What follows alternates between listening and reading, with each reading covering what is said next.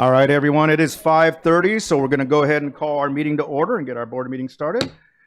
Good evening, everyone. Great to see you all. Gosh, this year is going by quite quickly. You know, we're going to be doing graduations here soon and folks moving up to the next grade levels and from elementary to middle school to high school, and high school on to life. So we're going to go ahead and move on to 1.2, Pledge of Allegiance. And today we'll be led in the pledge by San Bernardino High School senior George Jones. George, are you in here? Oh, right. Oh. And I think, is he also our Heisman, or not our Heisman, our Ken Hubbs Award winner? Ken. Keith Hubbs. All right. Thank you, George. Is there? I didn't know that. Good morning, everyone. Oh, good evening. Please stand for the Pledge of Allegiance. Place your right hand over your heart. Ready, begin. I pledge allegiance to the flag of the United States of America and to the republic for which it stands, one nation, under God, indivisible, with liberty and justice for all. Thank you, and you may be seated. Teach me about that one. All right. Thank you, Mr. Jones. Well done. And if I would have read a little farther, I would have told me you're the Keith Hubbs Award winner. So congratulations and job well done. I know it's a huge recognition for athletes, and so I want to commend you.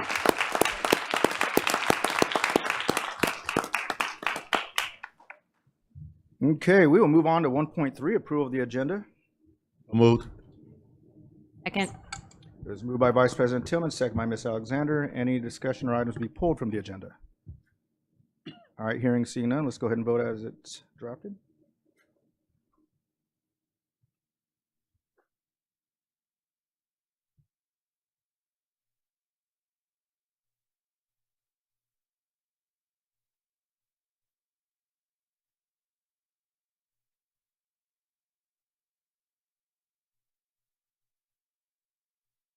All righty, agenda is accepted as it was drafted. We'll move on to 1.4, inspirational message, and lucky me, gets to be me today. So I have just a couple little messages, and on different events that have been happening this month. As many of you probably know, it's AAPI, Asian American Pacific Islander Month and Heritage Month. So just a quick quote from one of my favorite boxers, Manny Pacquiao, for those of you that might know who he is. He was 8-time champion in different divisions, and you know, he's a pretty simple guy if you've ever met him, really simple guy. And he says, you know, when you speak, there should be no notes. You speak from deep in your heart, it's easy, right? And so for us up here, you know, I like to try to always speak from my heart, but sometimes we prep our speeches, but I absolutely agree with that.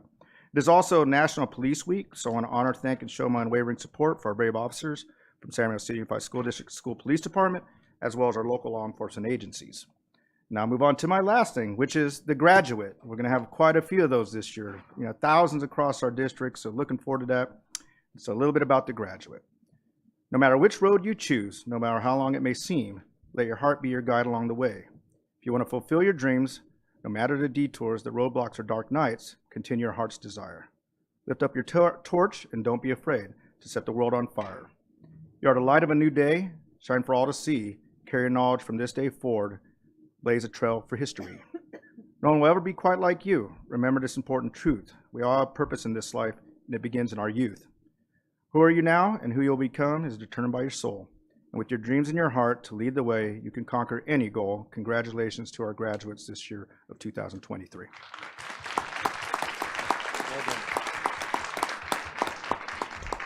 All righty, and now it's fun time. We're going to get to Special Recognitions 2.0 Outstanding Achievement Awards.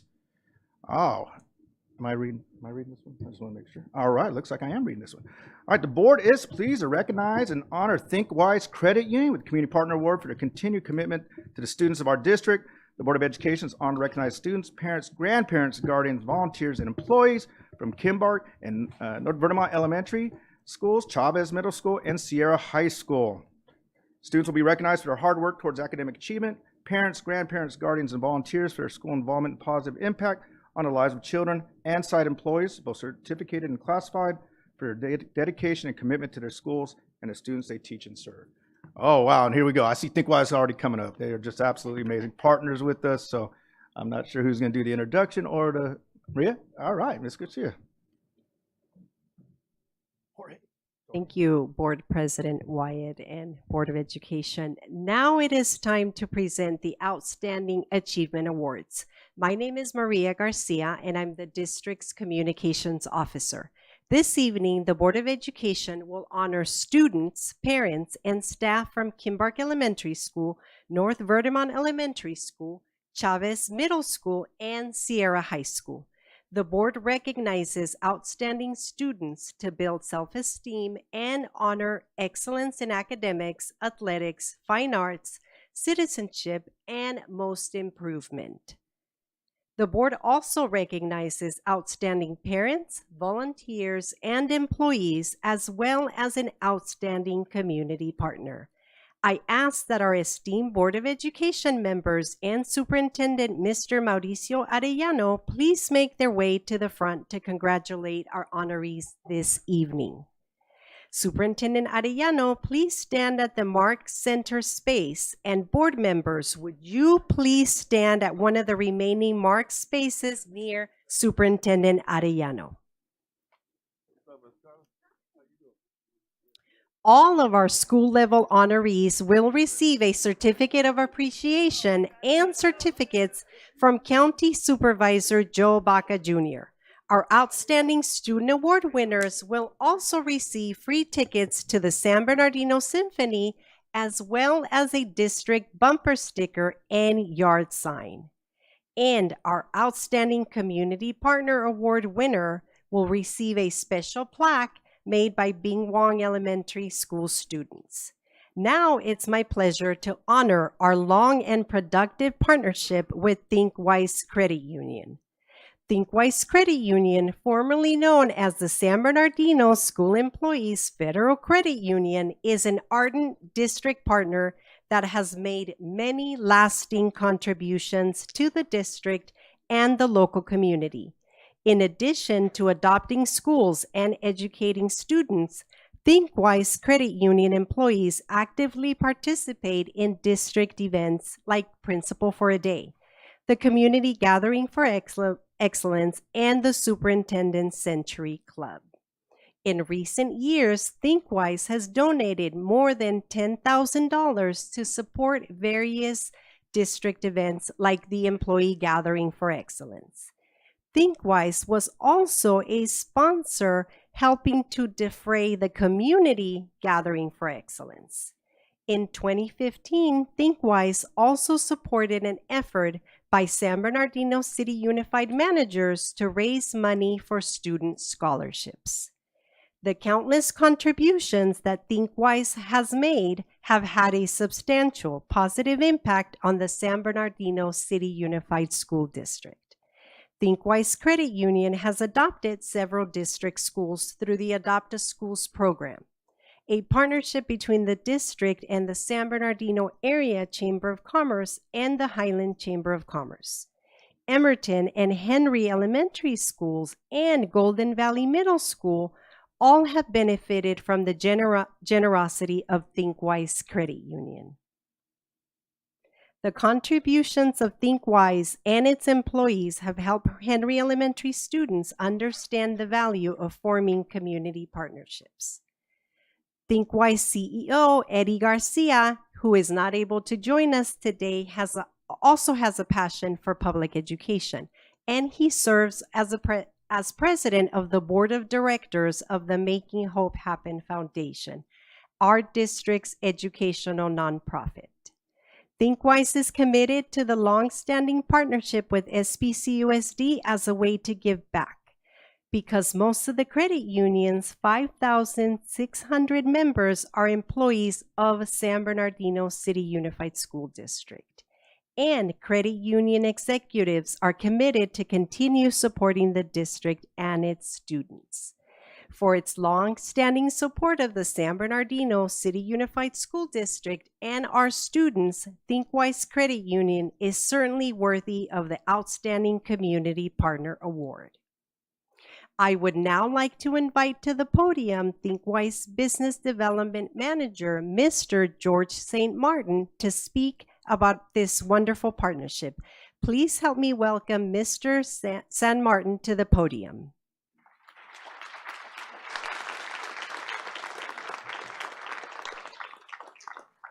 Hello, everyone. Thank you so much. I think she took the words right out of my mouth.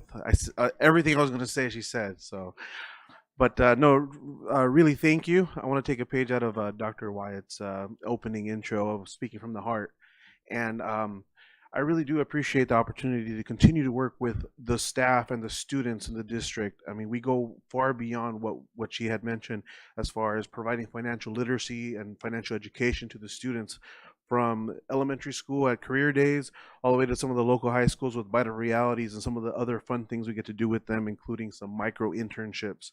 So we stand firmly committed to working with our distinguished partners here at the school district and the schools and the students themselves, because we believe they're the future. And I know that we have a lot of great things coming up here in the district, and we're looking forward to seeing what happens. So thank you again. We really, really appreciate the continued partnership.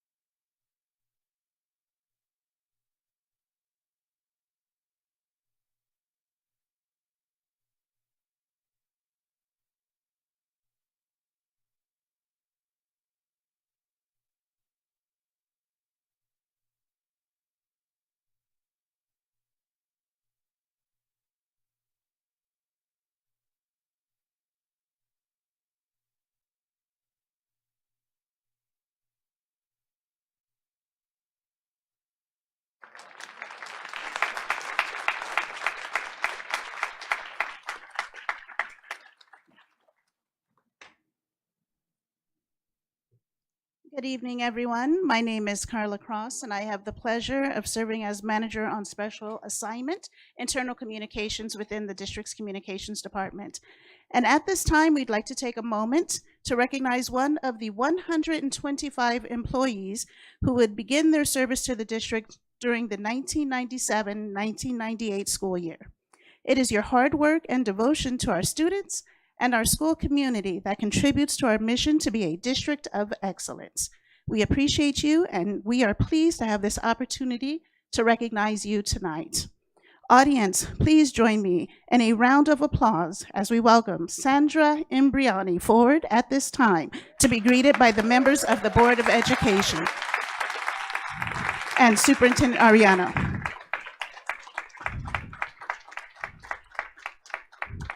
Sandra is a teacher at Pa'akuma K-8 school and has served the school district for 25 years. She will receive a certificate of appreciation tonight for her years of dedicated service, a service pin, and a challenge coin.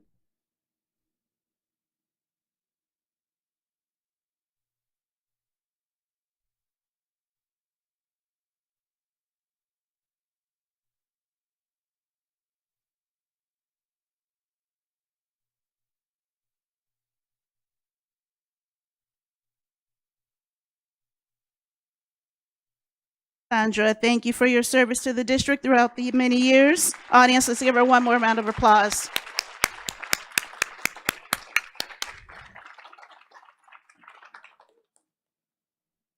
Thank you, Carla. Now it's time for our Outstanding Student, Parent, and Employee Awards.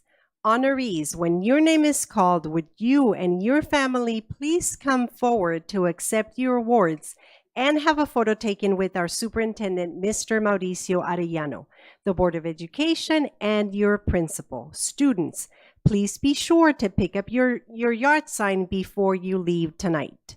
Would Kimbark Elementary School Principal Eurydice Fitz please join us at the front by walking down the ramp where you see the balloons. We ask our honorees to do the same when your name is called. After pictures, our honorees will exit using the opposite side. Let's start with first grader Ethan Sayer, a student in Amy.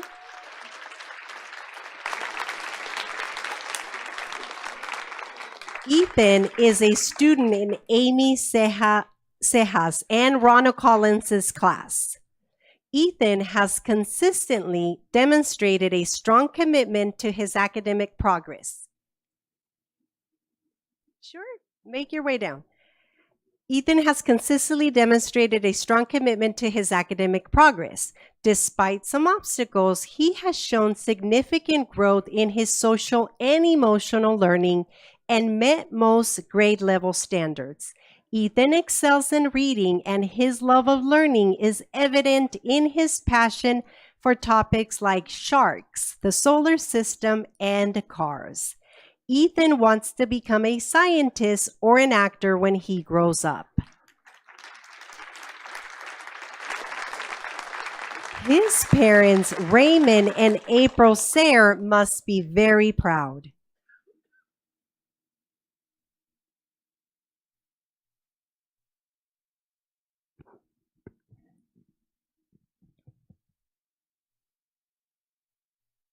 Let's hear it one more time for Ethan Sayer.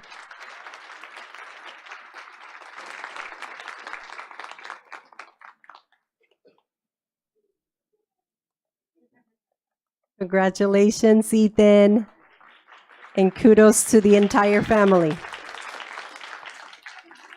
And next up is fifth grader Ryu Romero, a student in Javier Alba's and Jackie Lacey's classes.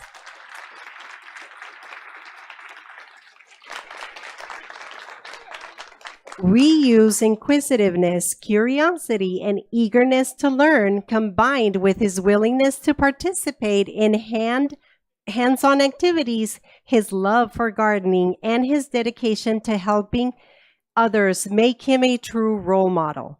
Ryu demonstrates critical thinking skills by questioning and applying concepts during lessons, which will benefit him in his future career as a scientist or an engineer.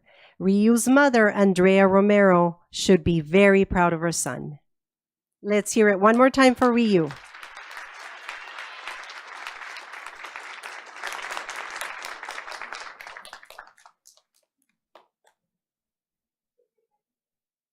And next up is Kimbark's Outstanding Parent Award winner.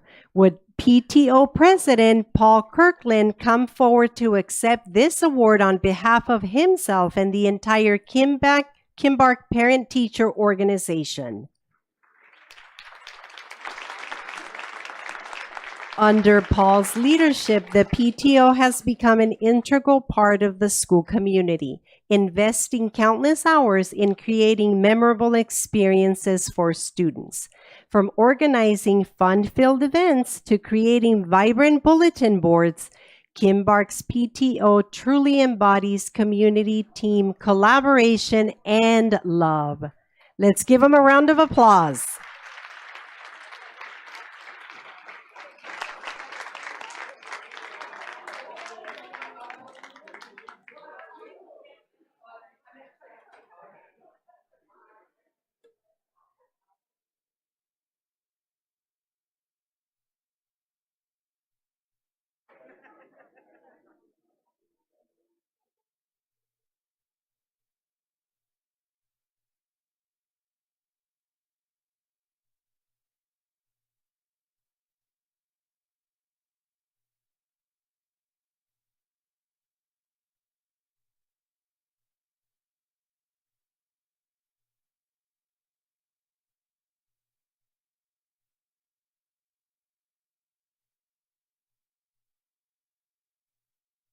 Congratulations to Paul Kirkland and the entire Kimbark PTO.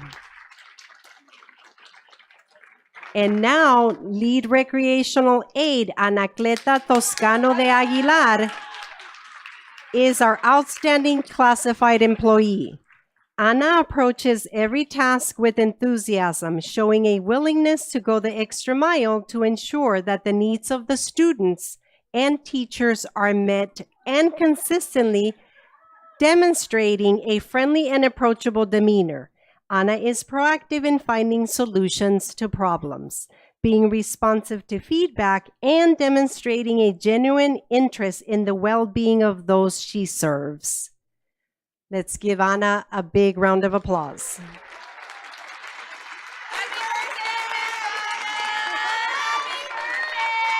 Oh, is it Ana's birthday today? Is it? Well, let's sing happy birthday on the count of 3. 1, 2, 3. Happy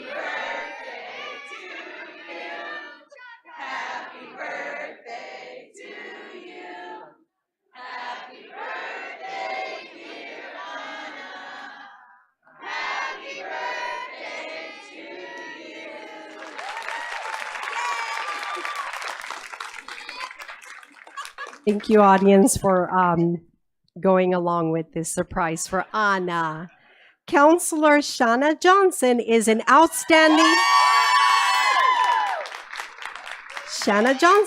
outstanding certificated employee.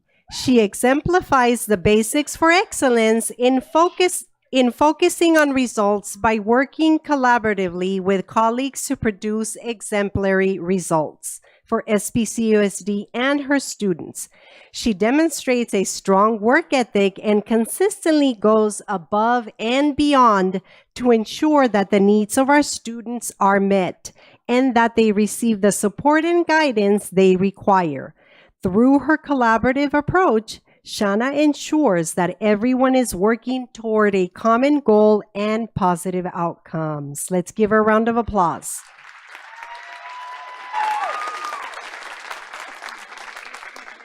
And thank you for helping us honor the students and staff from Kimbark Elementary School.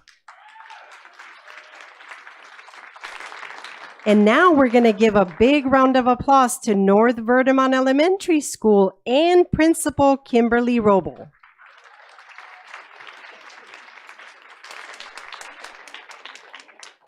First up is Araiha Dean, a 6th grader in Amy Birkenhoff's class. She is one of those quiet, beautiful, artistic humans who is thoughtful and kind, but who is also fiercely protective of those who need it. She is a fantastic example of a North Verdemont Eagle. Araiha loves singing, and her educational goal is to attend Harvard University and pursue a career as an artist. Ariaha's grandmother, Frintry Dean Reynoso, also deserves a round of applause for raising a wonderful young lady.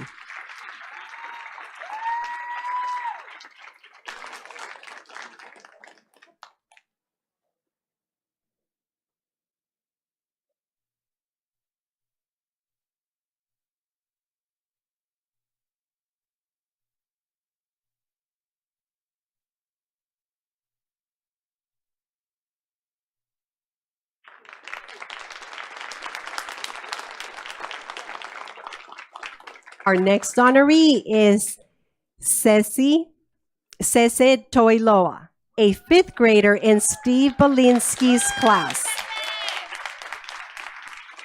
Cece has been such fun to watch grow over the past 4 years. He is well known for his athleticism and prowess on the football field and in pony ball. He is also bright, helpful, hilarious, possesses integrity, and most importantly, he is kind. Cece's goal is to attend USC, UCLA, or Oklahoma State to play college football or baseball. His dream is to play professionally in the MLB or NFL. I'm sure his parents, Katea, Kaifana, and Lokeni Tailoa are very proud of their son. Let's give the whole family a round of applause. Yes, the entire family should be here to celebrate this young man.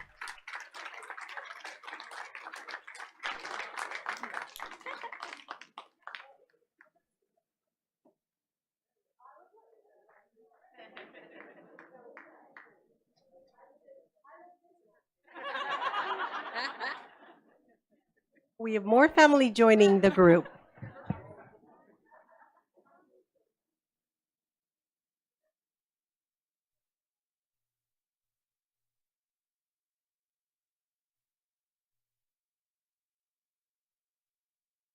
Let's congratulate this beautiful family with another round of applause.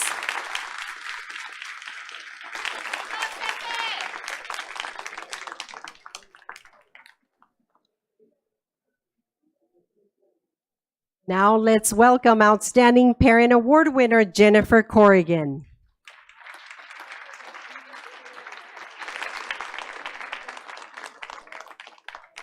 Is Jennifer here?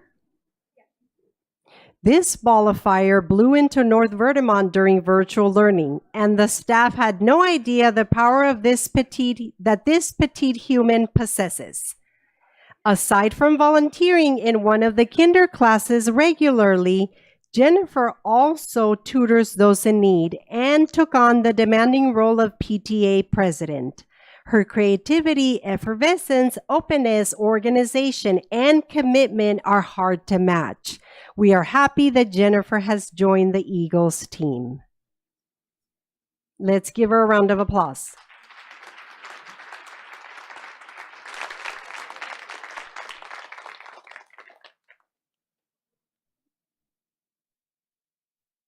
And now would Clerk 2, Lisa Romero, please come forward. Lisa Romero is an outstanding classified employee. Lisa has been a parent volunteer, an instructional aide, a health aide, a rec aide, and now a clerk in the school office. But many would call her North Vermont's beacon of light. Lisa's kindness and smile brings comfort to the littlest scholars going to school for the very first time, to the parents leaving their little ones for the very first time, and to everyone else that she comes in contact with. We happily honor Lisa as one of our outstanding Eagles this year and every year. Let's give her a round of applause.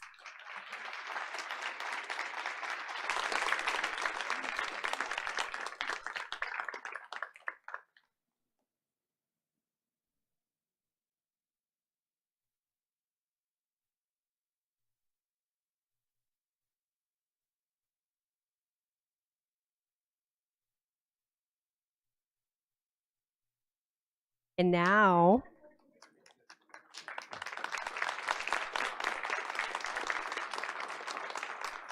now, resource teacher Christina Allen is our outstanding certificated employee. Christina is a legend at North Vermont. She has done an amazing job running the environmental education program and so much else for the school since North Vermont opened its doors. Her calm demeanor and positive attitude are unmatched. She handles all responsibilities without prompting or reminding. She is the true meaning of a professional. Congratulations, Christina.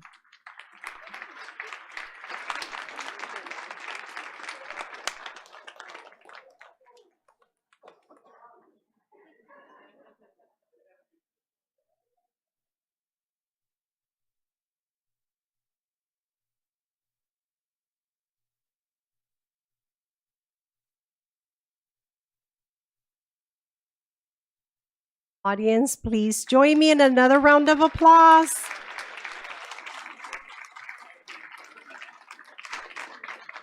All of the outstanding North Vermont Elementary School scholars, families, and employees really deserve the recognition tonight.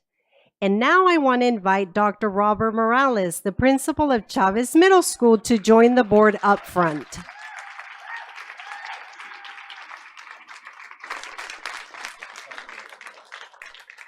And congratulations to 8th grader Jasmine Ibardalosa Paeste. Jasmine is a student in Chavez's UCLA team. Jasmine's positivity and energy make her a model student. She currently holds a 4.0 GPA, has excellent attendance, and is a recipient of the California Junior Scholarship Federation Award for service to school and community. Jasmine has aspirations to attend New York University and study to become a middle school teacher.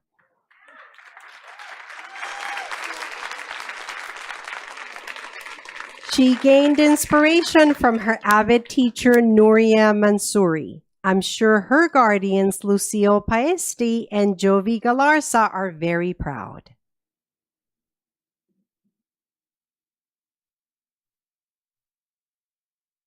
Congratulations to Jasmine and her family.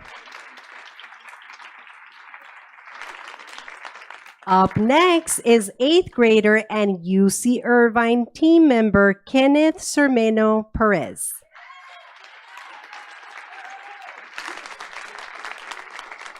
Kenneth is the co-anchor of the weekly Chavez Middle School newscast, where he is good-natured, humorous, and where his good-natured, humorous side is on full display.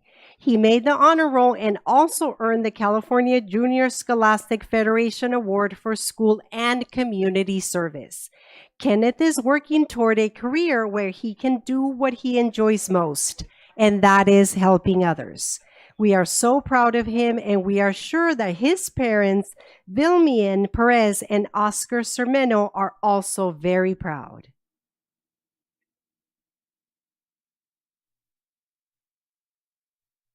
Let's hear it one more time for Kenneth Sermeno Perez.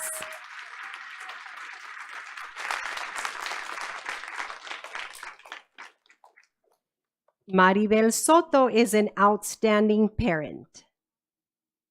Maribel has played an active role as a voting member of the School Site Council. Her input has proved instrumental in the development of the single plan for student achievement. The School Site Council appreciates her dedication and commitment toward the overall improvement of Chavez Middle School. And we hope that our son, Nathan, appreciates his mother's dedication to his education as much as we do. Let's hear it one more time for Maribel Soto.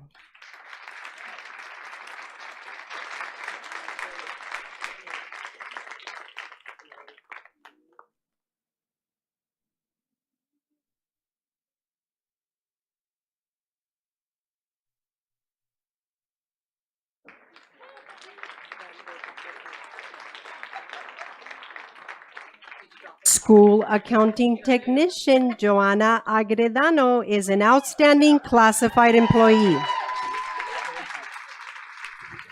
Joanna has been instrumental in the organization of the She's got quite a fan club.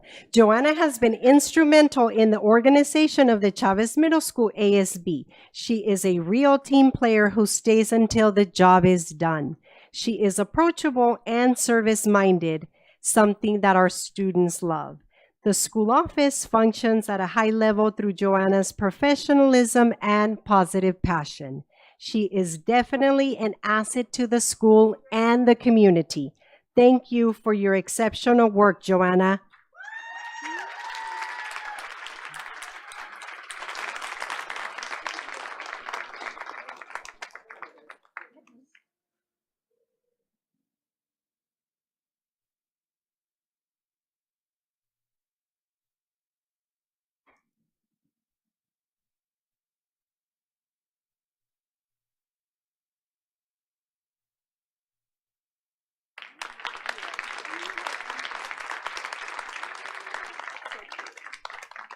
MYP coordinator Natasha Flores is our outstanding certificated employee.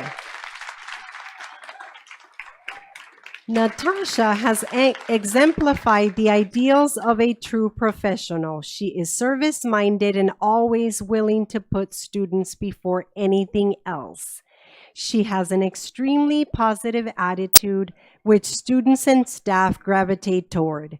She is dedicated to her work and always ensures that things are complete and organized before leaving campus. Natasha is definitely an asset to the Chavez Middle School community, always pushing for the next level of excellence. Congratulations, Natasha.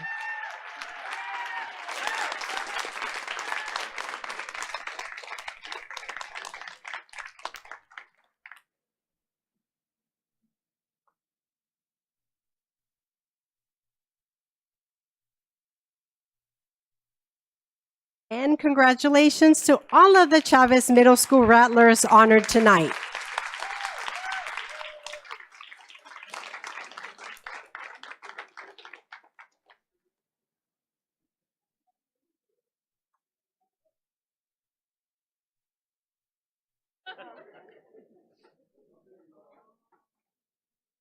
Dr. Flores is visiting with her former colleagues.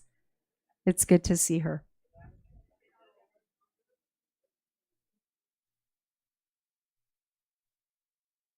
And now let's welcome our Sierra High School honorees, starting with Principal Hector Murrieta. Please come forward.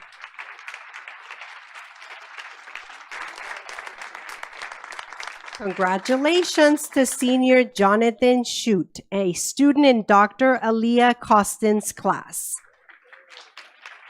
Jonathan came to Sierra in September with just 99 credits as a senior. In his 9 months at Sierra, he has earned 109 credits. And he is on track to graduate next week.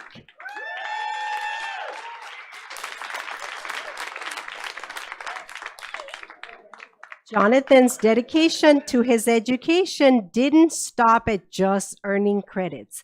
He has also maintained a 4.0 GPA every block. Jonathan aspires to be a Formula One race car driver. As he trains, he wishes to work in the automotive industry as a technician or mechanic. His mother, Tracy Shute, must be so proud.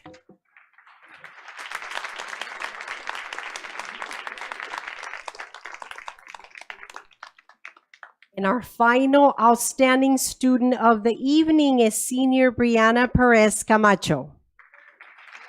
Brianna, will you please join us? Is Brianna here? Okay, we don't see Brianna. Up next is outstanding parent Michelle Acevedo. Michelle is always a bright ray of sunshine who spreads joy wherever she goes. Is Michelle Acevedo? Okay, we'll go to the next honoree. We are pleased to honor Registrar Cecilia Becky Cantu. Is Cecilia here? And now for teacher and coach Mike Munoz, our final outstanding award winner. Mike Munoz? Okay. So those are Outstanding Achievement Award winners from Sierra High School. Let's give them a round of applause.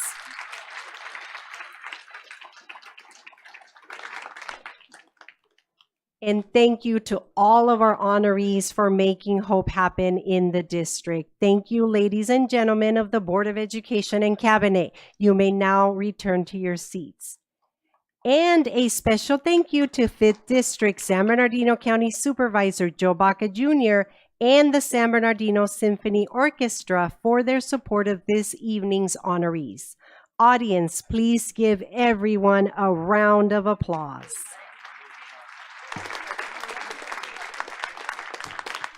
And that concludes our recognition for this evening. Good night.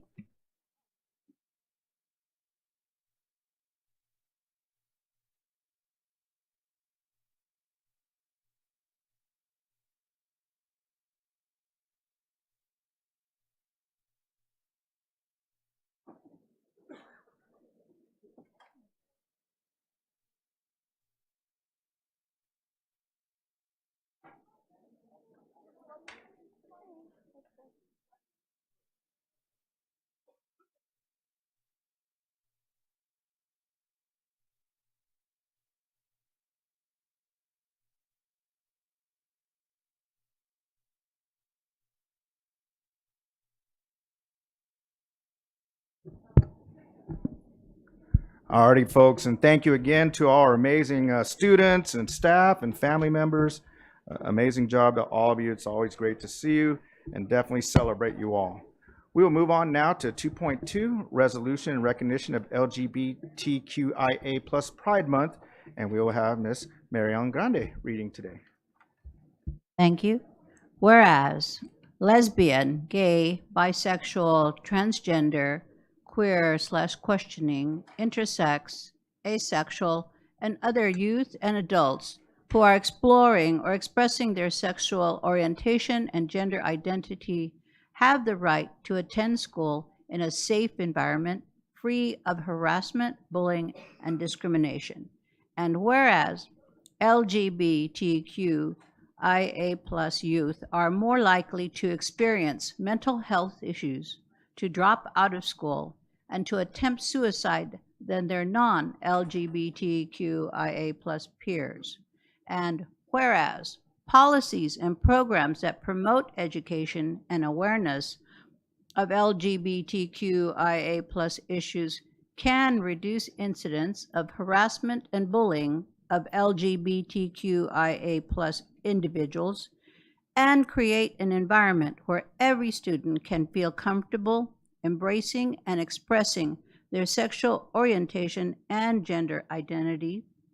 And whereas the San Bernardino City Unified School District is committed to ensuring that every student, regardless of their gender identity, gender expression, sexual orientation, or biological sex characteristics, receives a well-rounded education that meets all their academic, social, and emotional needs.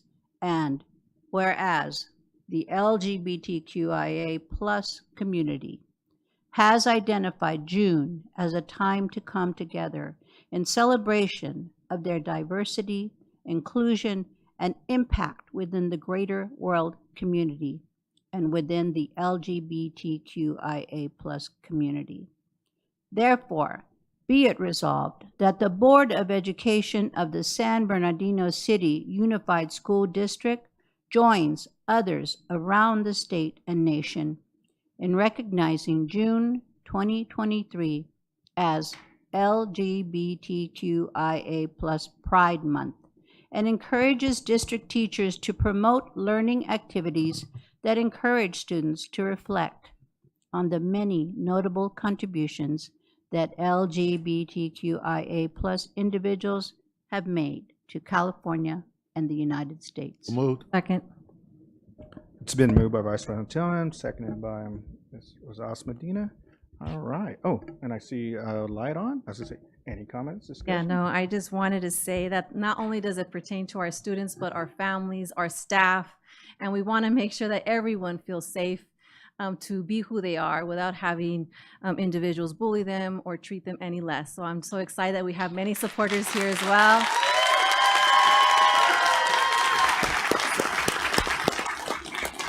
Thank you.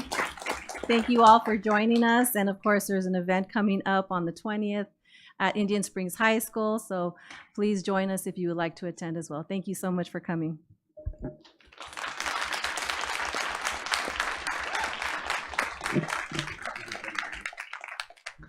All righty. Now we need to go ahead and vote.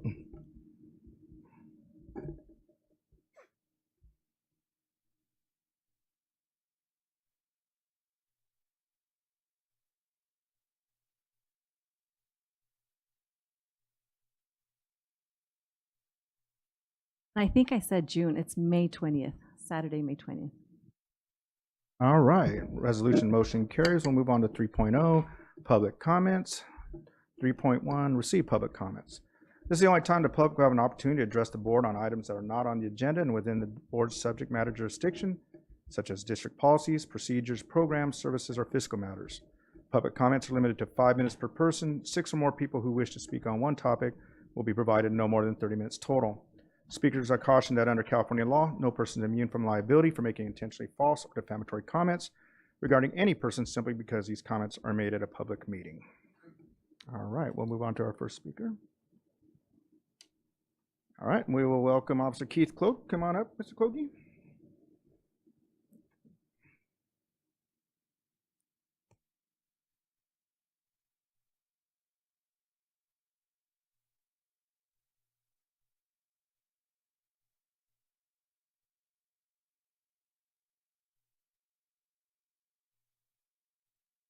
I believe somebody is going to speak before me, Robin Rucker.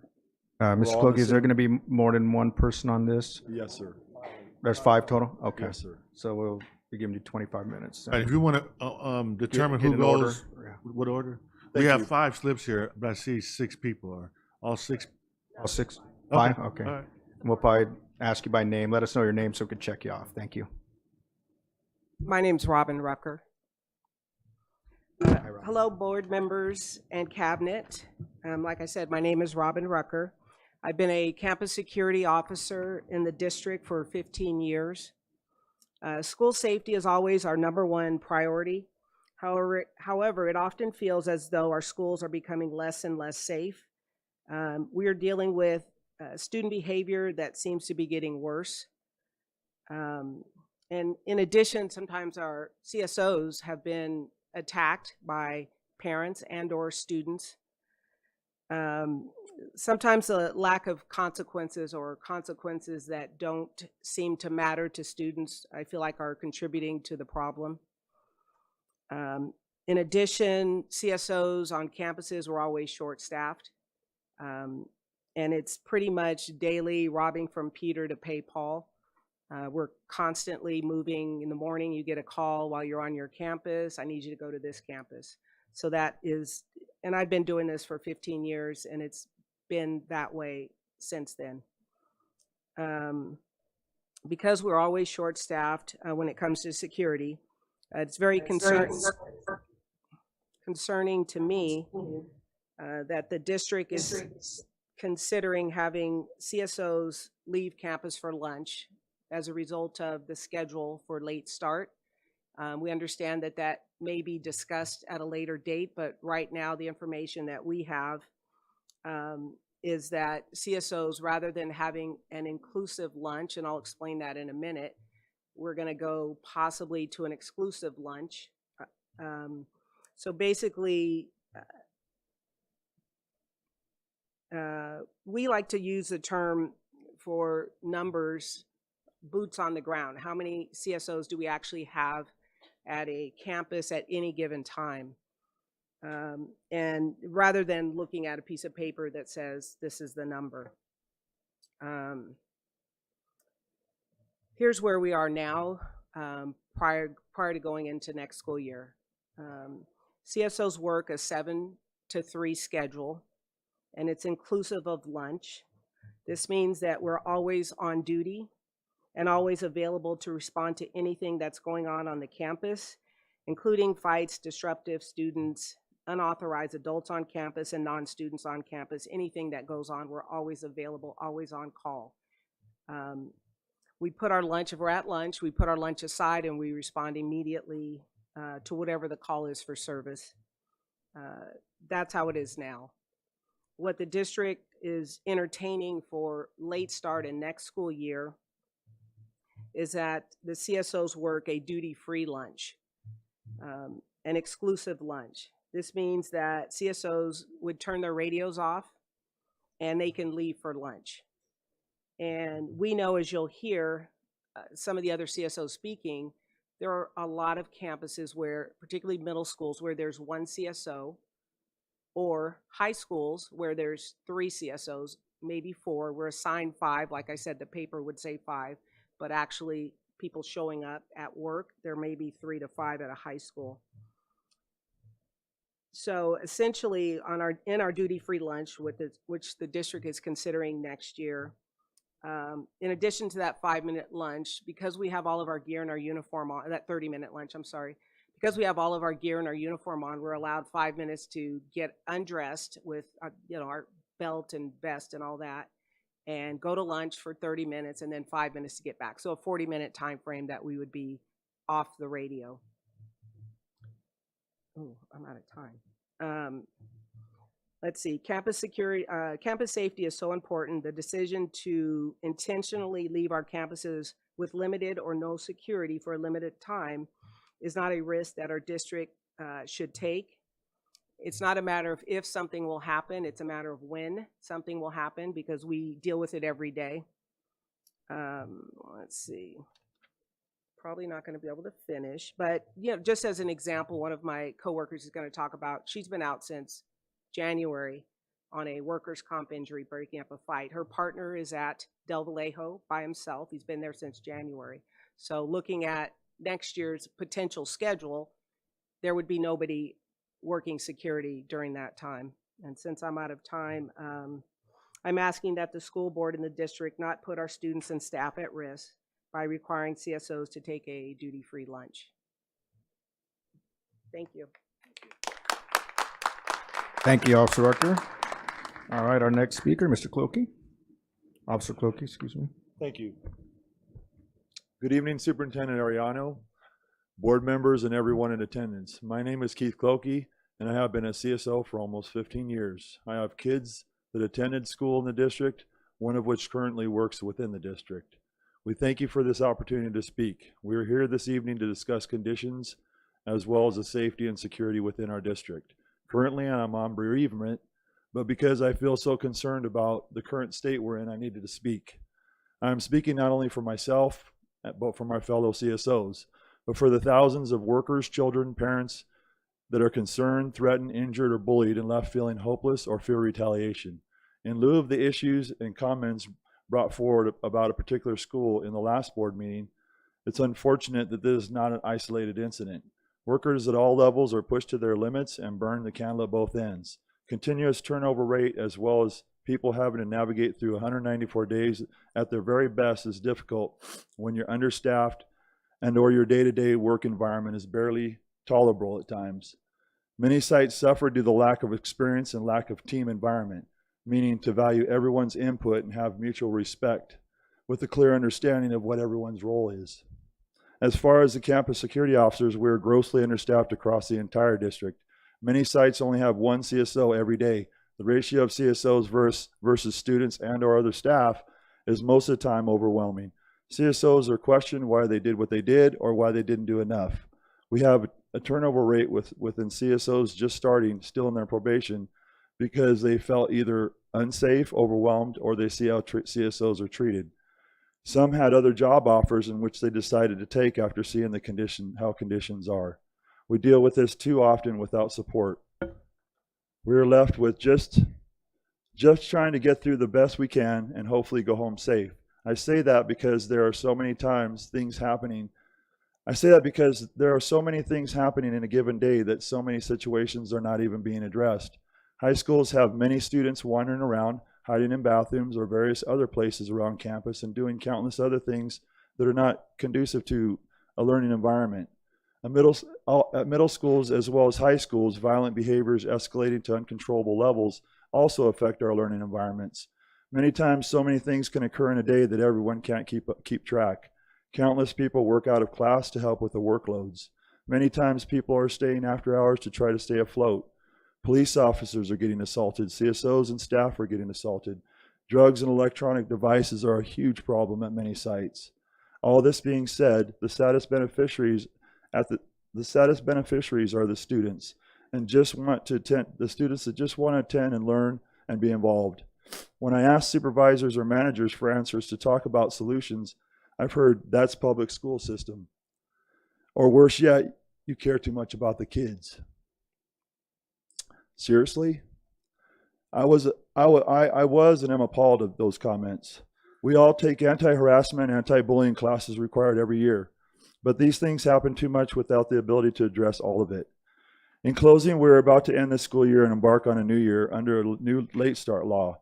This presents many concerns: labor agreement terms and conditions, the thought that our late start days we currently have hold some of the worst attendance of the week, and now that this will exist all week long. CSOs are going to be given off-campus lunch. Off-campus lunch. That in itself is a big train wreck waiting to happen. Remember the middle high school student in Moreno Valley in 2019, a bullying victim that was pushed and hit his head and died. The first questions were, where was security and supervision? Let me paint a scenario. I'm alone at a middle school. I am there because I'm subbing. The lone security that is normally there is out sick. I come from a high school that currently has 3,000 students and only have 4 CSOs. Now they have 3.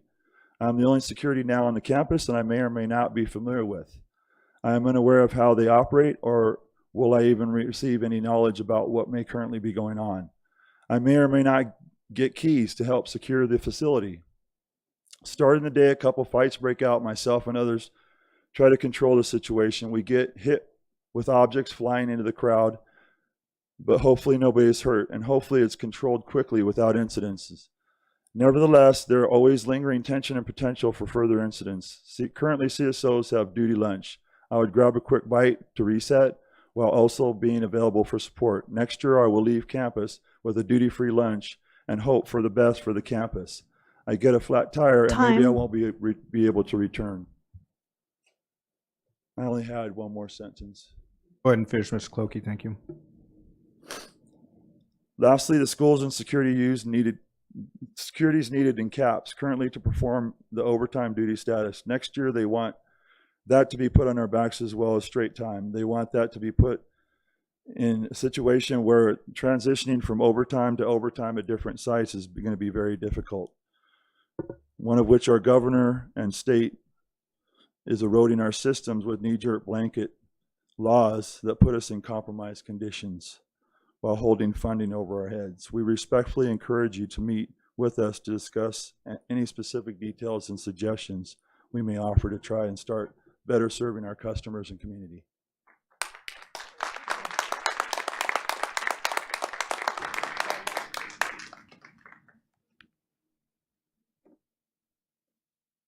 Good evening, Dr.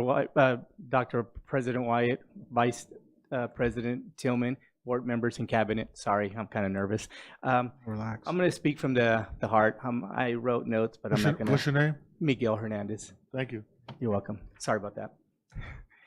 So I'm going to put this aside. I want to speak on safety, and I'm going to speak on behalf of myself. Most campus securities, middle schools only have 2 security guards. So when one of us is out, then it's a safety issue. I'll give you an example. They have us separated all the time. And that being said, just last week we had some high school students come over to our site. They attacked a parent. With us being separated, the security guard that was in the front of the school, the parent got hurt really bad. He came there, he couldn't do anything. He's not equipped with no pepper spray or anything. I was at the back. By the time I got there, everything was already done. So us being separated, it's a big issue. We're supposed to be patrolling together, being together. Being separated causes a big issue. My colleague here was by herself, the same thing. She got hurt, workman's comp. I've been punched in the face.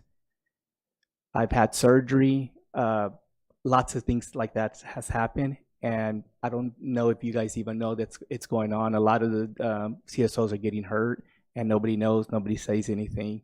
So I just want to let you guys know that it's very important for us, for this lunch not to happen.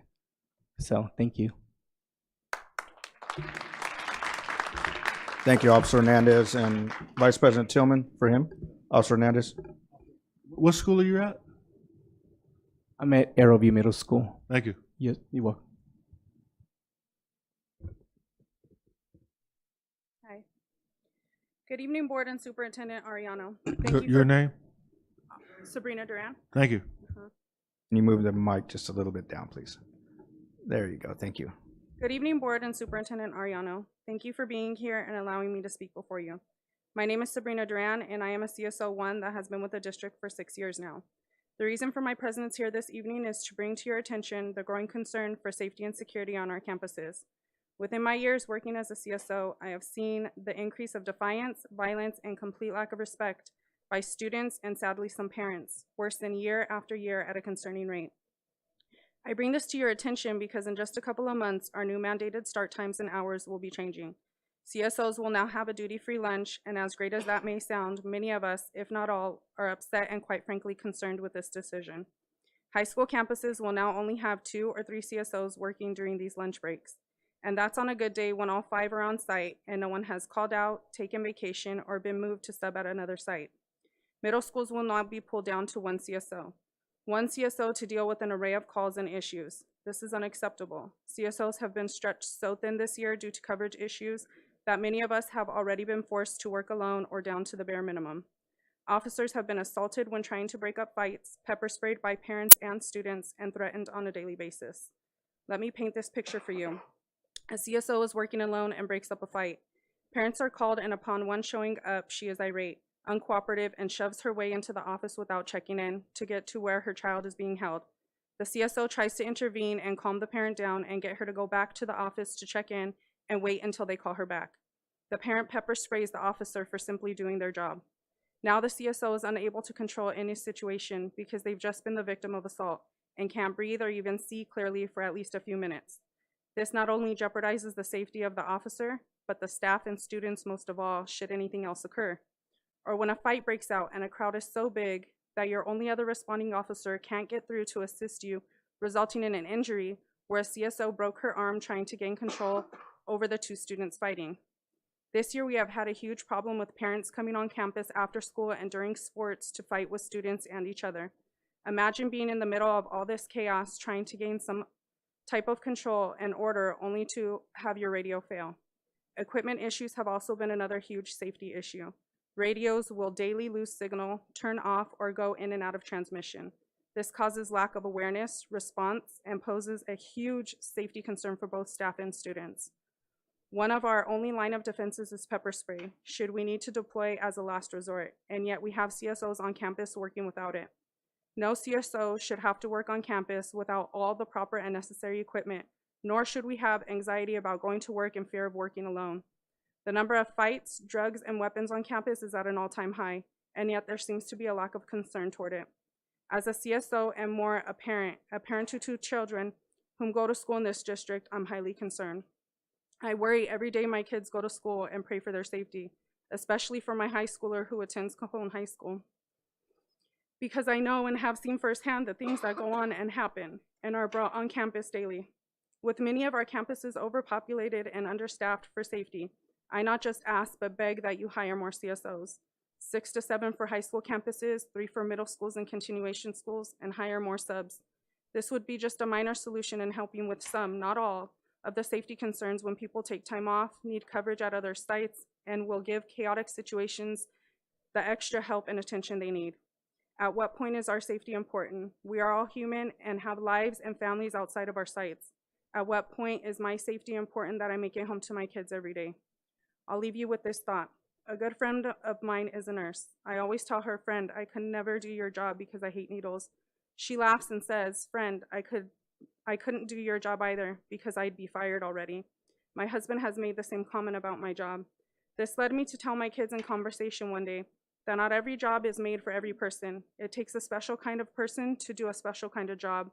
You have assets to the district standing here before you. Don't lose them because you didn't want to help make a change, because the next ones might not be worth keeping. Let's not allow our district to become the statistic we need to be proactive and not reactive. I look forward to a broader conversation with you all, and thank you.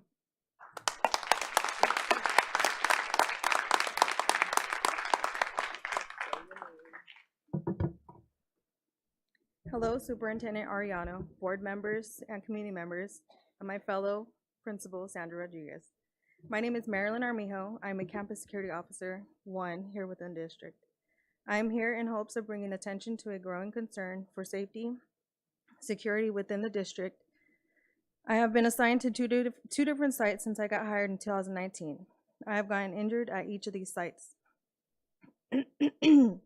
First incident occurred last year due to a physical and very intense fight between 2 female students. I'm not going into every detail because it is an ongoing criminal case, but on this day, we were working with one trainee, one CSO who was too far to assist, myself and one other CSO.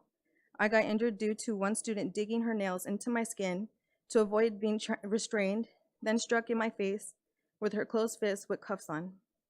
I had to go through 6 months of blood work, 1 to 2 times a month, to ensure I didn't obtain any bloodborne pathogens. Can you imagine how my life would be if these results came back positive? I have 3 children and 1 on the way. When this happened, I feared the what ifs. What if I did get something? How would my kids be affected? How would I be able to provide for them with a lifetime illness that could potentially take my life? Do you have to think about that when you're coming to work? I'm currently on light duty for another injury obtained while breaking up a fight at my last assigned site. The injury was a hairline fracture to my elbow and many other injuries to my hand. Since then, my partner has been alone at Delville Hill Middle School with no extra CSO coverage since January. How safe is that? And this site isn't like Pacuma where little to nothing happens. Yet there's a CSO there who could come and assist others who are short. This site is where fights occur daily, weekly. I probably wouldn't have gotten injured if my partner wasn't completely shut out and unable to get through the crowd.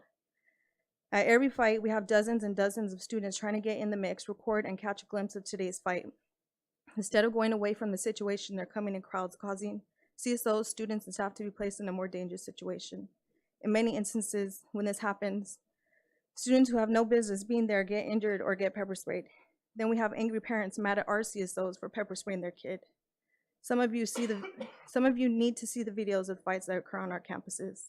They look like full-blown jailhouse brawls. All this happens with short-staffed CSOs, so I can hope you can imagine what it will look like with the changes coming to this school year. Many of you don't realize the extent of what we have to deal with on a daily basis, and maybe you should spend a day on these high-violence schools to see it yourself. Students have no respect for us. They threaten us, call us every name in the book, assault us. We've been pepper sprayed by students and parents, even wrestled students with knives in hand, not to mention the items we confiscate. Countless knives, drugs have been confiscated on campuses, as well as guns.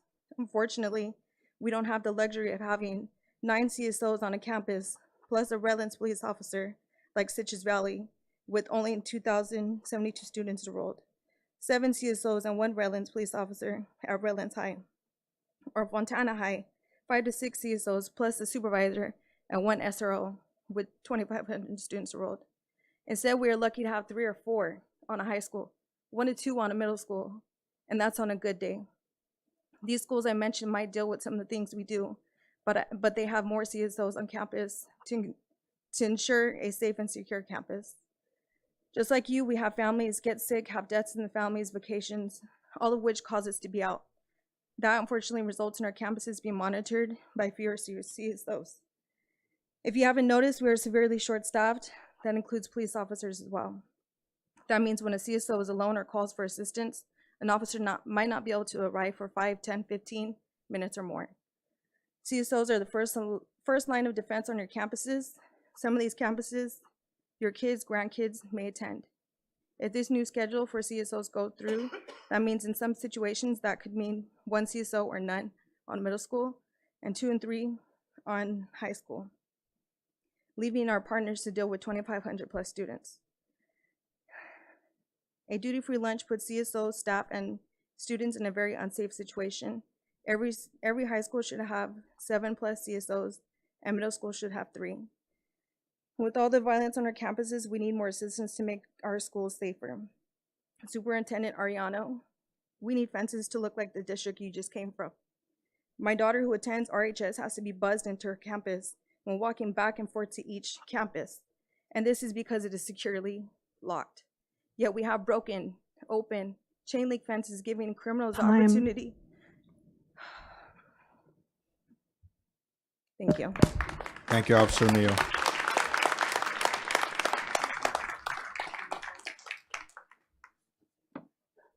Vice President Tillman. Well, thank you all for coming down tonight. Appreciate you coming down and sharing the information with us. And thank you for your service and the work that you guys do. I know it's a tough job. Has been for a long time. When I was in high school, we had a security guard named Lee, and she opened up the locker and the bomb went off in her face. And that's when they got rid of the lockers at the high schools. So I'm thankful for the work that you do. And a lot of times it's a thankless job. I know we're dealing with 2 different situations here. I know we're doing the change in the schedule. So I know I talked to superintendent and the chief and some folks about the changes that were made. I personally think that whatever time it was moved up, whatever minutes are moved up, that's when the start time should move up and nothing else should change. But that's something that they can discuss. But also you brought up a fact tonight about coverage, and maybe we can agendize that for another meeting and get some feedback from Mr. Ariano about suggestions on coverage and the number of people that should be there. But again, thank you all for coming out, and I appreciate your service. Thank you, Vice President Tillman. I would just know we see you and we hear you, and I would echo what Vice President Tillman said as well and would agree to agendize it. I will look for consensus from the board, and Ms. Ceballos does have a comment or question maybe, so please be ready. More so for us, I guess, and maybe we can discuss this when it does get agendized. But as part, well, first of all, I want to thank you for coming out. It's really important for us to know. I see you and I hear you. There's so many students, and I didn't know some of this information that you brought here today, so I appreciate it in terms of the coverage and things like that. But the question that I had, and again, maybe we can come prepared with this portion. I'm curious to know, how do we determine the ratio of adults, CSOs to students? So if that could be included. Well, again, we would have to agendize that, Right. And that's a great question. And when we have the opportunity to speak about it, we will. Ms. Chahusky and then Ms. Grande. My question is around dealing with the coverage. I know, because I always look at the employment list that CSOs and school police have been on for a while. So I'd just like to know how long and how the hiring is going, the process and applicants. So are we getting folks? So I just want to know. I mean, it's hard to cover if we don't have people in the pool. So I just wanted to add that to We'll definitely have the opportunity when we bring it onto the agenda. But I just wanted to bring that as a question so that we can have it when it's agendized. Thank you. Ms. Grande? Thank you for being here. Oh, sorry. Ms. Grande? Yes, I just was wondering if CSO injury data exists, if we collect that kind of data. If so, I believe it would be interesting to take a look at it if possible. All righty. Well, I think we have direction on that, as well as consensus for agendizing it for a future meeting. Again, thank you everyone for being here, and definitely thank you for all you do. As I said, it's National Peace Officers Week this week, so again, we appreciate you every day.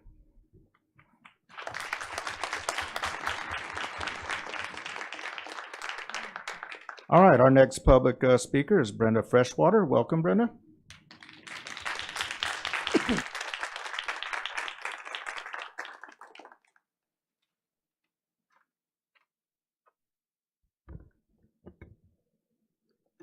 Good evening. My name is Brenda Freshwater. I'm a program specialist in the Student Wellness and Support Services Department. I'm here tonight to celebrate that SBCUSD is hosting its first Pride event this Saturday, May 20th from 12 to 4 at Indian Springs High School. Yes. SBCUSD GSA advisors and the Student Wellness and Support Services Department have worked together to plan this event because we know how important it is for all students to feel welcomed, valued, and included. We want to thank you for your support in bringing this event to our students and celebrate with you, because we've talked to a lot of people and we've not talked to anyone who is aware of a school district having a Pride event. So we are the first that we're aware of. Excuse me. That's all right. That's all right. We're planning a fun day for the students. There'll be a variety of community partner booths to visit where people can get information and participate in fun activities. In fact, we have so many community partners that we had to close the request because we've run out of space for them. Many of our middle and high school GSA clubs are hosting an activity table where people will be able to do things like make their own bracelet or bookmark. We have a band and a DJ to keep the event moving. Several dignitaries, including Ms. Rosales Medina, will be there to offer some words. And we're most excited that we have a student discussion panel where students will be discussing their experiences, the support necessary from schools, and how current events in the community impact them. We've never experienced such positive response from staff and students as we have in this. We have over 75 people volunteer to help us in the event. And we've left with you an invitation for the event, so we hope to see you there on Saturday.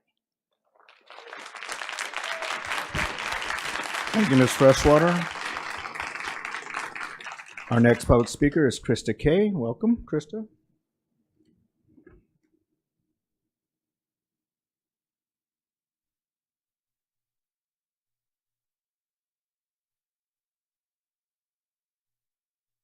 Thank goodness I get 5 minutes because I'm not a very good speaker, so I'm kind of nervous, but thank you.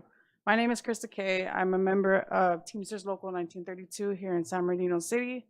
I'm also a county employee for 18 years, and I had a speech written, but kind of like how to reverse it a little bit, I would like to thank San Bernardino Unified School District for holding this event on Saturday, because unlike your other school districts, you guys are very open to inclusion and to making sure that everybody is allowed.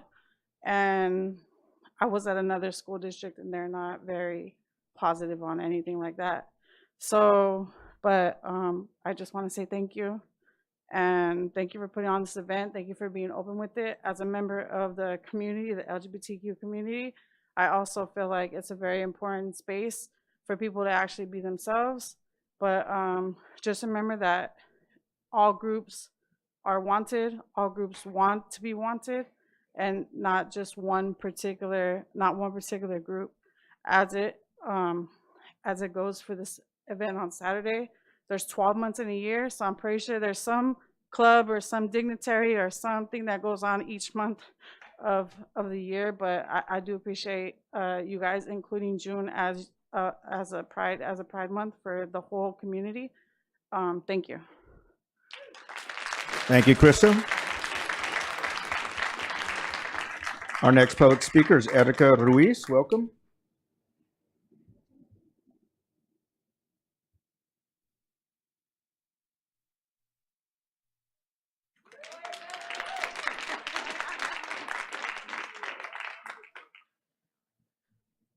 Hi, everybody. So my name is Erica Ruiz. I use they, them pronouns. I do LGBTQ youth organizing with ICUC, Inland Congregations United for Change, and the Inland Empire Prism Collective. First and foremost, I'm here today to thank the school board for making it possible for us to have our first ever LGBTQ Pride event.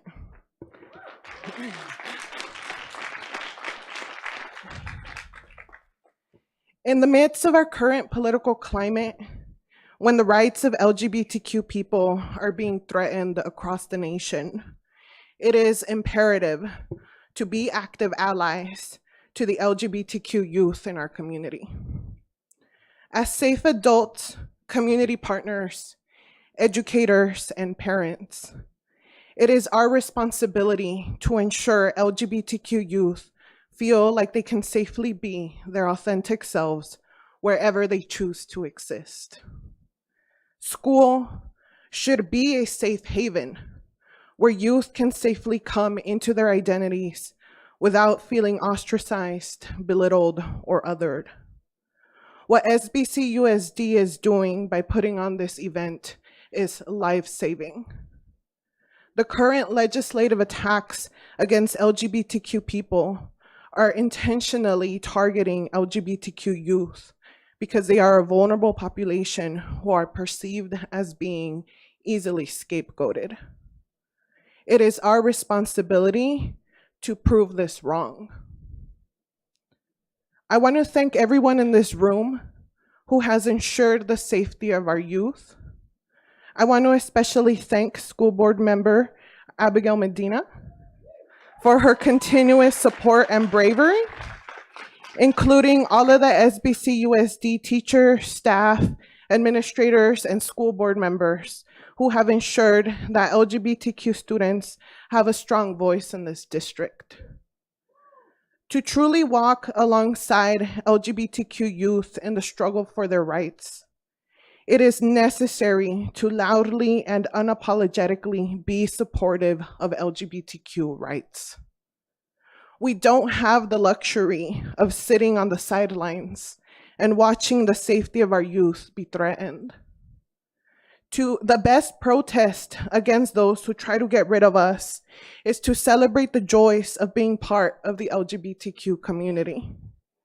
We must remind them that our existence is not an option, that we are here permanently, and that the safety of our LGBTQ students is a priority.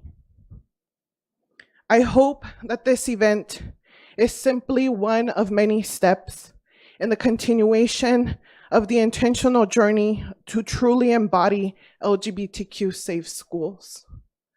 Once again, thank you so much for your active support And I'm truly so excited to continue to see SBCUSD champion the safety of LGBTQ students. Thank you. Thank you, Ms. Ruiz. Ms. Ruiz, we have a question, I think, for you. I see a light, so if you could. It's more of a comment. All right. I just want to say thank you all. I'm really excited that, as you mentioned, where other areas are trying to pull back rights, we here are trying to stand forward and ensure that everyone feels safe as a safe haven in the school district. And you have support from all of our board members as well. So it's not just myself, but I do want to say I'm really honored to be part of San Bernardino City-Fied School District and being part of this process. So thank you so much for coming and speaking. And this goes to all the speakers that came also as well. Thank you. And the Teamsters, of course, all of our allies in the area. Thank you.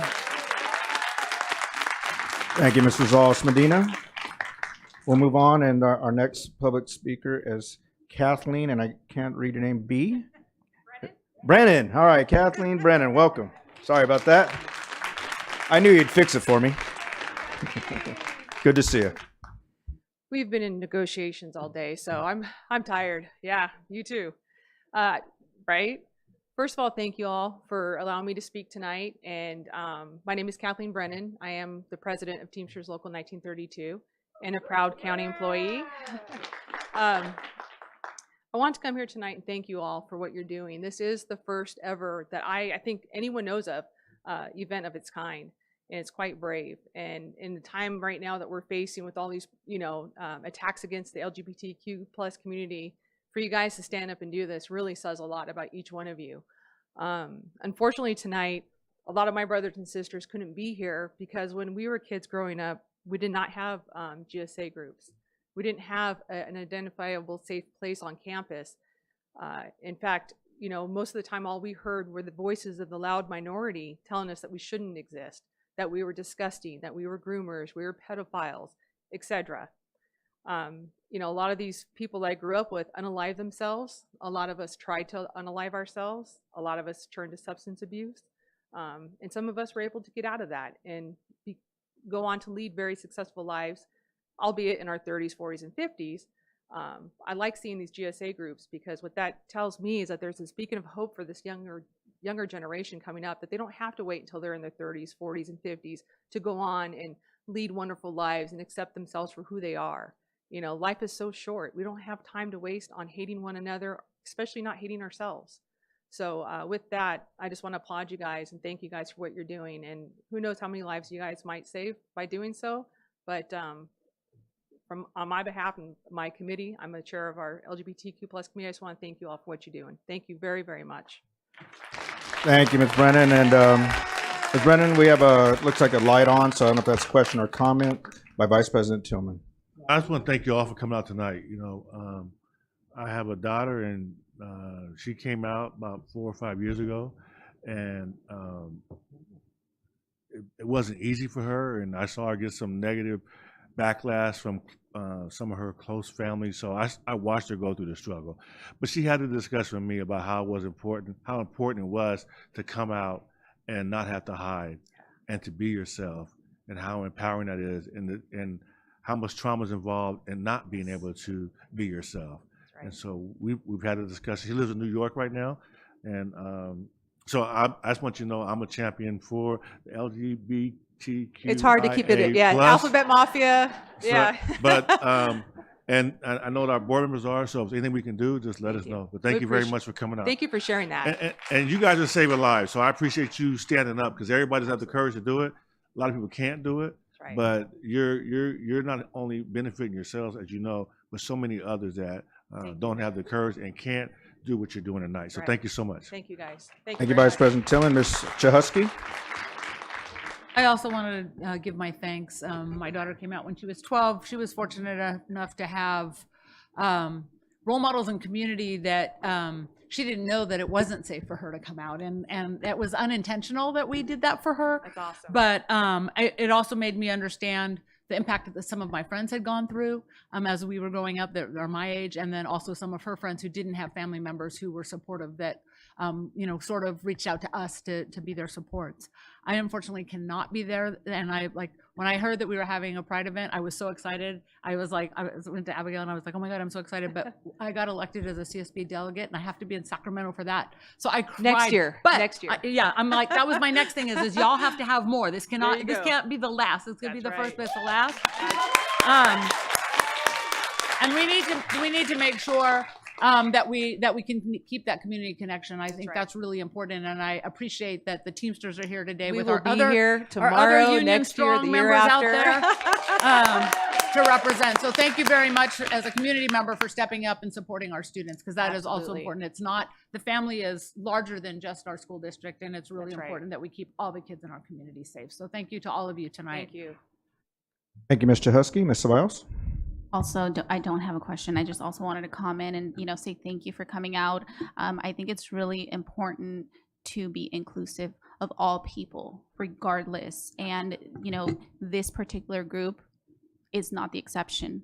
And so I'm also really excited to be on the board as this is happening in our district. So I'm really, really excited. I won't be able to be there either because I'm going to be joining Ms. Chahusky along with Dr. Wyatt.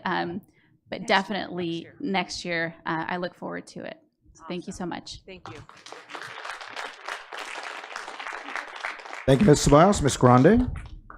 I too am sorrowfully that I'm not able to be there this first time. I am a model at the headdress ball.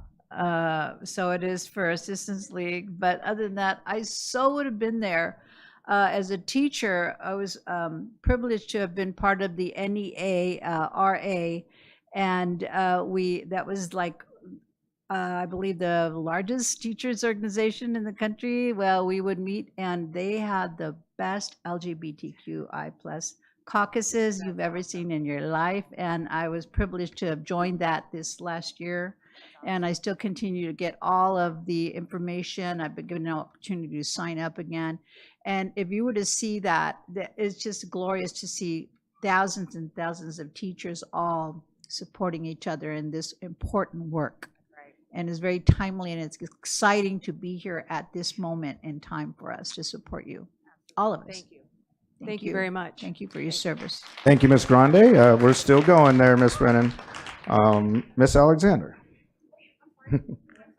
Not a problem. I just wanted to commend you all for what you're doing, because it's also important for the community, because there might be a number of students who don't have the family support. And for their mental wellness, it's important for their family to see that they have a community to support with their choice. I think everybody has individuals in their family who have made choices that their family members don't support them. So I commend you for doing that. And it's very important to be intentional about what you're doing and the mental wellness of our students, but also, growing up in an era where, we didn't talk about it. So I appreciate that. Unfortunately, I cannot be there either, because I will be at the headdress ball all day long, along with Mary Helen for the Assistance League of San Bernardino, but I will be there next year. You guys will be there in spirit. Yes, they will. And I know this is my Thank you, Ms. second Alexander. Ms. Rosales Medina, second time. I know, this is my second time. She's violating But the rule I will up here. be I wanted to there. know I'm that. excited. And so I came out about 6 years ago, and it was the hardest thing ever. And coming from minority community, you are sometimes pushed to the side. And I just appreciate the community, the new families. Sometimes we generate new family members as well. And so I'm really excited, again, to be part of this process. Thank you. Thank you, Ms. Rosales Medina. And I just want to say, when I started this work 8 years ago, I ran on a platform for all students matter and all means all. That's right. And I am a little bit emotional about this, because we've heard a lot of testimonies tonight and about kids getting bullied, a lot of fighting going on our campuses, and we need to address that. We really do. But congratulations to all of you for standing strong. And again, like our officers, we see and hear you. And we're super excited for your event that's coming up. And I know, gosh darn, all of us are like doing something. But Abigail's going to be there. Ms. Rosales Medina will be there. And she'll be representing all of us. But as I said, all means all, and I mean that. And that is our job and our goal, to protect and honor everyone. So thank you. Absolutely. Thank you very much. Appreciate it.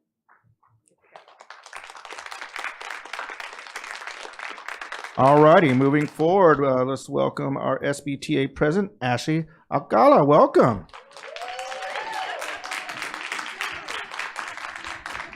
Is this 2 times tonight then? Or I'm just kidding. All right.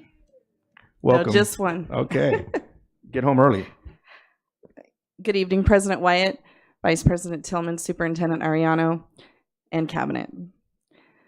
I'm Ashley Beatis Alcala, the proud president of the 3,000 members of the San Bernardino Teachers Association, speaking on their behalf this evening. You may not be aware that today is the California Teachers Association's observance of Educational Support Professionals Day. We are grateful to our educational support professional and classified staff members, brothers and sisters in the union with us, for their tireless efforts.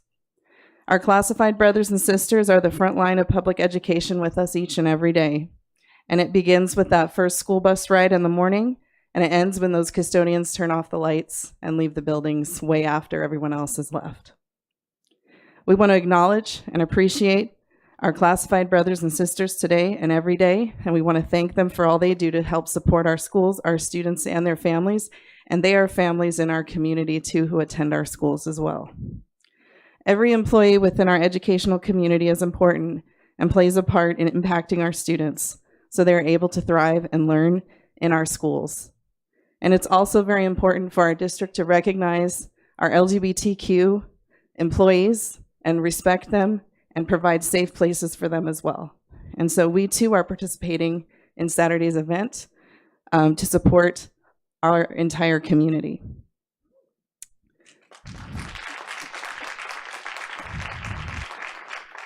And all of us play a role in providing safe spaces so that our students are able to thrive and learn in our schools and in our community as they go on to bigger and better things after they graduate from our schools, which is coming soon in a few weeks. We'll be seeing a lot of our students graduating. And we also want to appreciate all of our education family, not just at this time of year, but every day as well. I also want to let you know that we have begun negotiations with the district, and we hope to be able to come to a fair agreement with it under an efficient timeline. We know that the May revise has just come out, and we hope that on Monday when we meet with the district that everyone's prepared to meet and discuss some of the things that we've already put forward to the district. And finally, I look forward to seeing many of you this coming Thursday at our Monty and Retiree Awards celebration. And we'll see you there, and we hopefully get to celebrate some of you on the dais, Ms. Aviles Grande, who just retired recently, and welcome our new superintendent, his first time attending as well. So thank you for your time this evening. Thank you, Ms. Alcaraz. All right, our next public speaker, I put in my glasses, is Acoma Unity Center. Welcome.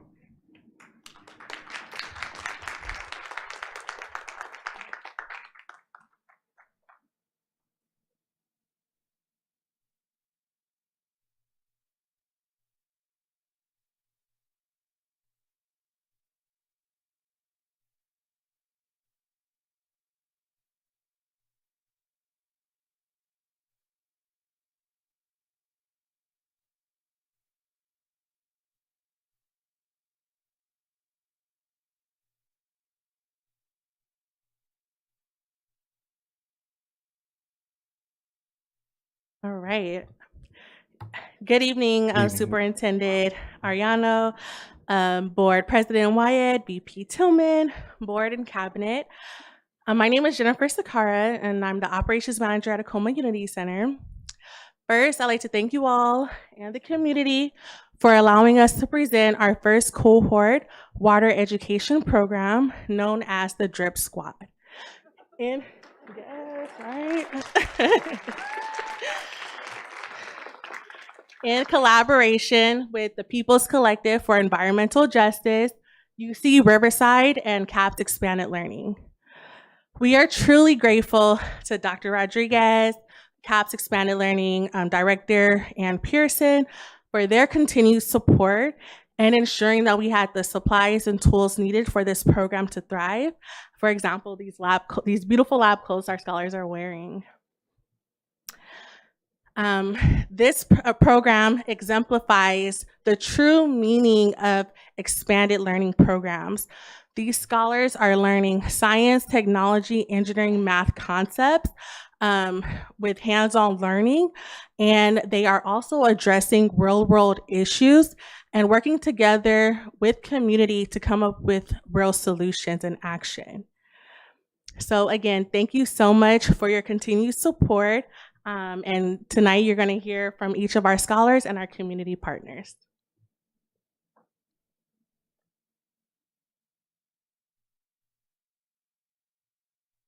Good evening. My name is Yvette Torres. I'm a community researcher with the People's Collective for Environmental Justice. The People's Collective for Environmental Justice is an environmental justice community-based org here in San Bernardino. And we had students from Acoma actually reach out last year that their water did not taste good. It was brown. They had cockroaches. And so Acoma reached out and was, let's start this partnership, this relationship. And now here we are a year and a half later, and Miss Emily, Miss Butterfly will talk a bit more about DRIP, but I wanted to share that it was the students who reached out to us knowing that they care about the community and want to see changes. Thank you. Good evening, everybody. Excuse my voice. I'm having some asthma issues, so I'll do my best to talk tonight. Before I begin, I want to say that the land that which we reside on and work on is actually the First Nations land of the Havitam and the Tongva people, and all my relations. Thank you so much for that. So as you have heard, my name is Emily Vasquez. I have my students and staff and everybody calling me Miss Butterfly. That's my spirit name. And what I incorporate so much in my curriculum, I try my best to think about the bigger picture and also bring it back to something realistic, because here in our community, we have a lot of real life issues. And so with that being said, I really wanted to focus on sharing what the whole entire school year has been. When I was looking at pictures today for these science boards I have right here, our students have been through so much. And these types of programs like the DRIP Squad need to exist because I don't get to see them during the week. I see them on the weekend. So that's one day. I see them twice a month on Saturdays. So if you think about it, it's another opportunity for students and families and parents and staff to really engage in community-based activities.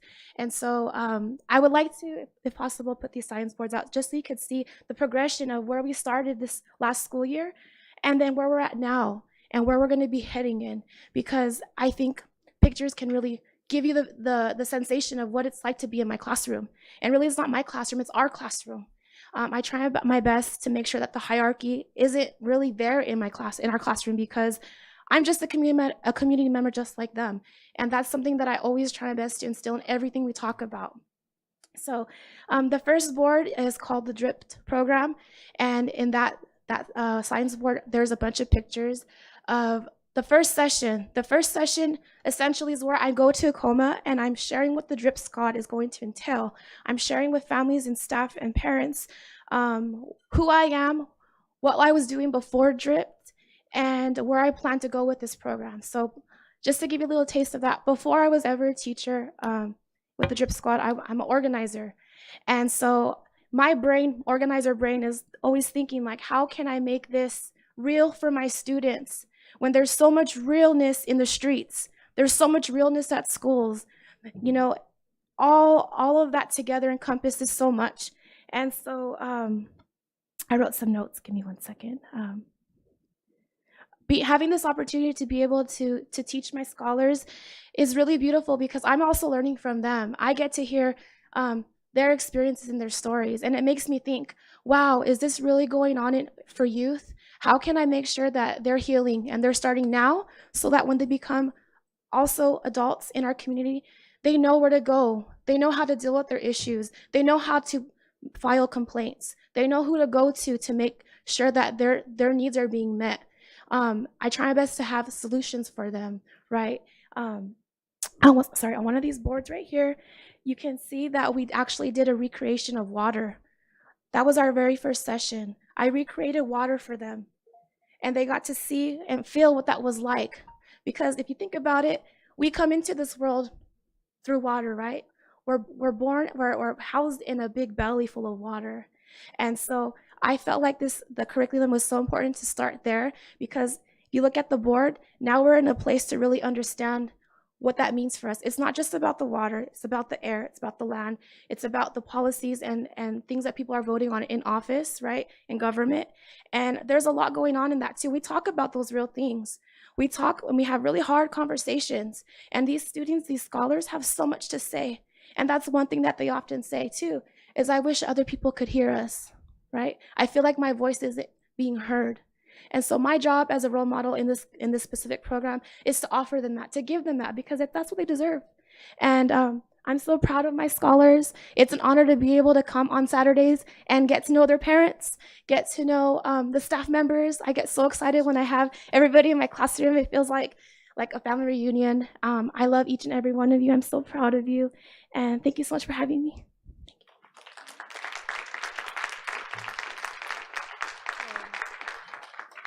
Good afternoon. Hi, my name is Caleb Zacharias.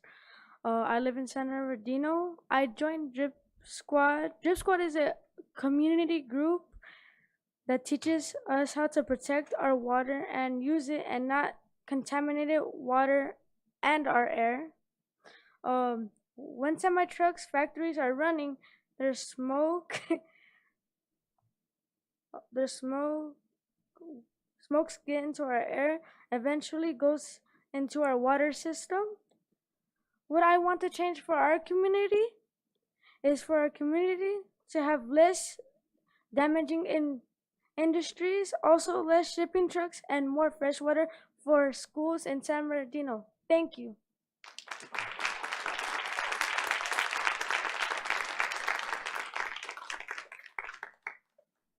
Hello, my name is Alani Chapman. I attend Aurora Valley High School.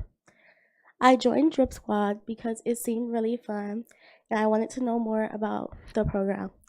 During my experience, I have learned more about my environment, science, and my culture.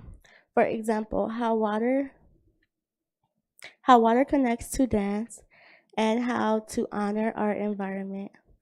A highlight I enjoyed so far is going to UCR and being in the labs and doing water testing. And what I want to see changed is the water at our schools. We need cleaner water and so kids won't get sick. Thank you.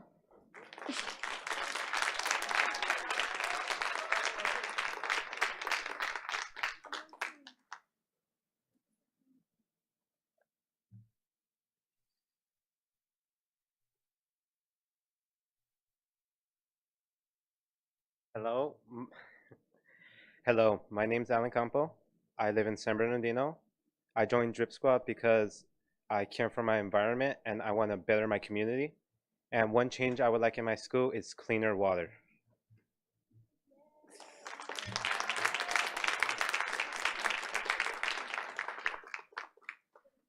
Hello, my name is Liliana Wilson. I go to Arroyo Valley High School.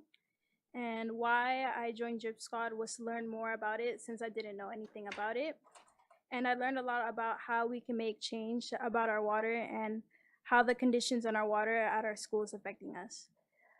What I would like to see in our change in our community is better water quality inside of school. Thank you. Hi, my name is Nicholas Nelson, and I go to San Bernardino High School. And one thing. Well, I forgot the question. Oh yeah, one thing I want to see change is the water pollution, because one time my friend had some water. He was drinking some water and he almost died because of the water. And I look forward to finding that solution, because I don't want no other kids or younger than me to die because of that.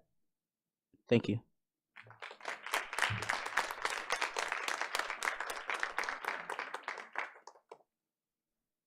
Hi, everyone.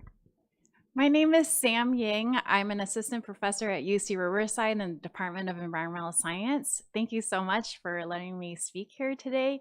And I have the great pleasure of partnering with Acoma Unity Center and Peace Edge on this adventure toward building the DRIP Squad program. And in this past year, as Yvette noted, it was really driven by the need for students to know what's going on with their water, and that the aesthetics of the water itself was really inhibiting them from even drinking it. And in our state, water is a human right. And unfortunately, even though that is currently law, we are not necessarily implementing it. And that's causing health disparities throughout our state. And so this adventure that we're on took a lot of time to form a strong partnership that is trusting between our university, Peace Edge, and the Acoma students. And so that's what this year and Miss Butterfly's whole agenda has brought us to.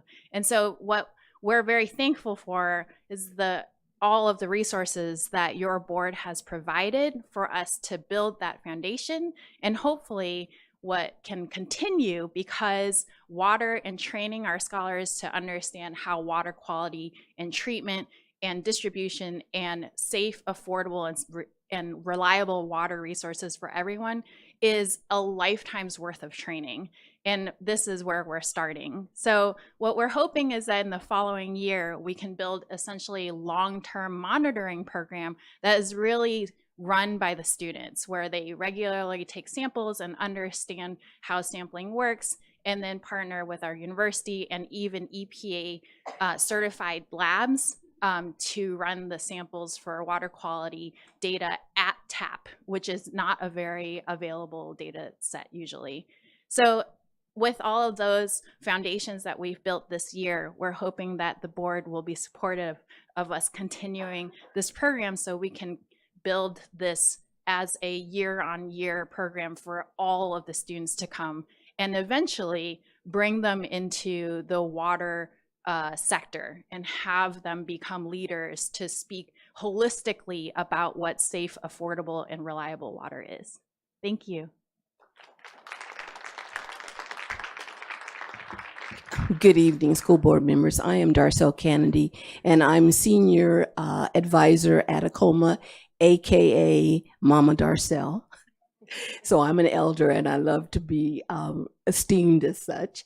So this year has really been filled with intense learning about the many ways that water is, has been, and will continue to be a very important part of our being. By discovering our ancestral ties to the land and to each other, we're building a foundation for future exploration and education. We're forging a path toward establishing partnerships to seek out solutions that can benefit our entire community. At Acoma, our scholars are given opportunities to step into a very bright future. Acoma not only means where the heart is, as you can see by our logo. At Acoma, we plant seeds and we sprout solutions. So we want to thank you so very much for your support. Thank you.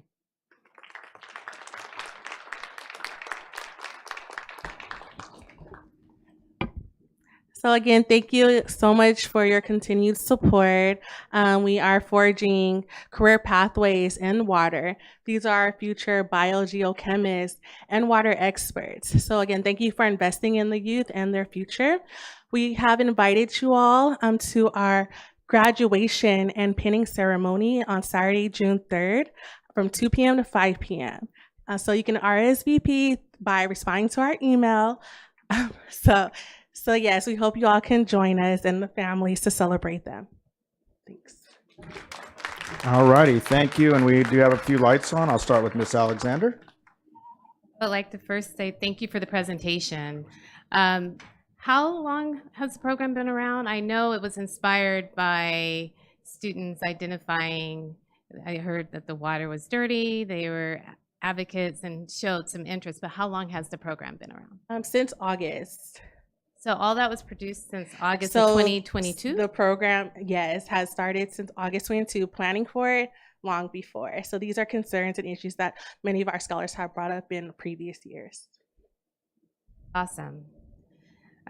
Definitely applaud you for the program and the partnerships that you've developed, and just the students for taking action and speaking out, because I know that there's been other areas and other cities that did not do that. So thank you for doing that. And thank you for all that you're doing. In terms of your event on Saturday, I was aware of it, and thank you for the invitation. I am locked down with the Assistance League, but our headdress ball is our 61st headdress ball. So I apologize, I will not be able to make it. However, I will make sure that I get the message out to others who I feel should be there. And then I think there was one other thing I wanted to mention. It's on Saturday. Yes, sorry. I can't remember it now, but if I remember, I'll let you all know. So thank you. Absolutely, thanks. Thank you, Ms. Alexander. Ms. Chahusky? Thank you so much for that. It's so timely, as we've heard about water all across the country and the different issues that we've had, and water rights and water access, and effects of drought and everything like that. So I'm really excited about that. My question is, and I'm not sure if it's an ACOMA question, a UCR question, or a PSEDGE. Is that how you say that? Okay.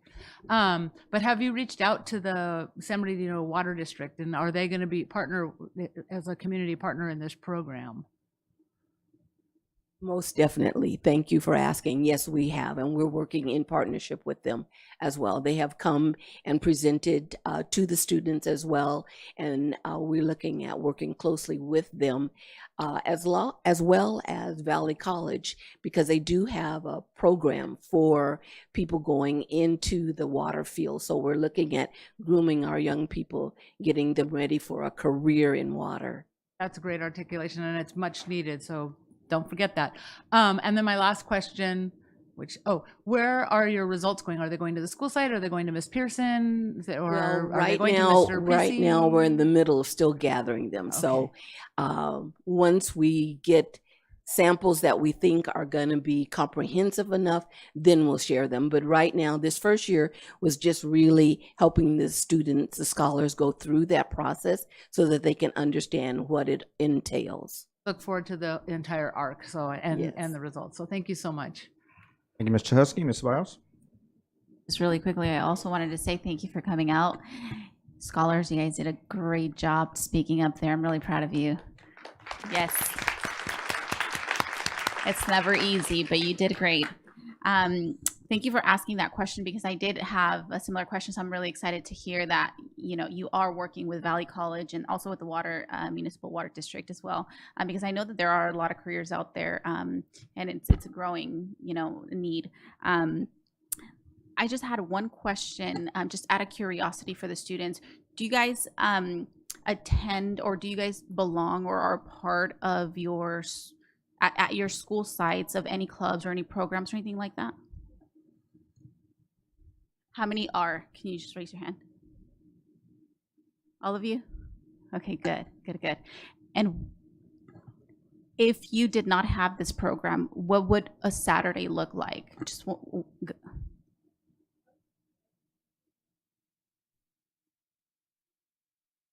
playing at home, video games, bored.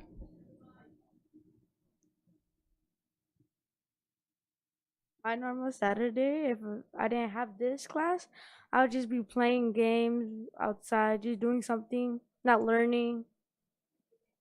Thank you. Thank you for that. I'm really excited that you guys hold this on the weekend, because a lot of the students, belong to clubs and things like that, so they are occupied during the week. But I don't know that there's a lot of things happening necessarily over the weekend, so, I really appreciate that. Did you want to share?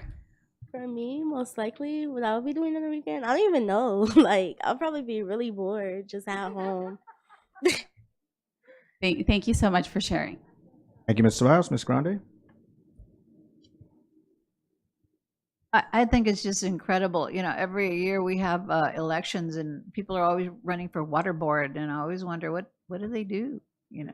So thank you for shining a light. And also I want to ask two things. One is, does the University of Riverside, do they have a degree in this area? What other universities are doing this now? I'm sure it's somewhere.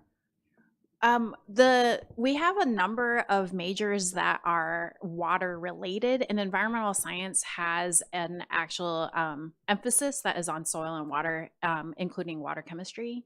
And then there's also environmental engineering, which has a civil engineering embedded in it, which will train for some of the operator skills that are required for working at like a water treatment system. And then we also have water policy within the School of Public Policy. So I'm trusting when the time comes, you'll be able to, you know, promote those kinds of careers for what you've started here. You inspired them to be those scientists that go for the earth sciences. So I'm excited for you and all of you. And One in the back is leaning against the lights on the wall there. Hey. I thought we were starting a party now. Okay. So, and then I had one more thing just for clarification. Originally, I had thought I wasn't going to be able to attend because this Saturday is really full for me too, but I see it's on June the 3rd. Is that correct? Okay, so I will be able to attend that.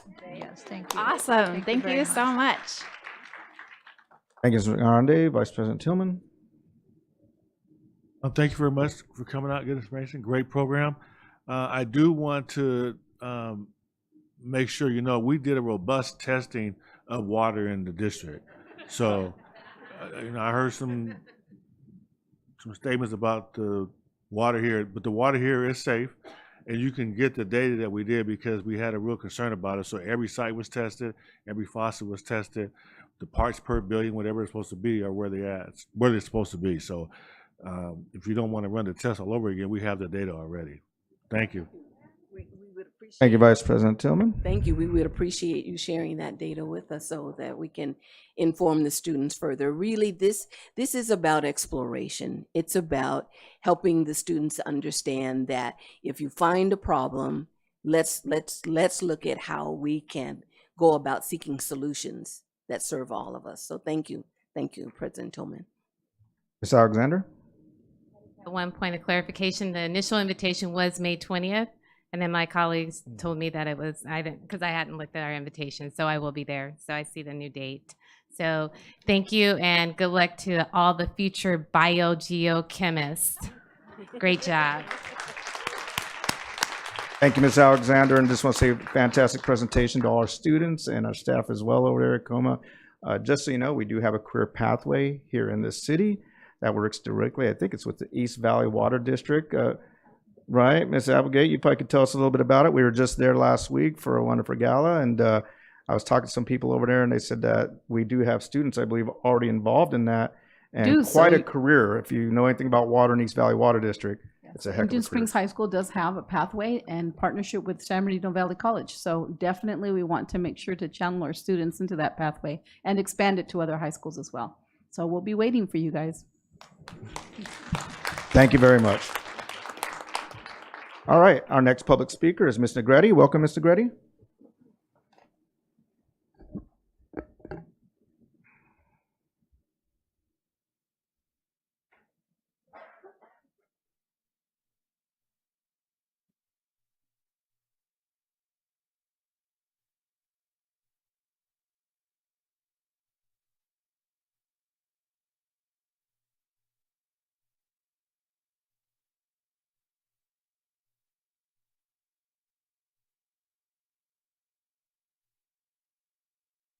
Good evening, board members and Superintendent Arellano. Again, I just want to enforce what I shared with you last time, the importance of safety, right? And so in case you're not aware, for some of the new ones and our superintendent, Measure N was passed with Dale Marston. Dale Marston brought that bond measure on our property tax, and it was supposed to be for safety and asbestos.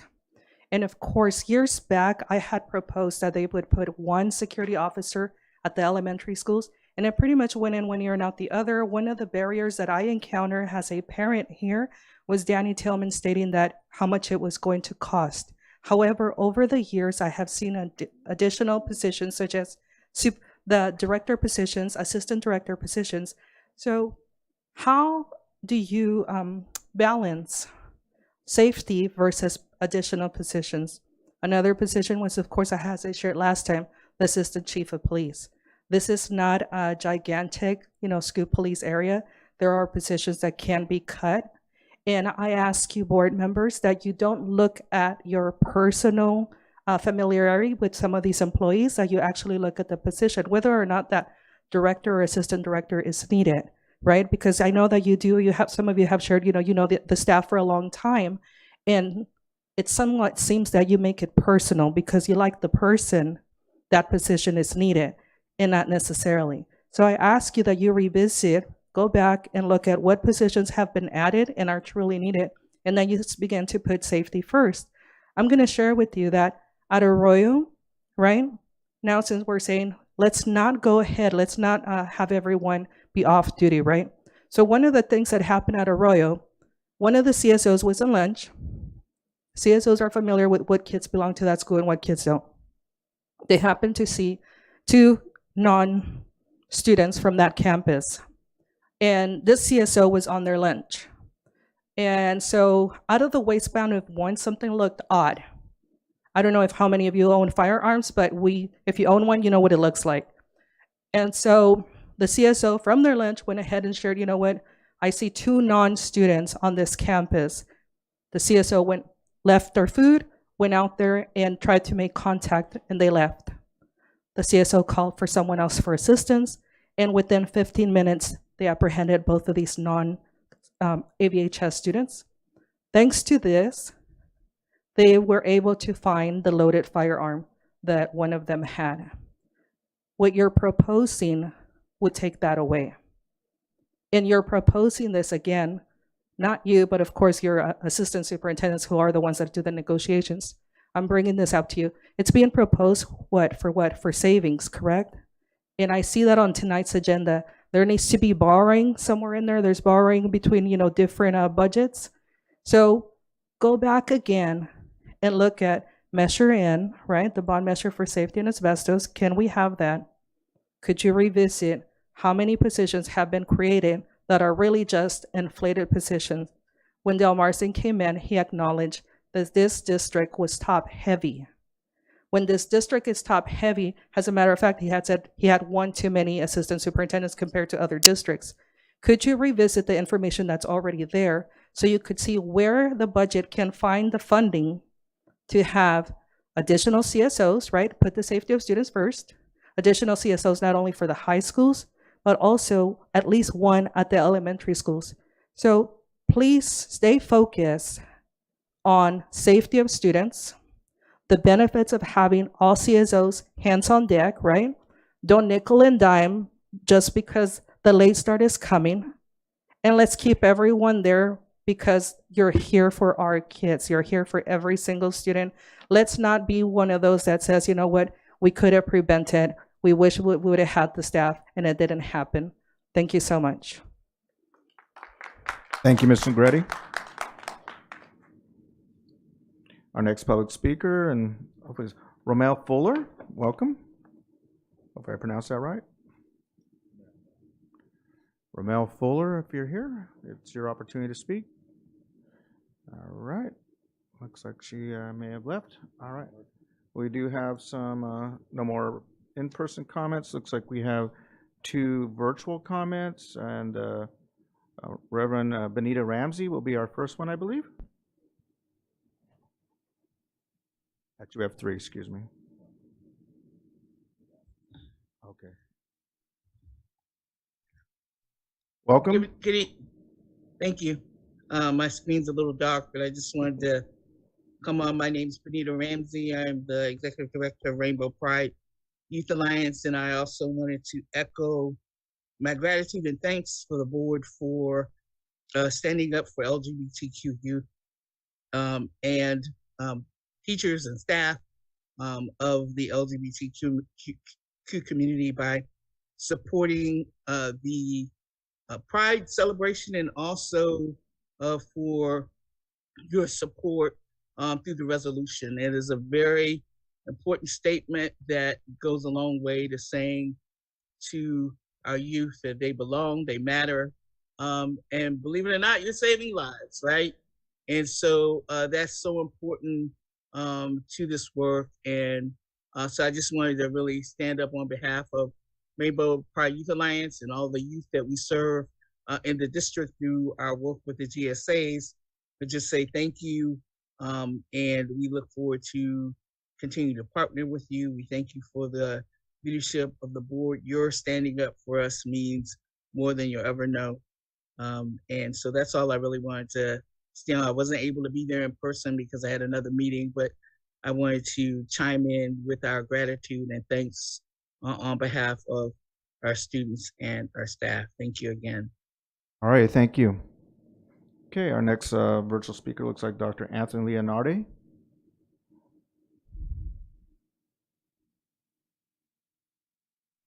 Hello. I'm Anthony Leonardi. I went here in San Bernardino for elementary at Kendall, and then Ramona Alessandro, and then Richardson, and then Arroyo Valley High School. I got a PhD between the National Cancer Institute and Kingston University, and I just graduated medical school in England, which I will return to at the end of this summer. I'm here in the US on break right now. So I'm very appreciative of San Bernardino City. You guys gave me the employee student scholarship when I graduated high school. That enabled me to go to Johns Hopkins, and it really set me off because, you know, I came from a single parent family, and I couldn't really have afforded it otherwise. So my mother, we're not here to talk about me though. My mother is a teacher in the district, and you know, I guess I'm successful somewhat, but I was actually the intellectual runt of the litter. If you guys know my mother, you know that all of her students actually get very, very high scores. They get up to 99th percentile. She does it very often, and you know, it's impressive. And a lot of the students are also lawyers and doctors. You know, they've gotten older. She's been there for 27 years.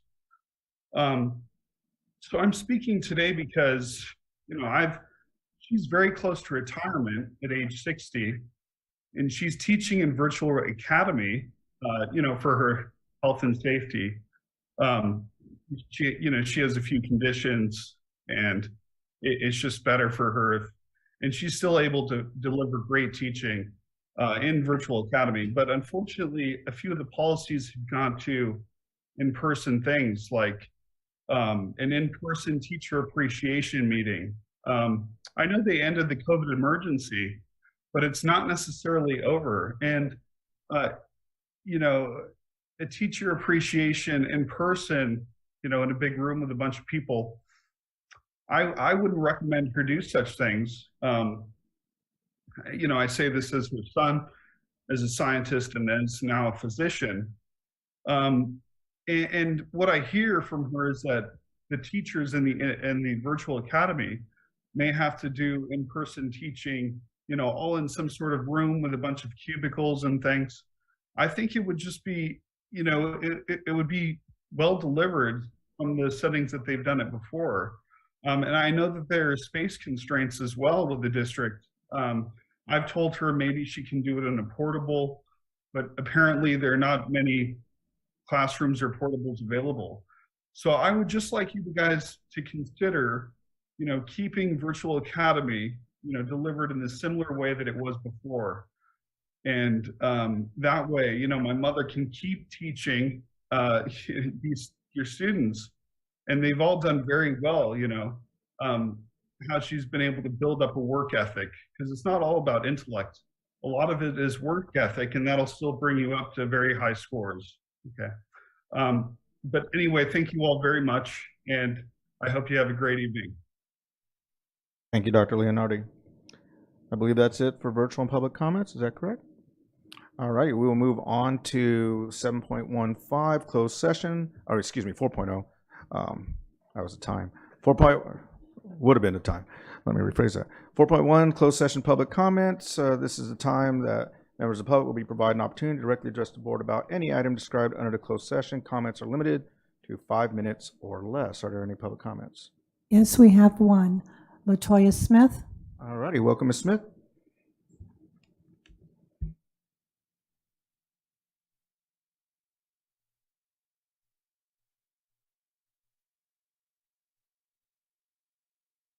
Good evening, good afternoon. Good evening.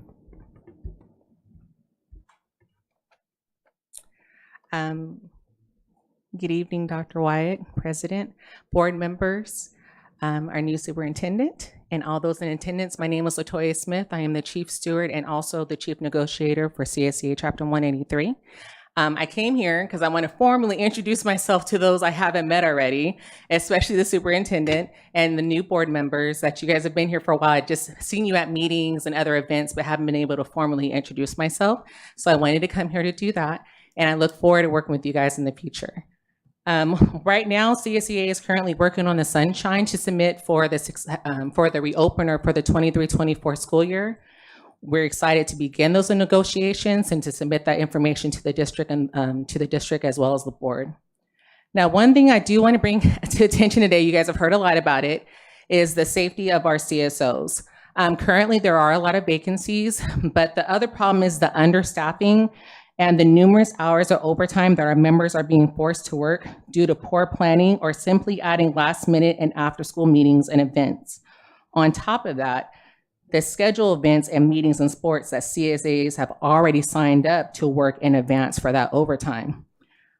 We also have a problem when it comes to there being call-offs or the vacancies, that they are moving employees and CSOs from one site to another, which doesn't really fix the problem because now you're thinning out one school site in order to help another school site who doesn't have anyone there.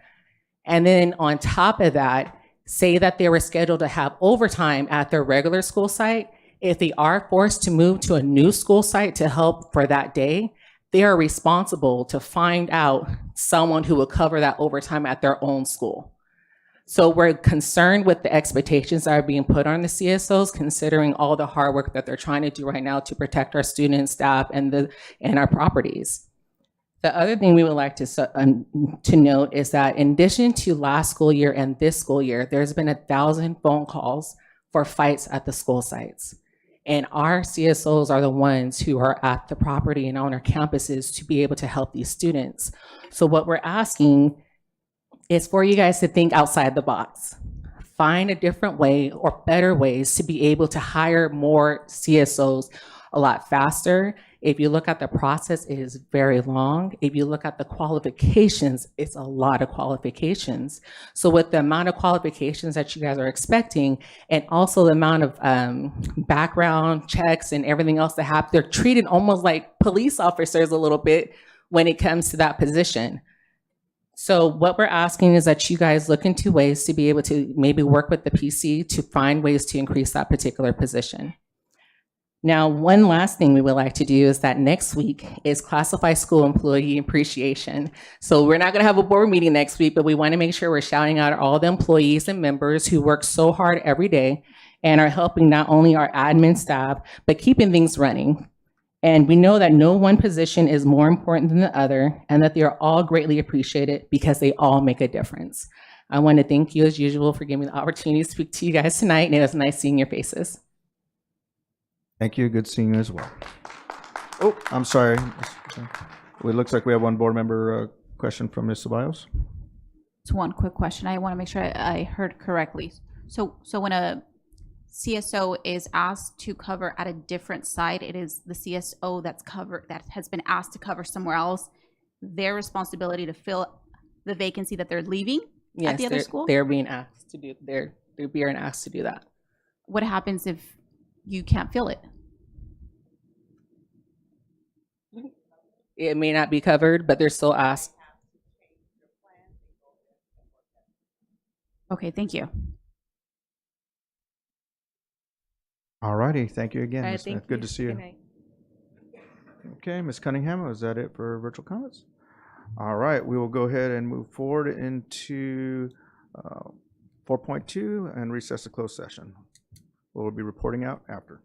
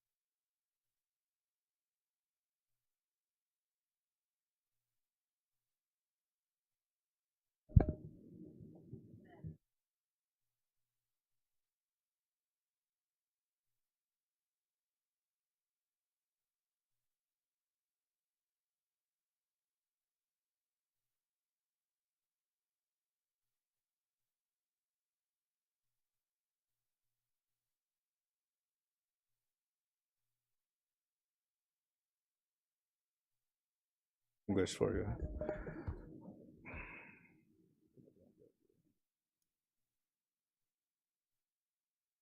All right, folks, we'll go ahead and report now from closed session.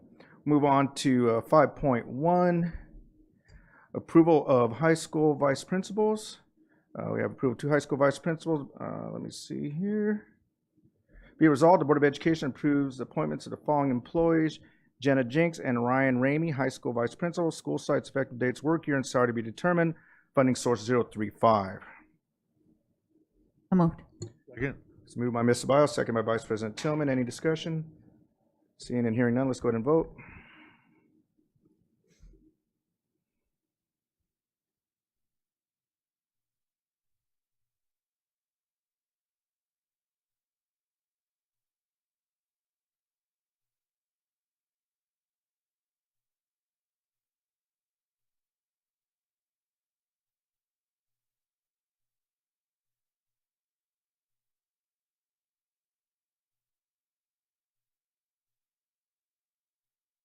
All right, motion carries. If Ms. Jinks and Mr. Ramey are here, are you guys both here? I think you probably are both here. Thank you for being so patient and waiting other duties as assigned. Welcome to the admin team. Just kidding. No, but thank you for sticking around. All right, let's go ahead and move to 5.2. Certificate reassignment. Be resolved, the Board of Education has determined the following certificate employee be given notice that he or she shall be released from assignment as a principal effective at the end of the 2022-2023 school year and reassigned to an assignment consistent with his or her credential authorizations effective at the beginning of the 2023-2024 school year, and that the superintendent or his designee is hereby authorized to give written notice of this action pursuant to Education Code Section 44951. Moved. Second. There's a motion by Ms. Ceballos, second by Ms. Chahusky. Any discussion? All righty, hearing and seeing none, let's go ahead and vote.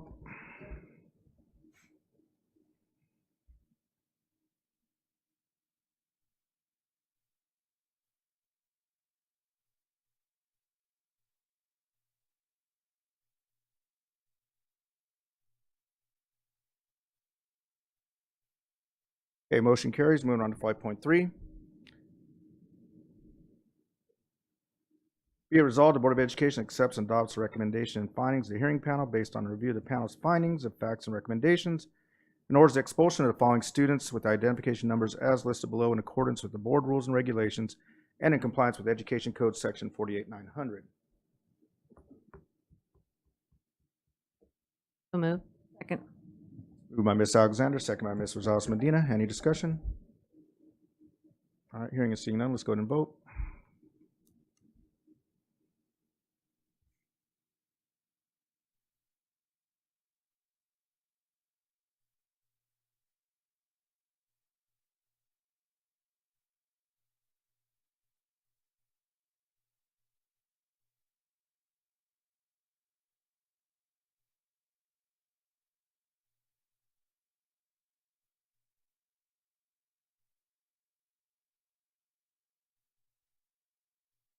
Okay, motion carries. We'll move on to 5.4.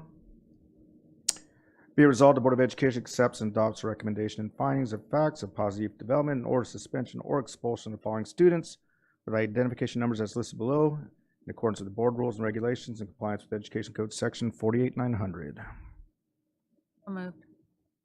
Second. It's moved by Ms. Chahusky, second by Ms. Ceballos. Any discussion? All right, hearing and seeing none, let's go ahead and vote.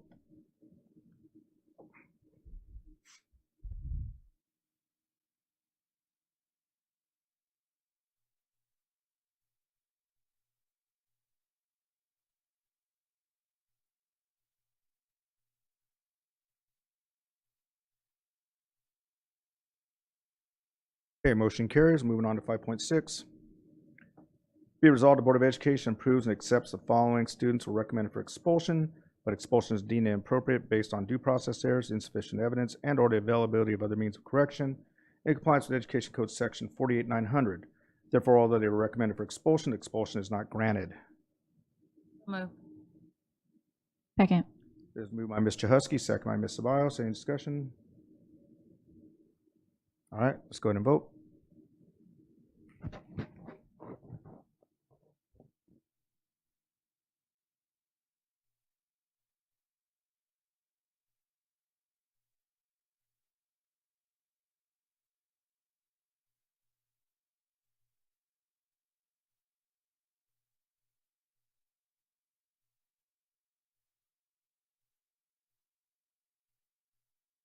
All right, motion carries. 5.7. The Board of Education authorized expulsion or youth court modification, expungement, or rescinding of the following students with identification numbers as indicated below to schools of San Mateo Unified School District in accordance with the board rules and regulations and in compliance with Education Code Section 48900. So moved. Second. It is moved by Ms. Alexander, second by Ms. Chahusky. Any discussion? All right, hearing seeing none, let's vote.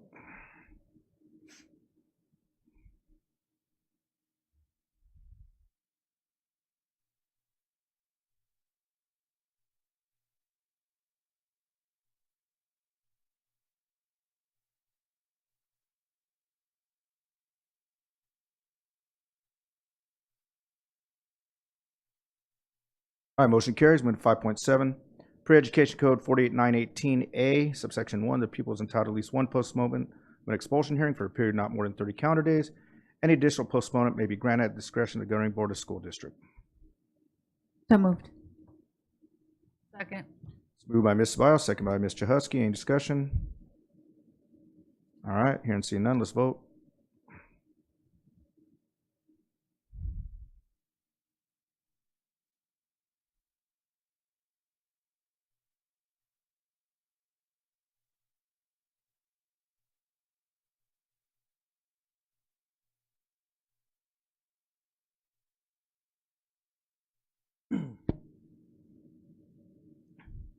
Okay, motion carries. Moving on to 5.9, our closed session action. There is no other closed session action. Moving on to 6.0, reports by union organizations. 6.1, San Bernardino Teachers Association. None. No report. Thank you very much. 6.2, California School Employee Association. None. No report. Thank you very much. 6.3, Communication Workers of America. None. Doing very good. 6.4, San Bernardino School Police Officers Association. And none. 4 for 4. Thank you very much, Mrs. Cunningham. We will move on. 7.0, reports and presentations. 7.1, facilities planning and development update. Sammy Prixie, Administrative Operations, Tom Pace, Director, Facilities Planning and Development, will present an update on facilities planning and development. Welcome, Mr. Prixie, and welcome, Mr. Pace.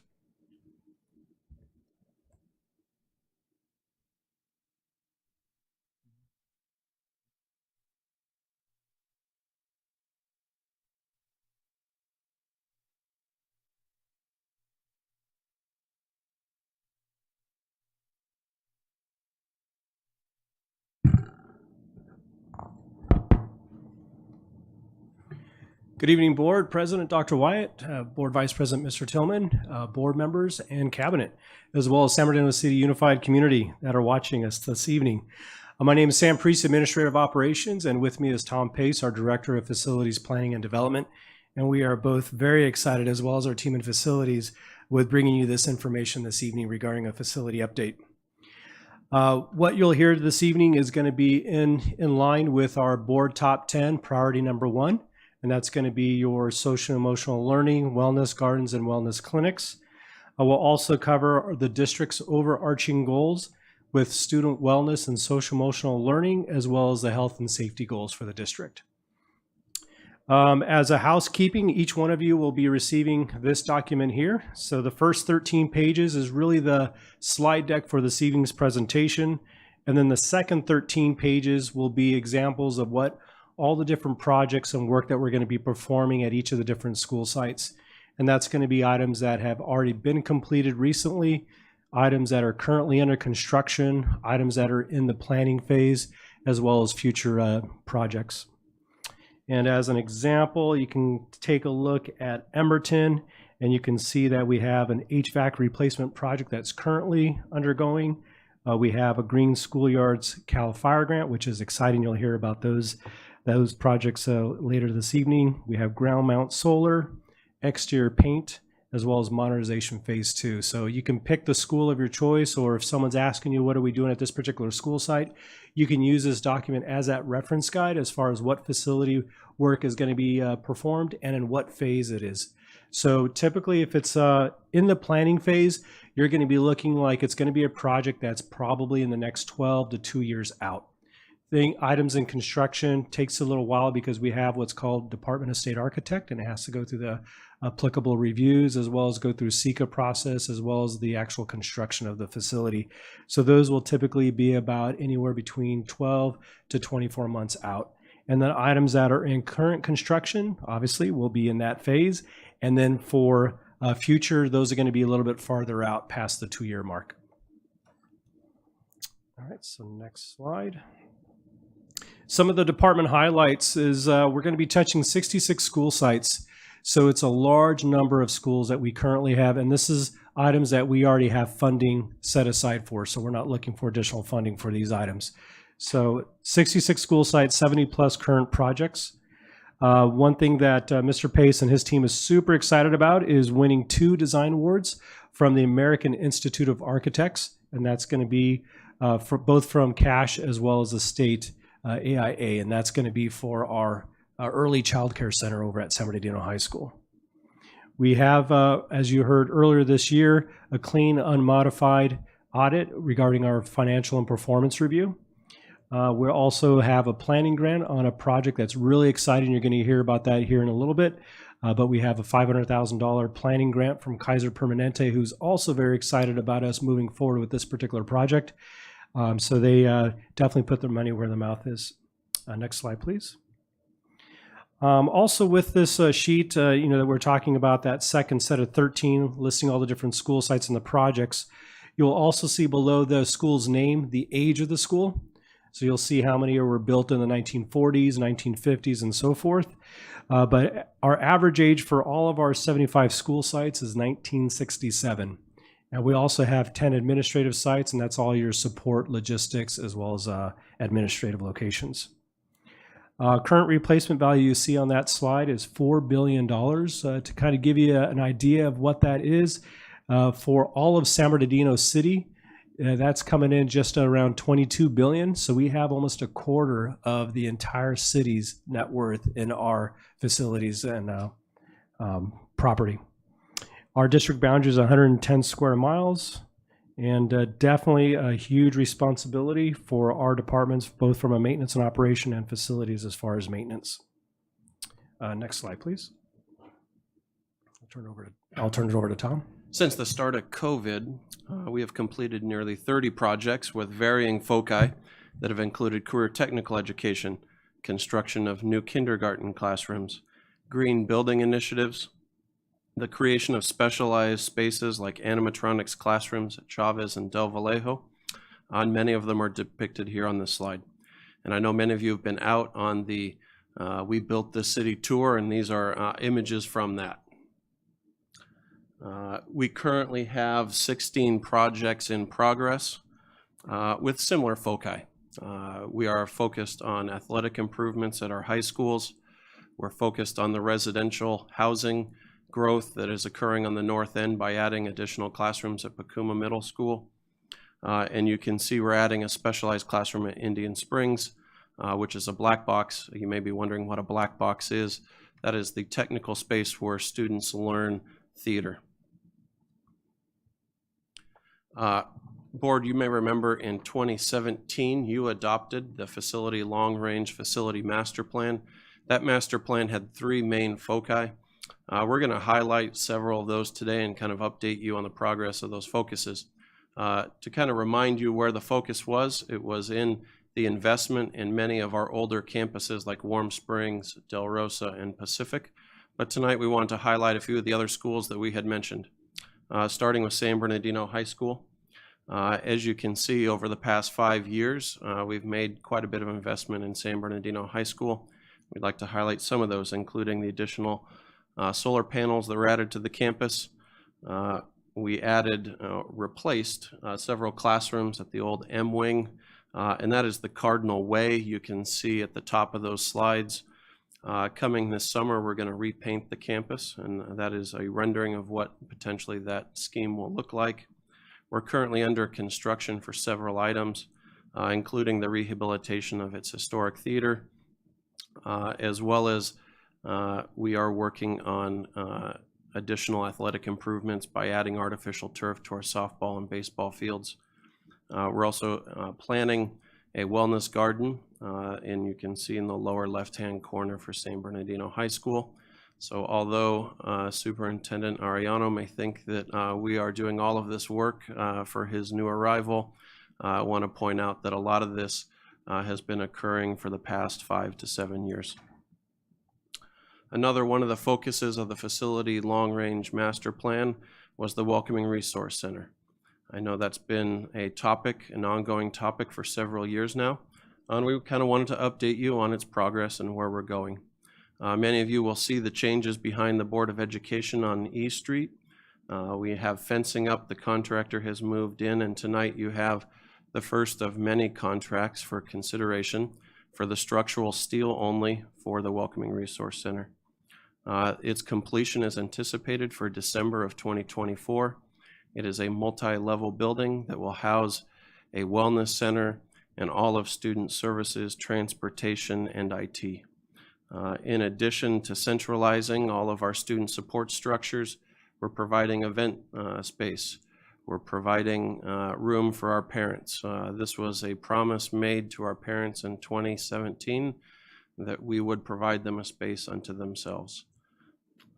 Additionally, you'll notice that there are several wellness centers highlighted here. Tomorrow we have the groundbreaking for the Pacific High School Biomedical Building that will house our first school-based health clinic.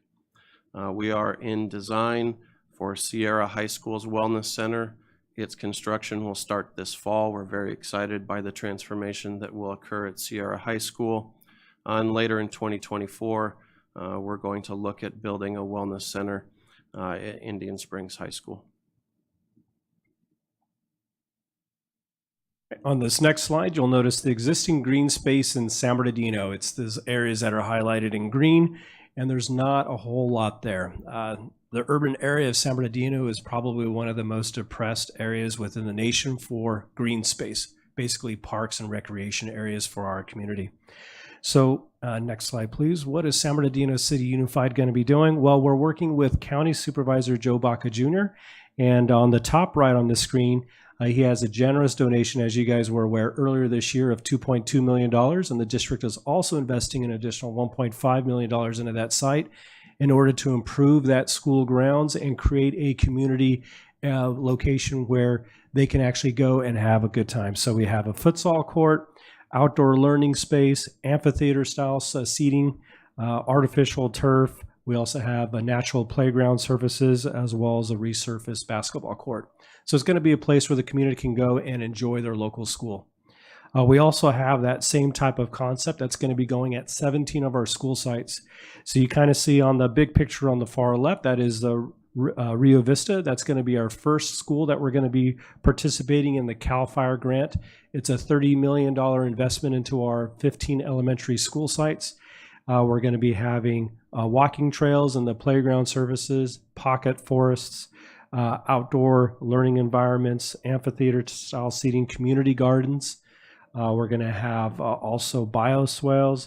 We're going to revamp and go with some of the natural landscaping as far as types of plantings that are for our environment. So it's low water use, drought tolerant. So we're going to have a lot of wonderful features. And the beautiful thing about that particular project is we got feedback from the students and the teachers.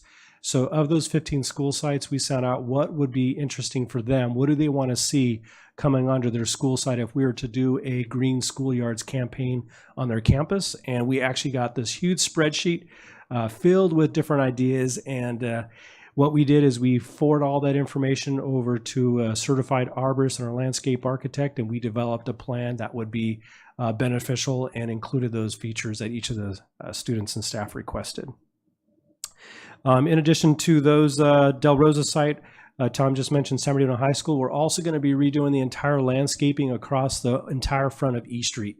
So that first section that's over by the D building on E Street is going to be the Wellness Garden. And then from the D going all the way up to 19th Street and then through the 19th Street cul-de-sac, we're going to redo the entire front section of that campus. So that's $1 million investment into the front section of that campus. So we're really excited about that project as well. The next thing we're super excited about is bringing paint and color into 28 of our school sites. This is going to be accomplished over the next 2 years, which if you think about it is pretty amazing because we typically do about one school per year. And we're going to be knocking out 28 in 2 years. So it's quite an investment. We're going to be pushing about $5.5 million into the painting schemes. And the way this works is we work with 3 different options, and we then meet with the principal and have the principals look and see which option is more suitable for their campus. And then from that point, we go ahead and then create the drawings. Next slide. So the next idea we have for you was born out of a conversation with a couple board members, including Dr. Scott Wyatt. It's an embryonic idea that in the end could provide housing for our unhoused students' families within the district, utilizing excess property that the district owns. We did get some grant funding from Kaiser, as mentioned previously, to pursue the idea further. And as we study this idea, we hope to bring this idea back to the board later this fall for its consideration. I'm often struck by our board's generosity and our willingness to wrap its arms around our families and their needs, and I think this goes along with that idea. The idea that education is beyond just the instruction provided from the teacher to the student. There are other factors in closing the educational gap, the stability of the family, and I think that this is an idea that I know for many of us we're passionate about, and we're looking forward to providing the board further detail on this later this fall. Dr. White, I don't know if you have anything further that you'd like to add on this particular slide. Well, first of all, thank you, Mr. Pace, to yourself and Mr. Precy for even bringing this to us and to our attention. You know, I want to give them a lot of credit, and as well as Mike Gallo, who was also a visionary for this project. I think, you know, colleagues here on the board, you know, when we look at the homeless pandemic, you know, not just in our nation, our state, but specifically in this city, you don't have to go far to see it.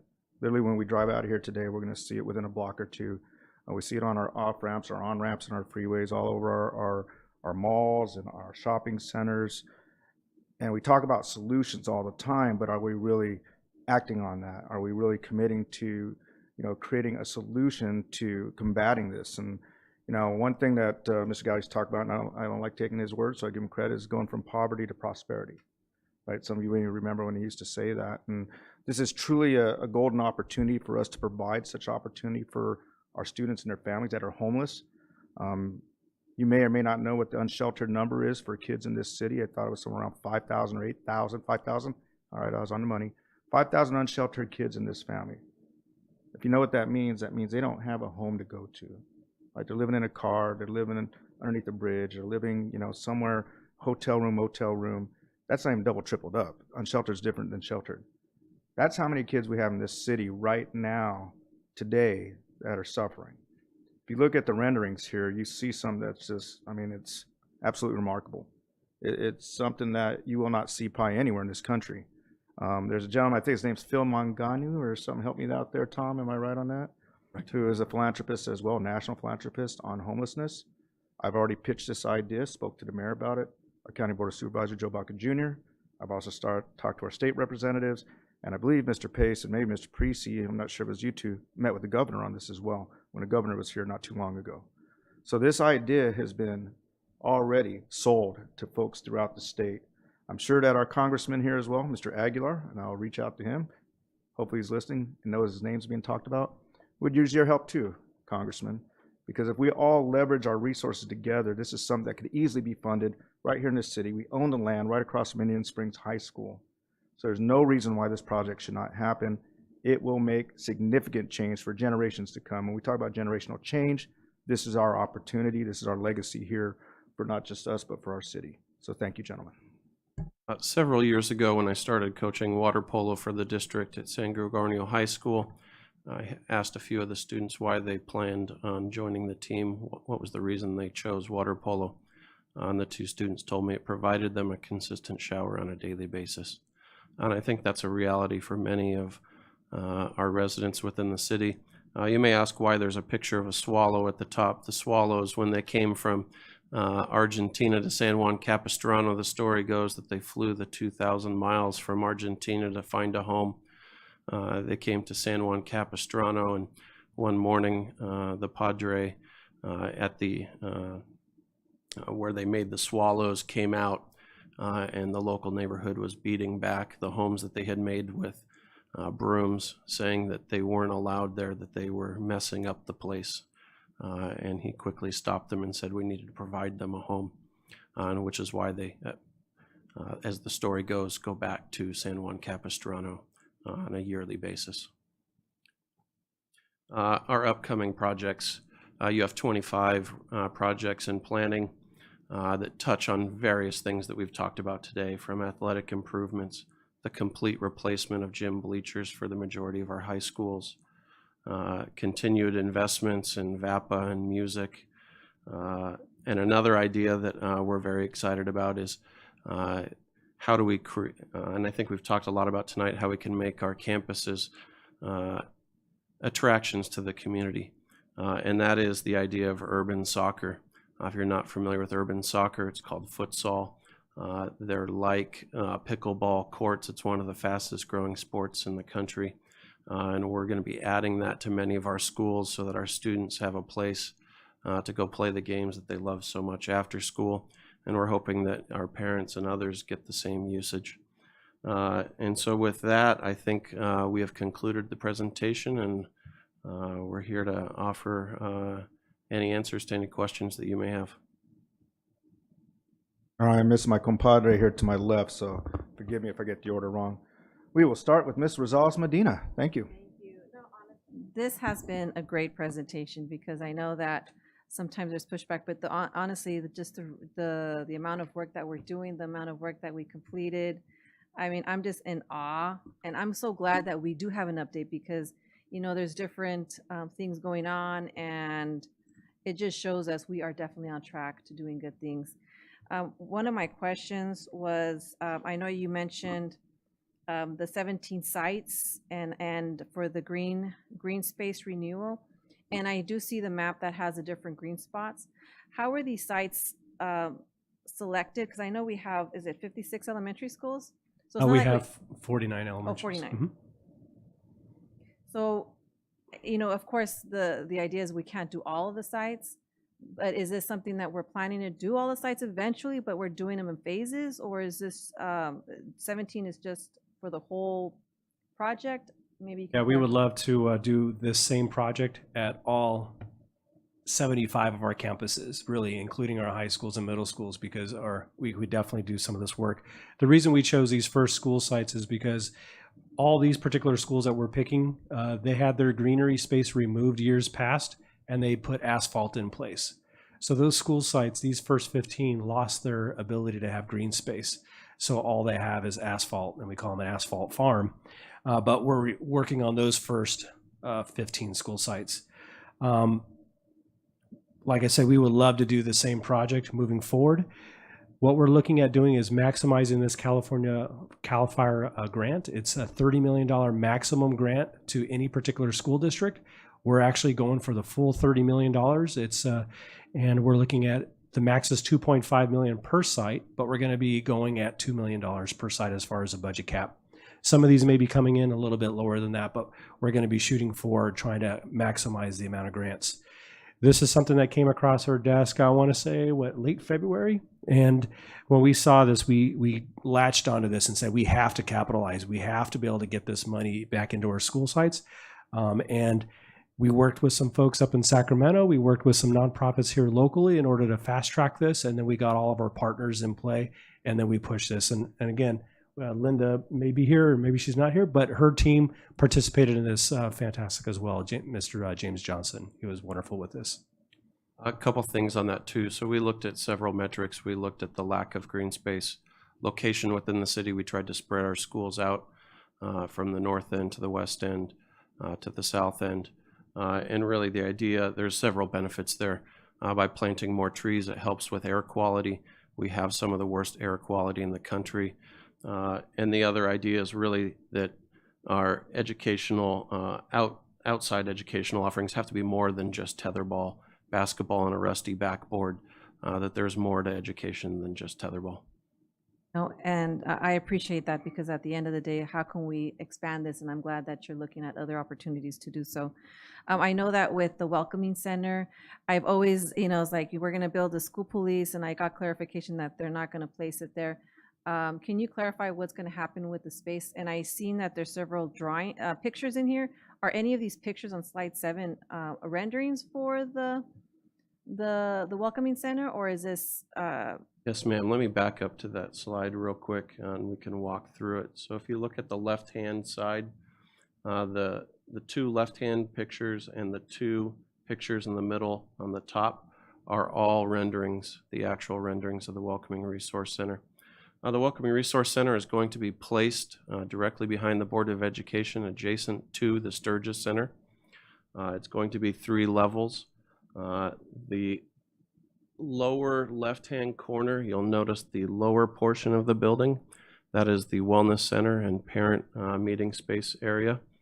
The top picture is the outdoor event space and eatery on the second floor to provide employees and others a space to gather and enjoy the outdoors. And then what's going to happen with the corner lot then? The corner lot is still undeveloped at this particular time. And So- is that something that then, because I know that originally the school police was planning to be there, so I just wanted to see if that's still the case or not the case, and are we going to have a different update on that later on so we can kind of figure out what's going to happen with that space? Yeah, the plan right now is still put the school police at that location. It'll probably most likely be in the year 25, 26. Well, there is still plans to put the school police in that There is. corner location. Mhm. Okay. I still will push back on that because I feel like we want to ensure, well, I'll talk about that once that comes forward. But, and then also another slide, let me go ahead and move towards slide 11, which is the housing project. Is this in collaboration with an agency, outside agency? Because I know that when, Dr. Wyatt mentioned Mr. Gallo, and we were working with an outside agency that was looking at that. Is that the same program, or is this something No, something we're doing different. ourselves? Correct. So what the idea is that we are going to engage other folks that I think specialize in housing, the county Office of Ed, the city. But before we engage them, we have to do our homework when it comes to the entitlements, the amount of units that could be provided. So there's a lot of planning that needs to occur for us to get the partnerships established firmly. All have indicated that they would love for additional housing within the city, have pledged any and all support to get the project moving. It's a matter of us now taking the planning funds that have been granted and getting a few people working on the concept to further it from what is shown here. Thank you. Thank you, Mr. Rosales-Medina. Ms. Ceballos? First of all, I want to say thank you so much for the presentation. I also am very excited to see everything that we've done up to this point and what's projected to happen as well. I'm also really excited about the gardens. That's one of the things that a couple years back I had visited the Rialto Unified, and it's just so needed. The beautification. It does really do something to a person's just overall just state of mind. So I really do appreciate that. I do have a question regarding roofing. How many schools are getting new roofs? We're looking at 8 schools, and that'll be utilizing the ESSER funds, and that'll be ESSER funds 3. Got it. And how many of those schools, so did those schools already get roofing replaced, or is it still in the process? Still in the process. I think we have 3 schools that we've already worked on, so we still have a few more to go. Got it. And out of the 5 that you've already completed, has there been any complaints regarding fumes or smells? Yes, there has. Yeah, 2 of those schools, we do have concerns regarding the fumes. And it was really just the off-gassing of the waterproofing material. Once we remove the roof, and then we put the substrate on top, we put the waterproofing on top, and when it off-gasses, when the sun is hitting it, it creates a vapor. So we've had some instances of that. But what we do is we only do the work during the weekends, and then we place fans inside the rooms on Monday morning to make sure that the air is circulated before the teachers come in, so it's not as intense. Are those fumes by any chance toxic or anything like that, or is it just the smell? It's an irritation, that's for sure. And we have reviewed the SDS's, safety department's been involved. We've also had our M&O team as well as the manufacturer involved as well. And just, I guess, just a general comment, when we are thinking about, you know, doing work like that, just being cognizant, I guess, of like the actual school sites and whatever it is that they have going on at the time and how it's going to impact them, because it really does, you know, disrupt to the education of the kids, whatever time of the year it is. So just kind of keeping that in mind. Yeah, we definitely recognize that. You know, a lot of this work, the 2 complaints that we had, that work was actually geared towards spring break. But if you remember, we had probably about 28 days worth of rain delays this year, and that impacted spring break. We only had 1 day of no rain during the actual spring break period. That pushed all that work back. And because we're using ESSER funds and it has that deadline, a timeline associated with it, in order for us to hit 8 schools, we had to keep that work moving forward in order for the remaining schools on the back end of that project timeline to be complete, because we're only looking at spring break, summer break, winter break. We weren't planning on doing any of the roofing projects during the school for that very purpose, but because of the rain, it put us in a situation where we were looking at our project schedules and we had to make that tough decision to move those projects moving forward. We did work with the principals, but unfortunately we did have a couple of the teachers that did complain regarding the smells. But we kept that as a focus. Well, thank you so much for answering the question, for your honesty as well. Yep. Thank you, Mr. Bios. Ms. Alexander? Thank you for your presentation. Definitely comprehensive. And then for the projects that we've completed, thank you very much, because I know it takes a lot of time to be able to implement all those. How long did it take you to complete the 26? So that's over a 3-year period. If you want to go back to 2017, when the board authorized us to spend $300 million on 100 projects, we have completed over 70 projects in a 5-year period. It is not an easy profession that we have. It's very detail oriented. It requires a very delicate dance in the integration of school sites. Our school calendar provides very few windows in which we can get into spaces and to maneuver. And COVID really, one of the, although disastrous in many ways, I think afforded us a window that we wouldn't normally get. As an example, we had during COVID roughly 500 employees, contractors, consultants reporting to work on a daily basis working on these projects. It was not an easy time learning how to pour concrete 6 feet apart, learning how to do things that require teamwork. But it was done, and there's been great benefit to our students from it. But 71 completed projects over the last 5 years, and we hope to bring a similar amount over the next 2 to 3 years. Thank you. I noticed you have 25 projects that you're planning on achieving. What is the time period and what is the prioritization? The majority of the projects, the upcoming projects, are going to be complete by December of next year. We have a very aggressive implementation plan. We have expiring funding. We have state funding, local funding, developer fees that need to be spent, expiring ESSER funds, which have culminated in a very aggressive schedule.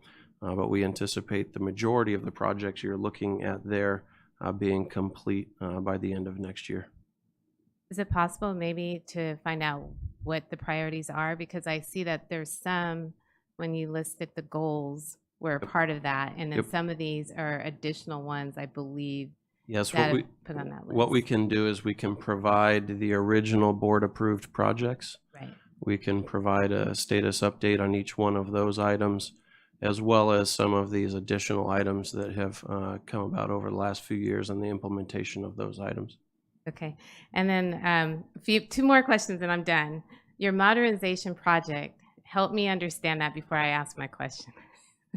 So modernization projects are defined that way because the state has a program in which if the district participates, the state will fund the rehabilitation of schools on a 20 and 25-year basis, depending on whether they're portables or permanent structures. So when you see modernization, that is a state qualifying project that we received funding from the state for. Modernization currently is funded at 60-40, meaning the state funds 60% of the rehabilitation, with 40% coming from local funds. If you would like to do your own modernizations, your own rehabilitations without the state requirements, you can. But given our limited resources, it's a program that has benefited us very well, and we look to find any and all augmented funding. As an example, over the last 15 years, for every local dollar raised in this community, we have found 3 matching dollars for that $1. Thank you. And then lastly, what is your plans related to the whole EV infrastructure, particularly for the educators? I mean, for them to have the EV stations. I saw one, I believe, at Pacific High School, but what are your plans as it relates to these projects here? Actually, on June 20, we're actually going to have a full presentation regarding our energy management program, and also going to be focusing on our EV implementation. So we're going to be presenting to the board a 10-year implementation program for our electric vehicle. We're also going to have it was going to be a surprise, but since you asked the question, we're going to have a couple electric vehicles out here on the parking, on the sidewalk here. And we were talking this morning about actually having a couple electric trucks. Basically, it's the trucks that we use for our white fleet.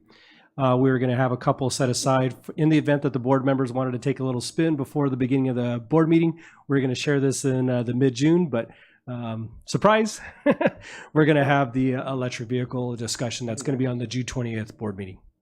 And I'd like to add just a little bit to that, Yeah. and it's beyond electrification for our vehicles. I think as a whole, when you look at the projects that are intertwined throughout this presentation, as an example, at San Bernardino High School, the early child care center that we spoke of, it will be carbon neutral. It will be one of 10 LEED Platinum facilities in the entire country, with no gas, all electric. It's beyond just trying to figure out how we can electrify our fleet. It's taking a holistic view of green initiatives. I think it's bear repeating, Sam mentioned at the beginning of the presentation that over the past few years we've installed solar panels at 15 sites. I think to put that into context, we have one of the state's largest, if you add up all of the green energy that we are producing, one of the largest electrical power plants in the state of California. It is going to save the district roughly $65 million over the next 25 years in projected energy expenditures. That money then gets put back into the general fund that can be reinvested in our families and our students. So beyond just the electrification of our fleet, you know, we're looking at ways in which we can reduce our carbon footprint and show demonstrated leadership in the area of green technology. You'll hear so that's cost avoidance, right? Is that what you're talking cost about? avoidance. Well, it's two. It's direct and cost avoidance. Okay. Thank you. Thank you, Ms. Alexander. Ms. Rosales-Medina. I'm really excited about that, and I look forward to being part of those that tested. I mean, it's amazing, and thank you for the brief surprise. I look forward for the next June meeting, and for those that are watching, if you want to come and see, please join us. I still do want to talk, I mean, just briefly, if we can halt any movement with the school police on the corner, I would like that. I know that I've kind of pushed to pause the Welcoming Resource Center, but I already see that it's on the agenda and it's moving forward with, I think it's a ribbon cutting or something so forth, so it's not going to happen.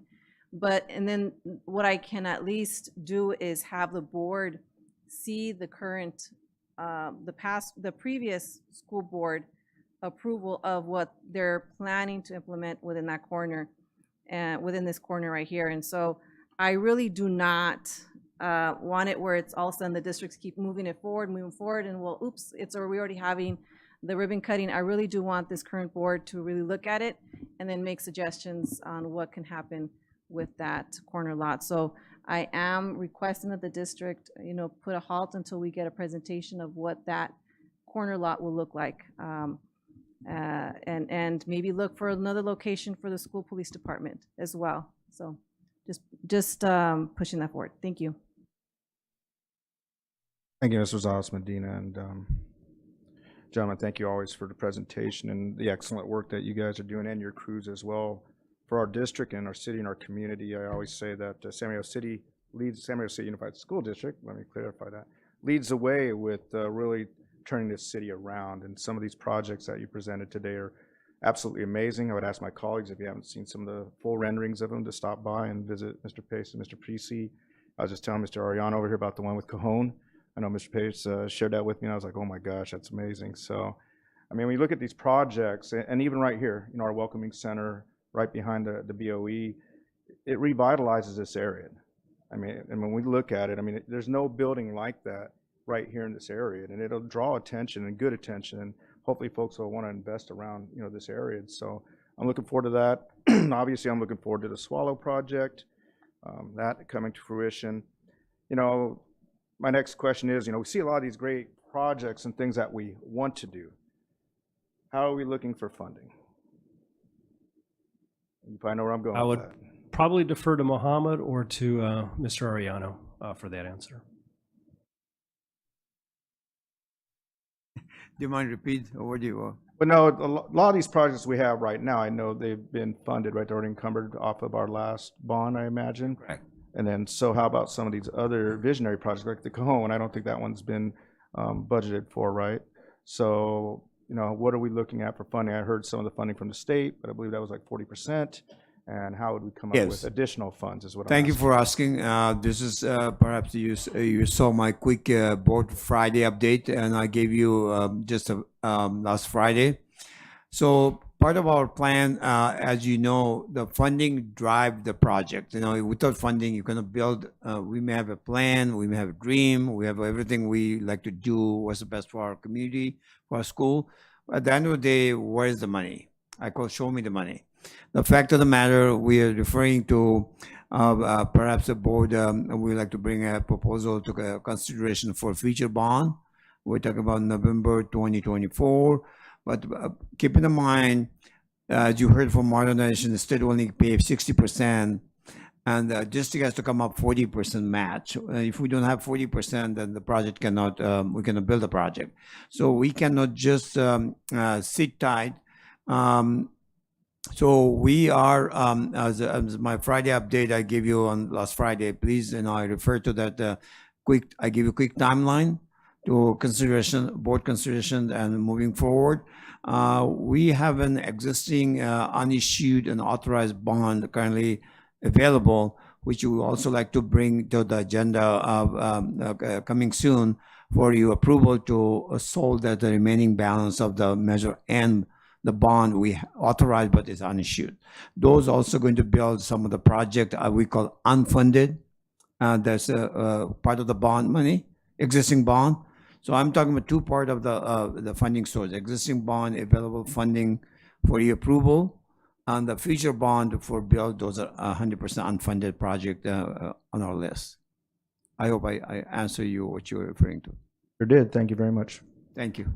All right. If there are no other questions or comments, Mr. Husky, you give me that look. I just wanted to follow up to that. Go right ahead. So, okay, we have Measure N, which we can issue the bonds. I saw that.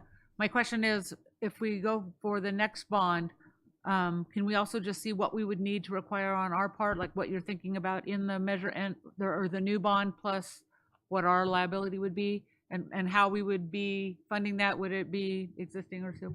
Yes, those are, we have to work through the process to come up with the list of the project and which project and how we can build those projects in our on the ballot to support our community, because the bond is, as you know, this all has to be project driven. Every dollar has to be spent to the project listed under the bond.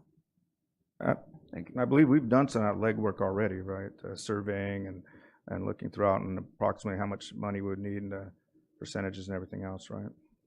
Yes, and the board, you're absolutely correct. Dr. White, we have done it, but we paused at the last time. So I think it's time for us to come back and present to you for your consideration approval. As you're seeing, it's a process. It takes 6 to 9 months to get to the ballot. We're talking about November 2024 ballot. So with your approval, we can bring things on the agenda for consideration and approval. All right, I think right now at this time, I'd wait and then talk with my colleagues and see when we could agendize that. It's a lot of information right now this evening, so. And we love to bring you information and present as a separate presentation for that particular item if you board desire to have it. Thank you. And I'd also like to just request a consensus on the school police department on the corner, just so that way the current board can see what was planned before, and then, hopefully, so if I don't know if I can have a consensus on that right now from the board. I think, to be a little more specific, what are you asking for, Ms. I'm asking Rosendine? for them not to make any movements with the corner lot, which was designated for the school police department, and to present to the board before making any, because I had requested the same thing, but I didn't request it. I didn't request a consensus, and it's already on the agenda as 12.7 for the Welcoming Resource Center. I know they're doing the structural steel. I had asked for them to present to the board, what's going on with the corner. Now we're already moving forward. I just don't want this to happen with the school police, where they move forward and without having to present to the board, what are we really doing in that corner lot? I don't know if that makes sense. And I probably need clarification. Are we already in process with the police department? No, we're not. Okay. This is going to be strictly the Welcome Resource Center for the agenda item tonight, the structural steel for that building. Yeah, no, but that's what I'm saying, is that I would like a consensus just to make sure that they don't move anything forward, similar to this case for the Welcoming Center. And that way they can present to the board. That's all I'm asking, present to the board, the current board, what's going on with the corner, and then we can move forward from there. All right, I'm looking to my left, starting with Ms. Chahusky. Do we have consensus on that, Ms. Miles? I would say yes. Ms. Grande? All right. All right, there thank you. You're welcome. All right, gentlemen, thank you again. We really appreciate your time and your patience and waiting for us to the wee hour tonight. Let's go ahead and move on to 8.0, 8.1, student board member discussion. And per board consensus, this item has been agendized for discussion at this time. And I think I'll lean over to my colleague over here and let Ms. Chahusky kind of start the conversation off. I'm so excited. We have quite a bit for you. And I'm going to try to be as succinct as I Is that possibly quite a bit? can. Yeah, let's kidding. Yeah, that's what I'm We'll going to start try off to that be. way. The first thing I want to hand out to you. So you will have three documents in front. You have two that Karen left for us earlier, which is our board bylaws and the ed code. They mirror each other pretty quickly. I'd like to start by just touching on that so you understand what we've done so far, which was within our board bylaws and policy. And then I would get to the discussion part where we need input from you to move forward. So in our board bylaw, which is in accordance with the ed code, we've already established that we were going to have student board members, and that was done previously before COVID, and we are trying to bring the program back now. The board bylaw says that they should be filled by a vote of students or in accordance with procedures prescribed by the board, and we have, prior to this year, used the Student Leadership Advisory Council as the body that brought forth student board members. Because we are looking at a pilot year, that's what we asked for. We also asked to expand to 7 board members. We did, as we have done before, an application process. And yesterday we held interviews and then presented a slate to SLAC for their approval. We interviewed 9 students who were all really good. And so the first thing that is in front of you is the slate. As voted on by SLAC yesterday, or consented by SLAC yesterday, of 7 student board members and 2 alternates. In our conversations yesterday, we it was Mrs. Grande, Dr. Rodriguez, myself, and Mr. Martinez. Mr. Ken Martinez will be staffing the program for us, as well as Karen and Nicole. Have been helping us as well, and I'd like to thank the 3 of them because I couldn't have done this without them. What we would like to do is have the 7 board members and the 2 alternates. The 2 alternates would participate in activities outside of the board, so our trainings and things like that we do with them. So if they need to step up, they'd be ready to fill in. If somebody needs to step down because of their class load, or they're not interested anymore, they don't have the time, whatever that issue is. We look to have representation as many high schools as possible from and you will see that we did try to ensure that there was at least one student from each of the high schools. Those that aren't on here is because no one from those schools applied. I'm sorry? I was just looking for our other San Andreas and Sierra. Yeah, there no one from those schools applied. No one from Sierra, San Andreas, Indian Springs. And then we solicited them and encouraged them just as much as any other school, Yes, right? and that's going to be one of the things moving forward in our suggestions moving forward is that we have at least one board member that is from San Andreas or Sierra moving forward, and that we work on that. That's one of the things we'll work on. So this is our slate. What we would like to put forward to the board is that they be put into a team of 4 and a team of 3 that would alternate board meetings. In talking with Karen, we think we can accommodate that so that, and we know that every board member may not attend, every student board member may not attend every time, but we would have a team of 4 and a team of 3 so that they would kind of be the cohort that supports each other. The schedule is yet to be determined. Their term begins July 1, which conforms with our board bylaws and ed code. Both of them have a term that goes from July 1 to June 30 in the laws.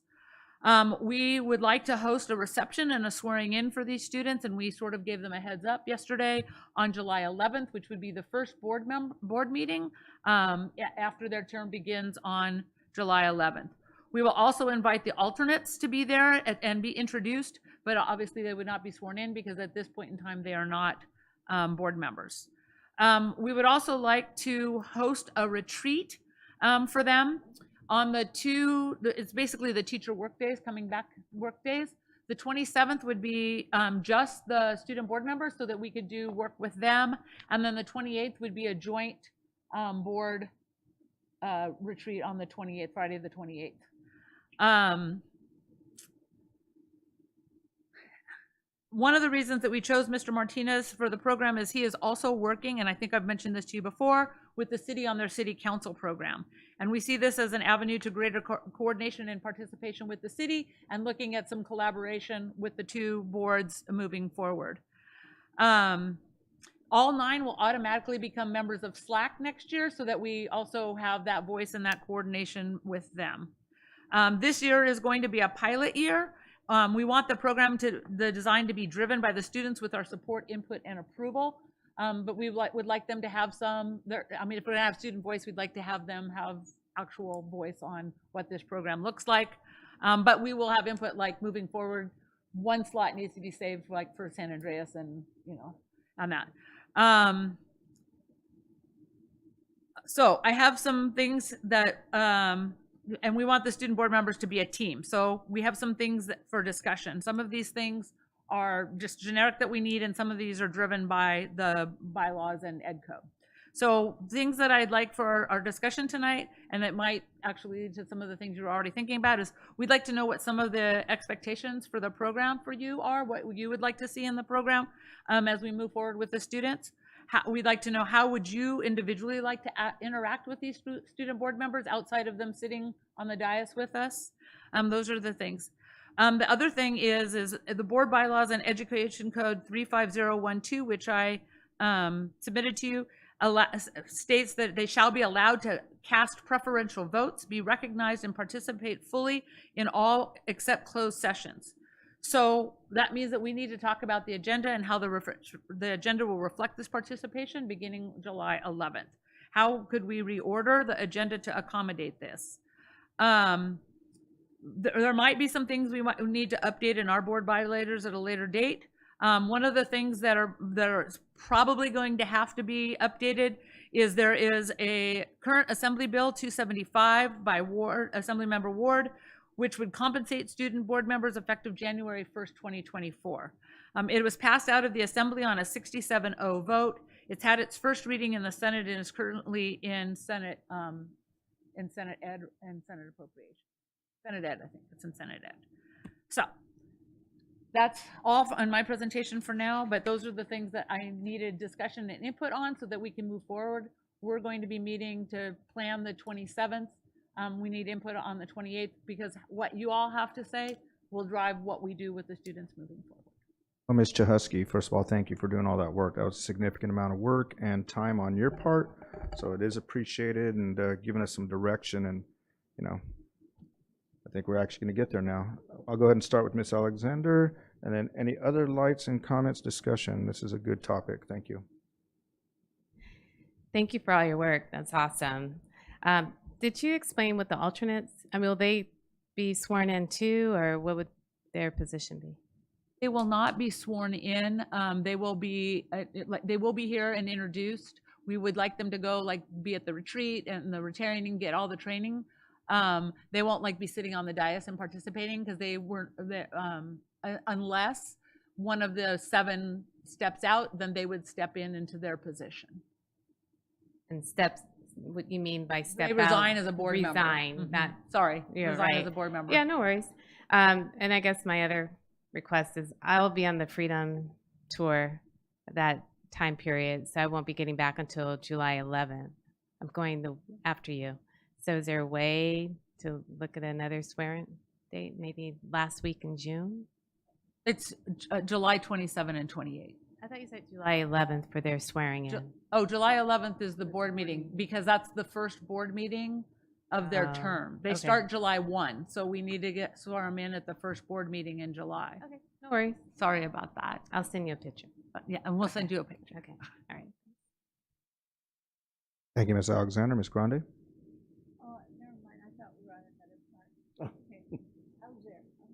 All right. Well, I think we have some direction right here. When we had student board members before here up on a dais, we made sure that they had an opportunity to speak earlier and then be able to go home early too, just based on it being on a school night. So I think that's something we have to always consider, that we build their comments into the meeting earlier so they have an ability to have a voice. I will say I would like to see a student from every school, high school. When we don't have kids from Sierra or San Andreas, obviously that is a group that is often marginalized, and so we need to make sure that they have a voice because they see things from a different lens often in those schools and do things a different way. That's why they end up in those schools and are successful, as we saw this evening with one student, which was a great story.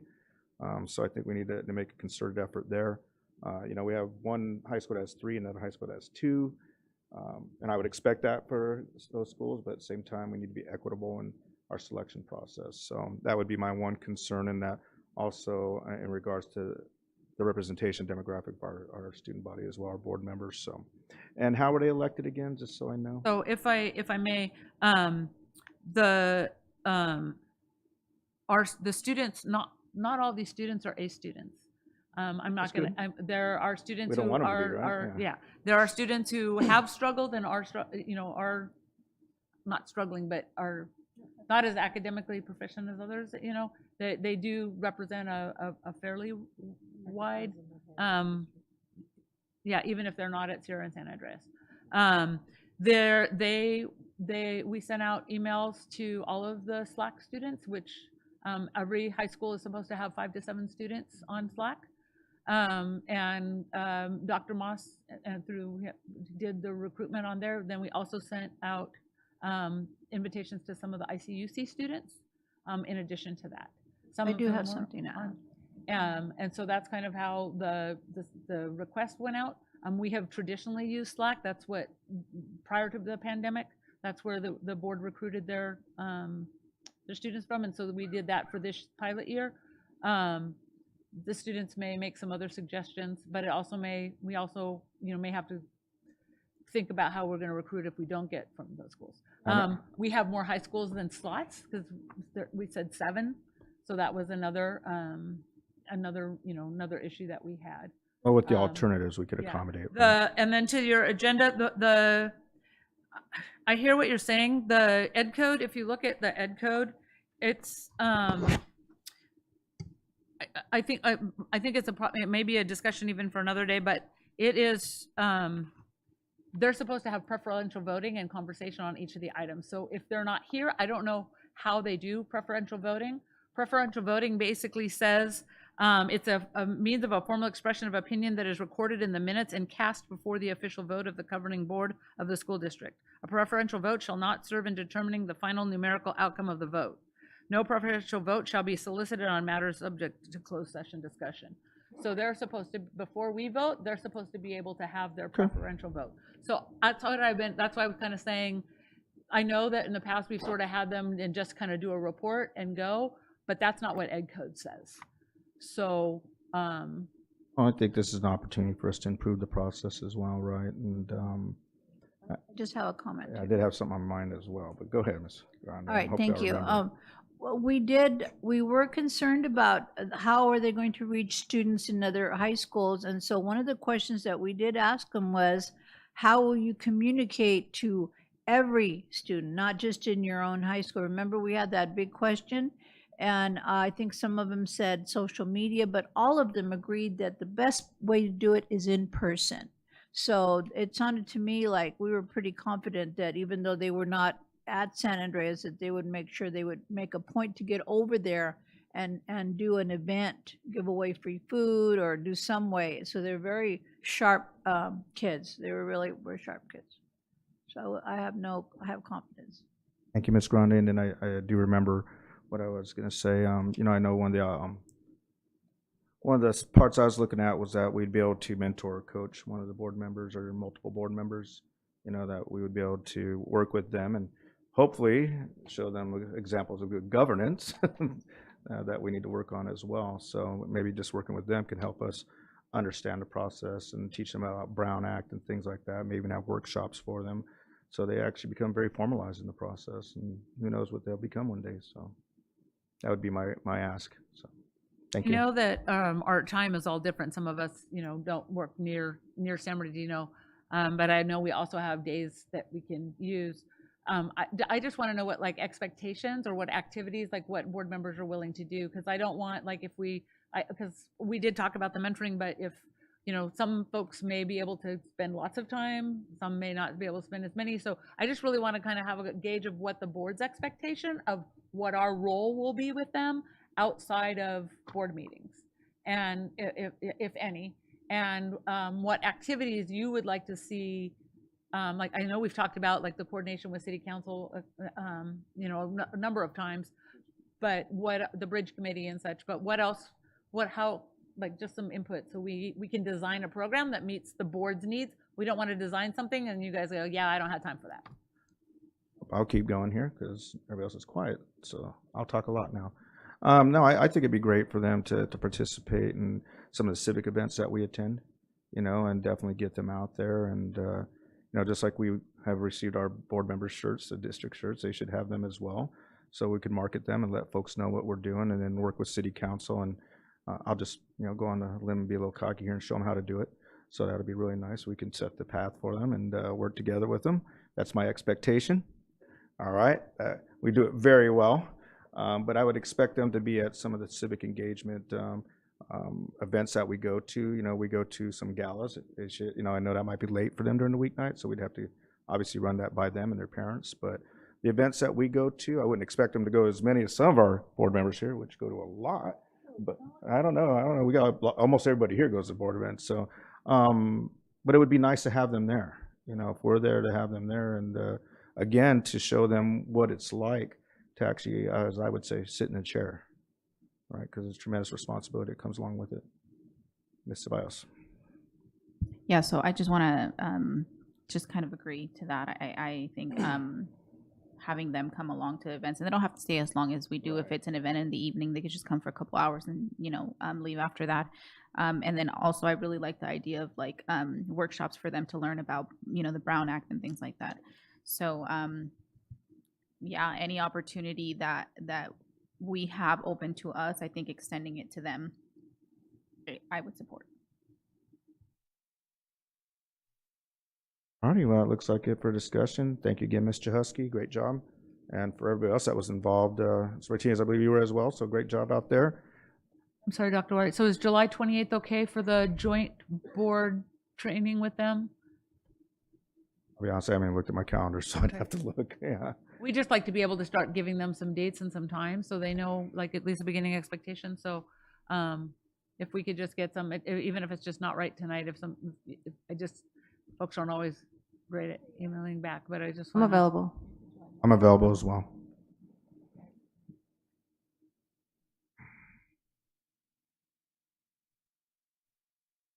All righty, thank you very much again. Great job.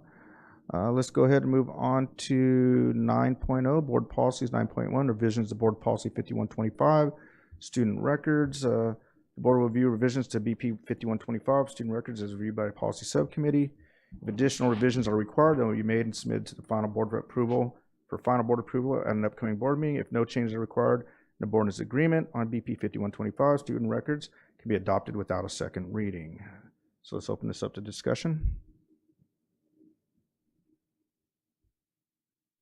All right, if I'm seeing and hearing none here, are we going to accept it as drafted on the first reading?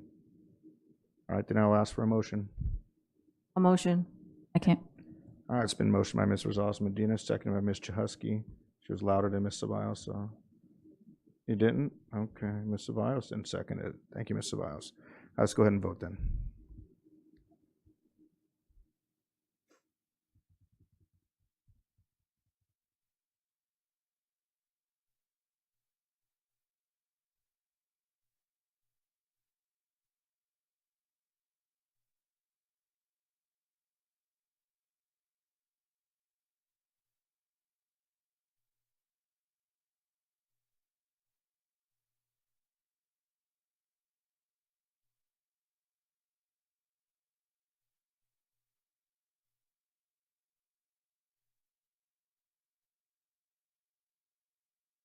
All right, motion carries. So board policy 5125 has been revised and updated. We will move on to 10.0, board member comments, and I will remind my colleagues to keep it succinct, 5 minutes, please, or less, and we will start with Mary Ellen, then work to my left. Myself? Is it me? Did he call me? Yes? All right. Well, Ms. Grande, yes, that's you. Oh, God, thank you. I was just really excited last week. I went to way too many events. I'm exhausted, but it was very exciting. Let's see, there was the one at the Water District that we all went to. It was just amazing, incredible. Marilyn Carnegie did not show. I was very sad about that. I was looking forward to seeing her. Just great, wonderful people, and the art by the students was just great. I wish I had a big checkbook. But there was that one, and then there was the Buckyball, which Ms. Chahusky and I just took over the whole place. We were just great as a team there, and she told her story, I told my story, and I think we were talking like at the same time anyway. It went over really well and got lots of attention, and I think someone called us Batman and Robin. We were a really good duo that night, so it was just delightful. And then this morning just like took the cake. I'll just have the ladies tell you more about that because I'm just really going downhill here right now. But but I was just walking through when did we go to the WA? Did we go together? Yesterday, that's right. That was an amazing experience. I think I was getting a little emotional because the alternate was not happy she didn't get picked, and I hated anybody to feel like they're not winning. And then I was really sad to see on the way out the Wawa building that our pictures are still not up there. After 6 months of the election, none of the new board members' pictures are on the wall, and our dear Dr. Flores's picture is still there. Mine's still on there? I just want to make sure. I don't think so. I know. Oh, well, in that Right. case, we better make sure we Yeah, do well, that. I don't know who's in charge of that. I think mentioned Corinne, and she told me, oh, yeah, well, I've been real busy, but that was 5 months ago. Trin, So not maybe Corinne. perhaps we could check to see, not Katrin, Karina, communications, a photographer told me that, so no, not our Katrin, no. But if maybe you could find out whose responsibility that is. Do they just mail the photos to the principal and the secretary does it? Are we getting all new big frames? That's what's taking so long? They're handmade by wood, koa in Hawaii? I don't know. There, that's it, the end. I'm tired. Thank you, Ms. Grande. Ms. Ceballos? Thank you so much. So I'll make this brief as I can. I had requested information about the backlog on the assessments, and I did see the Friday update, not this one, but the prior one, where it did state that there was a backlog on the ECATs. I do remember that there's been a backlog for quite a while, if I'm not mistaken. And so maybe if we can get more additional information in terms of how many students are backlogged, and kind of like what's the plan and what's taking so long and getting those caught up. More specific information on that would be appreciated, please. And then I don't think I've gotten, and maybe you're still working on it, so if you are, just disregard my comment now, but I had asked about information regarding our mental health services. So this is not a request for special education. Special education has their ARMS department who services and provides mental health support to their students in special education, but I'm more specifically asking outside of special education, our general education population. We have the SWITS department who has the HEART team, and we do have contracts outside of them with Victor Community Services and I don't know, maybe a few others, but I've gotten word back that those contractors, when students are referred out to them, they ask for Medi-Cal. And so I just want to make sure that students and families aren't being denied services through these contractors because they don't have medical insurance. How are we, if that is the case, how are we supporting them within the district for them to be able to have access to mental health support, essentially? And again, that kind of ties to the idea of having centers at the different school sites. Again, I'm really glad that we're having this 12.7 item on the agenda for the Welcoming Resource Center. But again, that's going to be a central location. I'm looking for what specifically at the school sites do we have to offer for students around these areas, social, emotional, mental health. And I think that is all I had for tonight. Thank you. Thank you, Ms. Ceballos, with lots of time to spare. Mr. Husky. Hey, so lots of great stuff has been happening. We had a Safe Routes Walk at E. Neal that was one of the best that we've had. It was so well attended. The parents are dying to take it on themselves even and do some Safe Routes Walks themselves. They really appreciated it. We found there were a few issues. There was a homeless encampment on the sidewalk that with 3 dogs that forced our kids to go out into the street to get around it. So fortunately, the city was there with us and able to, look at that. In the afternoon, we did a walk audit for Sierra, looking at the dismissal time where students are both dismissal for morning and the coming in for the afternoon session.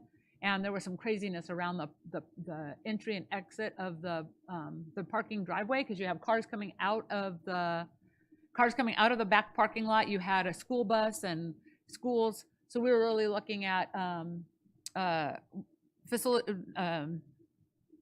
was there in facilities, and we were really looking at how might we deal with traffic pattern moving forward as they're working on Sierra, because there's some really significant issues there. I finally got to attend a DLAC meeting, and it was amazing that we had some amazing students dancing and mariachis, and I was really impressed with the parents and their concerns and their input. I got to visit Harmon. If you haven't been to Harmon, to the preschool, it is amazing. But my favorite part, they have a sensory room that, like, my little ADD self was so, like, I walked in there and I was like, oh my gosh, I'm so calm. It was, I need to have all my meetings in there because I could probably actually stay on track. I want to thank Dr. Robert Moss. We were at the SLAC meeting. I was able to attend several of the meetings this year. And the students were really well and engaged there. They were ready for their board presentation to us, which got postponed, which I'm sad because I think a couple of the presenters were seniors, so they're probably not going to get to, they'll have to pick new presenters. But I'm really looking forward to everybody hearing the work that they did this last year, because those kids did a lot of work this year. Today we went to the ICEC, ESL, and New Citizen graduation. It was so inspiring and moving. I wish everybody could see that. And the diversity of students. We had students from Russia and South America and Taiwan and China, and I mean, like all points of the globe that went through the citizenship program and the ESL program there. I'm hoping that we, as we talk about sponsorships, I know we have sponsored the LEAD conference up at Cal State with Dr. Murillo before, and I had sent an email before on this, but I'm really hoping that we can provide sponsorship for the LEAD program and get that agendized or into the consent so that we can move forward to that. We've partnered with them in the past, and it's always really informative and helpful for the community in learning. Congratulations and kudos, and I would like to honor our education support professionals and classified staff as we move forward, and they're honored their week next week and their day today, but they're important every day. And to that end, school safety, I talk about the safe routes to school, but school safety, welcoming, campuses that feel safe to students and staff is something that's really important and a priority to me. So I'm hoping that we can continue to keep that on our agenda and our forefront and really think about how we can coordinate or even make our program stronger around safe schools, safe routes, and culture and climate. I was able to attend the Making Hope Happen Foundation Gala, which was amazing as it always was. I also went to the Link Scholarship Breakfast where one of our students got a scholarship, and our Miss Alexander became a member of that group, so it was really nice to be there to honor her. And then the last thing that evening, we went to the Buckyball, which he talked about. We went to the Buckyball because we received an award. We received the San Bernardino City Unified School District Good Egg Award from the San Bernardino County Museum, and it is the cutest little award I think I have ever seen in my entire life. And it's because of our participation and our ability to, our access of the museum with our students for field trips and our partnership with the county museum. They said we are one of their best partners, and we thank them for the opportunities that they give to our students who often don't get outside of their neighborhoods, and how the exhibits are. If you haven't been to the museum, it's not the museum when we were kids. It is fabulous. So I strongly suggest that you make a visit to go through and see it. And that concludes my report. Time to spare. Good job, Mr. Husky. And we'll move over here to Ms. Alexander. Actually, thank you. Just a couple of things. I also attended the Making Hope Happen. That was actually a very nice event. It was my first time going. Really enjoyed it. I like the fact that we had our Pathways programs there. And being able to really see a lot of just what we're doing at the schools and having the students participate was awesome, and the pride that they instilled. So kudos to, I think it's Dr. Applegate for having them come out. That was really great. In terms of Links Incorporated, I think it's important also to mention that we were able to give out $50,000 worth of scholarships. So thank you, San Bernardino City Unified, for the contribution. Really appreciate that. And many of the students attend schools within the city of San Bernardino, but it was impacted students throughout the county of San Bernardino and Riverside. So we made a significant impact. I know we've been supporting the scholarship breakfast for quite some time. It was the 45th year. And Mickey's mom is a charter member. Yes. In addition to that, I attended a late start meeting yesterday, and I just wanted to make sure that, because there was a lot of dialogue around the concerns related to the late start, and I'm not sure what we're going to do with the information that was captured, but I think it's important if we can come back and share, what's been discussed and to address some of the concerns, particularly not only for the parents that were vocal, but also the CSO representatives that were here today, just to make sure that they've been heard and that we've addressed those concerns, because they seem pretty impactful. And I'm really concerned about just the health of our CSO workers that were here and what they discussed, most importantly, related to not only the situations that they're involved in, protecting the students and the staff, but themselves. And then when they highlight the fact with their lunch being impacted and what does that mean for their overall mental wellness, that's pretty important. So if we can come back with something as it relates to how we're going to address that, particularly late start, and then also just the CSO representatives that expressed their concerns.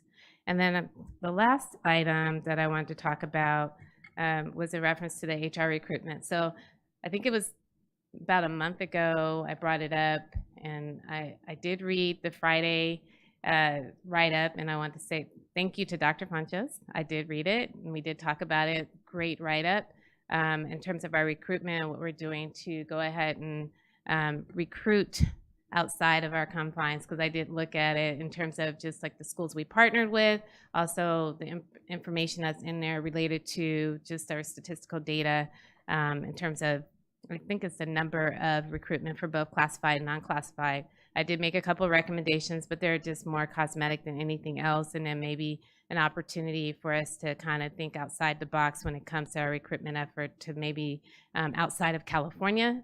And then I think there was just one other area that I wanted to highlight. We have a number of employees that retired last week. So it was about 100. And I think it would be important for everyone to understand, the community to understand what we're doing to mitigate that, if any. Maybe we don't, but it's just, the material is definitely good. It's just a matter of how do we get the message out there, and that's it. Thank you, Ms. Alexander. Ms. Rosales Medina. Wanted to say early happy graduation to everyone, and I'm really excited to attend the graduations in the next few weeks. So it's happy graduation. Thank you, Ms. Rosales Medina, and I'll try not to go too long. Some of this was information I was hoping to report out at the last meeting, but I didn't have it, and I wanted to be very specific about it. So just want to congratulate our Chavez and percussion drum lines, both earned gold medals, winning their championship divisions. That happened down in Fullerton. It also capped off an undefeated season for them, which is amazing. Hopefully we can have them come perform for us before a meeting.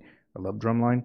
Also important, Paul Locke was inducted in the Winter Guard Association Southern California Hall of Fame for his many years of hard work and excellence. Well done, Mr. Locke, and thank you for all you've done for our children.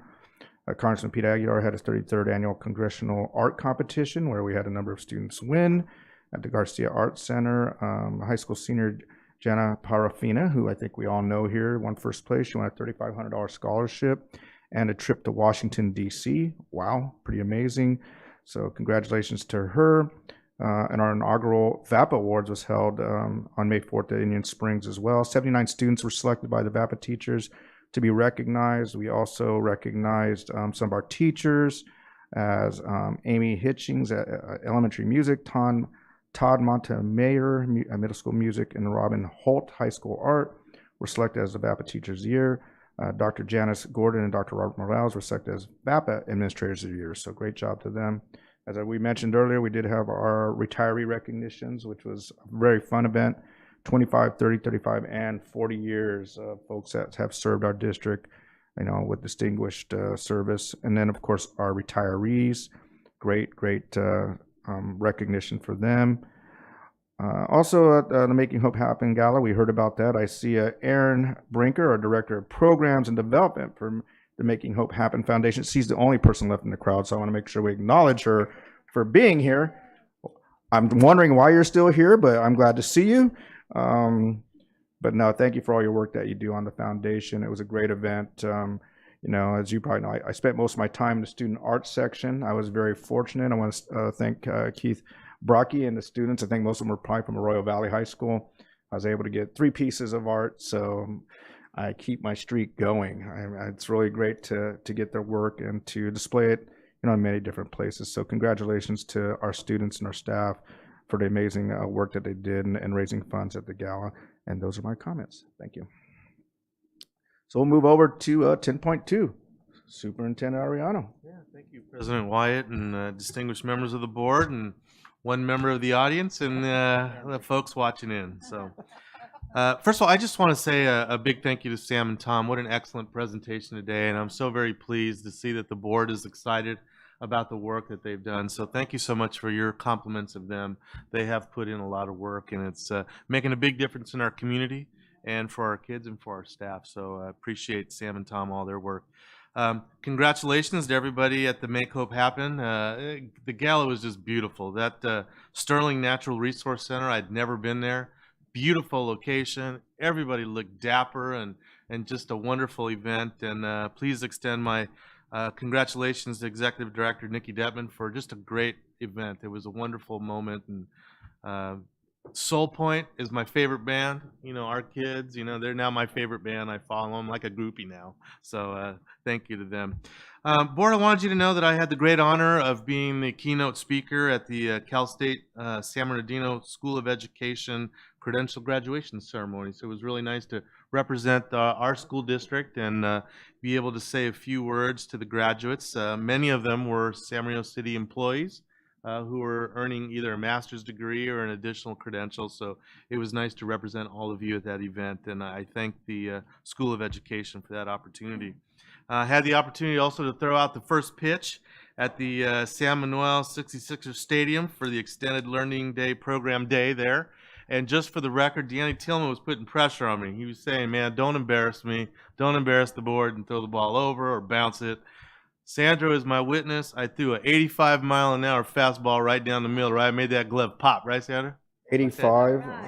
Sorry, 85 maybe it or was 8 55. Maybe it was 55. All right. Maybe I 'Cause I know embellished, but, Katrin bulleted one in there but last I year wanted herself, Danny so Tillman to know I did 80. not embarrass the board, man. I represented well. So I also want to thank everybody that was involved in our employee appreciation recognition. That was such a nice event. That was my first experience run through it. And what a beautiful moment to celebrate all our employees that have been here 40, 30, 25, our retirees. So, you know, communications department, the ladies in my office, our explorers from our Explorer program, our printing and nutrition services. Thank you guys for putting together just a wonderful event. It says a lot about our organization. I think our employees felt seen, heard, and special on that night. So thank you everybody for putting that together.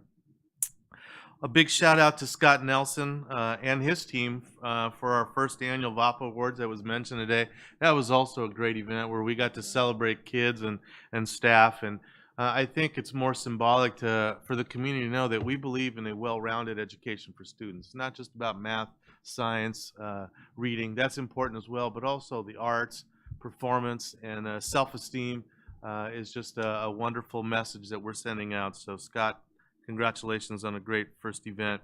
And then just a couple of shout-outs, personal shout-outs. Number one, I want to shout out to Dr. Will Greer, our director of ETSA, who today I was a witness. He was the recipient to the Children's Deserved Success Award today, put on by San Bernardino County Schools. So I was very happy to be there today and cheer him on. And then a shout out to our safety officer, Eric Vatier. We received an email from one of his neighbors. He lives, I believe, in Ranch Cucamonga, was coming home, and one of his neighbors' homes was on fire. And without hesitation, Eric ran in and pulled out 2 people from that home. And so one of his neighbors sent that email to us. And, you know, Eric I think just what a great person, great human being. And it's just a great reflection of the people that work for us here in the district. So that's all I have tonight. Thank you. Hope everybody had a great Mother's Day, by the way. So thank you, sir.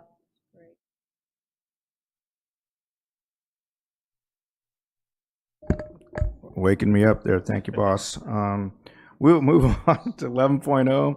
11.1, approval personnel report number 19, dated May 16, 2023, which contains actions such as hiring, retirements, resignations, promotions, and terminations. So moved. Second. I think we had to say it was as presented first, but then good job.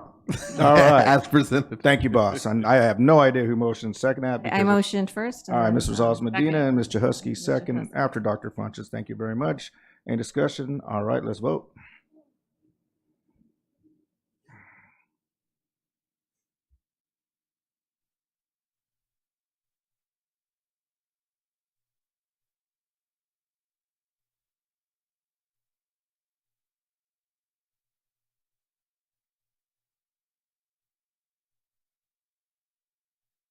Okay, motion carries. Moving on to 11.2, approval of the temporary borrowing between funds of the school district for fiscal year 2023-2024. So moved. Second. It's been moved and properly second. Any discussion? Hearing and seeing none, let's go ahead and vote.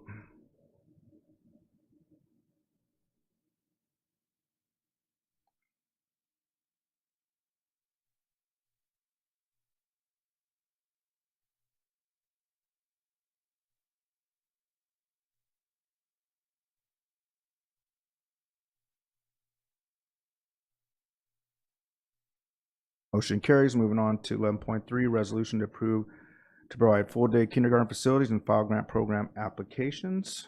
So moved. It's been moved and properly seconded by Ms. Rosales Medina and Ms. Alexander. Any discussion? All right, hearing see none, let's vote.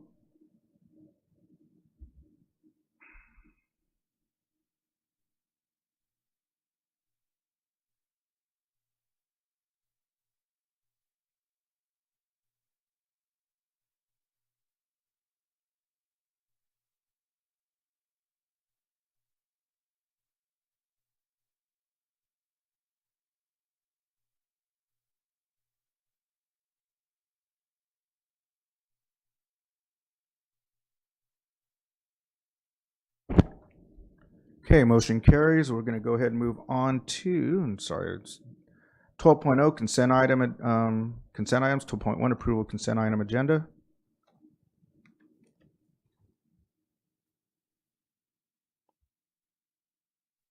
Do we go ahead and ask for which ones we approve, or do we vote on it first? Actually, we'd make a motion, a second, then we'd Yeah. have discussion.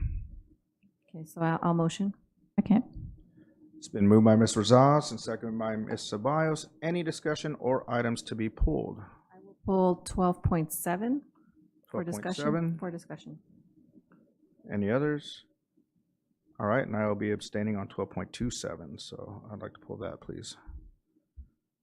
As it is a contract with San Diego County Superintendent of Schools, there is no cost to it, but I am an employee with the district. Yes, ma'am, Ms. Alexander. For 12.4, I don't think I can vote for it. Take a look. Sorry, my screen is not doing what I wanted to do. Yep, you're right. You are now a member, right? So we'll pull 12.4 for Ms. Alexander. All right. Okay, I have 12.4, 12.7, 12.27. Any other items? All right, hearing seen none, let's go ahead and vote on the consent agenda as amended.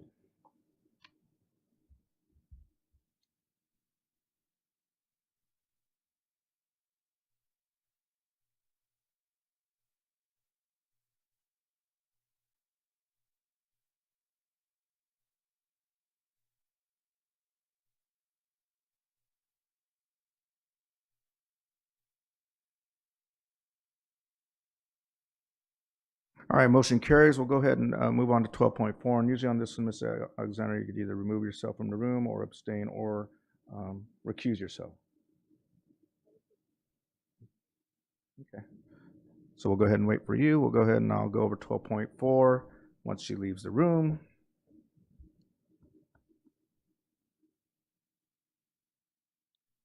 Okay, 12.4, ratification of sponsorship with San Diego Valley Chapter Links, Inc., in the amount of $1,250 for the superintendent's office. So moved. Second. It was moved by Ms. Rosales Medina, second by Ms. Ceballos. Any discussion? All right, hearing seen none, let's go ahead and vote.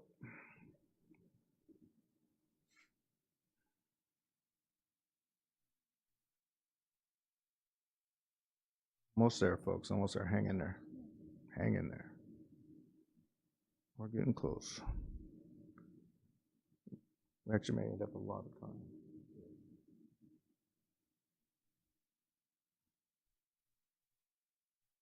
All right, motion carries. Moving on to 12.7. This one was pulled by Ms. Rosales Medina. Amendment number 2 to the leaseback contract for the Welcoming Resource Center project with structural steel in the amount of $3,868,000 with business services. I guess my issue is that I don't want to necessarily halt anything that has to do with the Welcoming Center because I know that it's a much needed process. But I do understand that, I mean, or they should understand, those that were pushing this forward without presenting for the board, is that the original plan, well, they had brought in that this will be the Welcoming Center, which is not, so the corner would be school police, and then the next door to it would be the Welcoming Center. And what I had been pushing for was it to be reversed, where the school police be in the center and the main focal point would be the Welcoming Center on the corner. As you enter the Welcoming Centers on the corner, it would be more visible. But now that we're moving forward with this already, with the Welcoming Center with getting approval for structural steel, that means they're moving forward regardless of bringing it forward to the board. So I just want to note that then my next push would be to not have anything that's in that corner, not the school police there, and maybe have something else in that corner versus having the school police department there. So I just want to kind of give my viewpoint on that. You know, since they went ahead and just moved forward with this, that now my push would be not to have the school police period at that corner location. So I will not be supporting it, but I just wanted to make, you know, my thoughts known on this matter. Thank you, Ms. Rosales Medina. Ms. Ceballos? Just so that I am able to understand, Ms. Medina, if you can elaborate a little bit more as to why you have such concerns or hesitations about the school police Just being on the corner. So for me, and I know that during that time we had a lot of community come forward, and like you're tearing down a school church, and then you're going to build a school site. I mean, a police site there. You tore down the motel, and then you're going to put the welcoming center there. So when I heard some of those comments, to me, then it made sense. Why not have the welcoming center in the corner where this previous church was at? And that it was literally, you know, as you drive by, you see the whole corner and more of a welcoming area versus having it in the center between, you know, the school police. So it made more sense. And during that time, that we did receive a lot of public comments that were against having the school police replace the church that was torn down. And just for my clarification, I know Mr. Priestley left, but do we know why that decision was made? To have it there. And that's one of the reasons why I had asked before they present this, any of the expenditures, was so that way you are able to see what are, you know, I don't want it to make it my decision. I wanted the board, the current board, to see what's going on. But since they're moving this forward, but that's a great question. I mean, that would have been something I would have wanted that the board sees. What are the plans? What are the original plans? And maybe it was something that you would be convinced that this is a great idea. We should move forward. But wasn't able to get that opportunity for the current board to look at. Since we already have the item up, I don't want to necessarily delay, so I'm in conflict with it because I wish we would have had the board see it before it was already on the agenda. Thank you, Ms. Wells. Mr. Husky? What building is facing the street? Is it the welcome? Because you've got what is that, 7th Street, and you've got East Street. They're both facing the street. So like, for instance, the theater's right here. Right. They're planning to have the welcoming center. All of that would have been great for the board to see as well.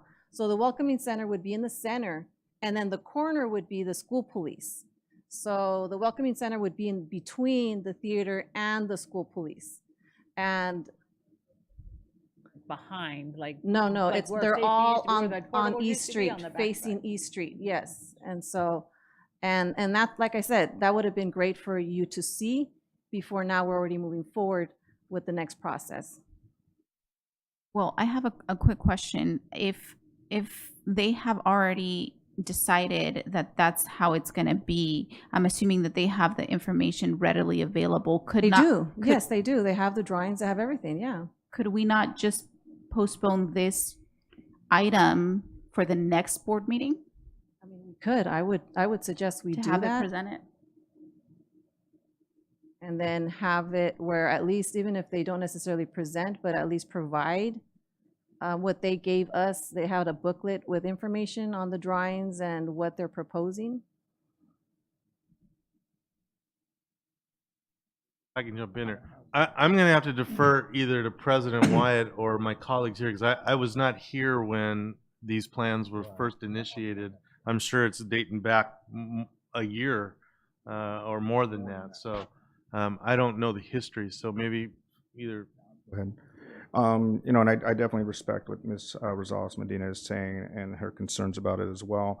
However, this particular, you know, agenda item right here on the consent agenda is for the welcoming resource center, correct? So this has nothing to do with the police department. No, but see, what the thing is that then, so I guess what I'm trying to say is that since we move forward with this, and I guess when we do speak on regards to school police, then my push would be not to have the school police on the corner.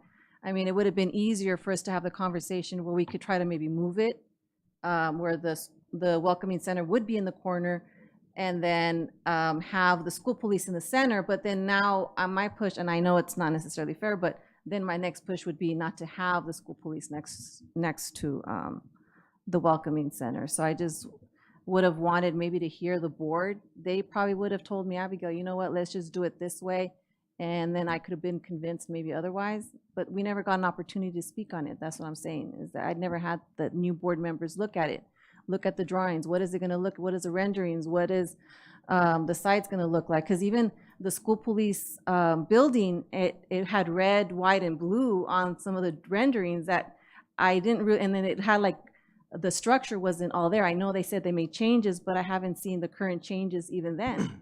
So I just wished that we had an opportunity for the board. I know Ms. Ceballos did ask that we kind of wait until the next board meeting. That way they can see what that looks like before voting for that structural part. I think we did agendize that, right? That we would have that Well, discussion. I did ask for this, Right. and that's why. But then when I saw it on the agenda, I was like, wait. I think this is separate though, correct? I want to make sure we separate the two. This is for the wellness center, not the police station. And I think I'm going to get some clarity here because I don't want to halt something that's already been designed and approved by us, because this is just an action item now on actually a lease back. It's not even on for the completion of it.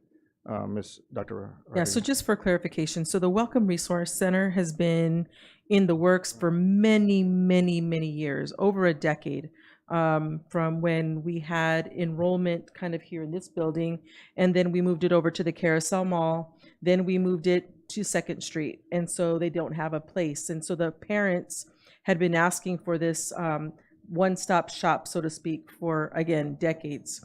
Now, from my recollection of the last conversation that we had about it, was that you were thinking about flip-flopping, right? Flip-flopping the buildings, so that the Welcome Resource Center would be on the corner, and then the school police building would be kind of in between the Sturges.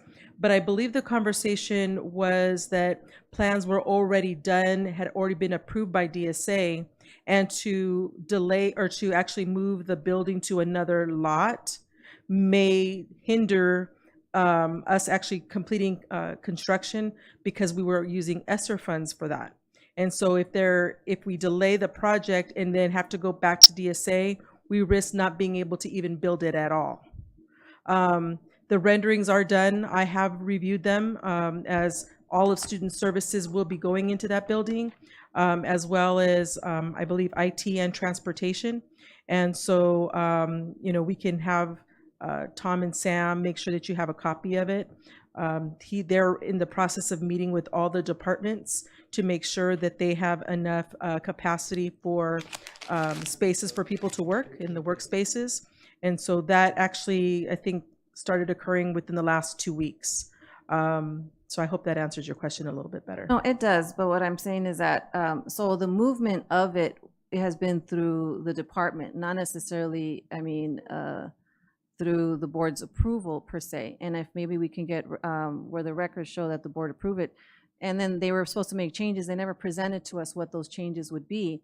And they keep moving forward without really bringing it to the board for updates. And so that was my concern. And that's what still is my concern, that they're still going to continue to do what they want to do without bringing it to the board, at least for updates. What's, okay, you made changes to the drawings. What are the changes? I think the concern was, the last time it came to the board, was that the board, the update was that they were going to add an additional floor to that building. And I think that came within the last 6 months. They came to talk to the board about adding that additional additional floor to that space. I believe the board had already approved the construction of the building, and not necessarily which departments were going to be moving in the building. So I think we'd probably have to ask for clarification as far as what was the direction of whether or not the board had to approve which departments were moving into the building versus the construction of the building and the spaces and kind of the vision for that space.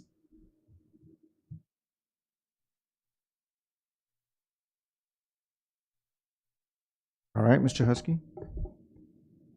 A lot of this happened probably before those of us that came on in December and January were here, but I understand that school police needs a new space. Knowing their old space, I know that we need a new space. I think my concern that Mrs. Medina brought up and that I kind of agree with is having where school police is, it's sort of the face of the district when you're coming north. That's what, instead of that beautiful welcoming resource center, welcome to our district. Right, that's what my concern too. It's facing, so I think that's what her concern is. However, if we've already gone through all of that, the DSA approval stuff, like changing it is almost impossible at this point. And so I get your frustration because like this is construction, this is structural steel. They're ready to start building by putting in the steel. I mean, this isn't just another paperwork thing, you know, it's actual construction. So I don't know how much we can change at this point. I would just ask if there is any change that there is some kind of front that doesn't look like a police department on the corner, like that has more of that welcoming student feel than, you know, or maybe find a different location for that corner. I mean, that can be another I don't know if concept. they'll be able to do that and then do construction, because I know there's a domino at this point, right? So if it's already gone to state and gone through all those processes, you can't change. We can't reverse this. No, It's already been approved. It's gone through DSA. We need orders of steel for this. This is only for the Welcoming Resource Center. We're losing scope of this action item on the agenda. We're here to vote on that only. Has nothing to do with the police station. So I recommend we vote on this, and if you want to vote no, that's great, but I recommend we take a vote at this time. All right, let's go ahead and vote.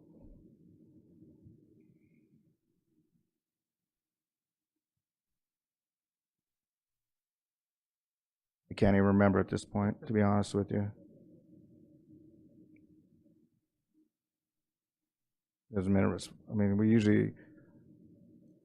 There wasn't a motion, that's why. There wasn't a motion. There was just a suggestion to move it So to we the would next have to board meeting. motion to Can vote I on also it. add something just to maybe assist with the situation? We have to order. Is that, so the idea around the police station on the corner of, I think it was like, what, 7th and E, that is an idea that still has to go through DSA. So there are really no actual plans. It is an idea. There's some renderings for that project, but that project itself has not yet, it's an unfunded project. So there's still lots of steps that need to take place. Okay, so it's not necessarily something that we can still work with then? Yes, Yeah. you Okay, still have that- opportunities to kind of massage that and look at that and see Okay. if that's the best fit. Thank you so much for But that. the yeah. move to get done now is the Welcome Resource Center. Okay. Thank you for clarifying with that piece. Thank You're you. welcome. Okay, so moved. Thank you, Dr. Rodriguez. Okay, it's been motioned by Mr. Husky, and I will second it, just in the interest of time. Any other discussion? Let's go ahead and vote.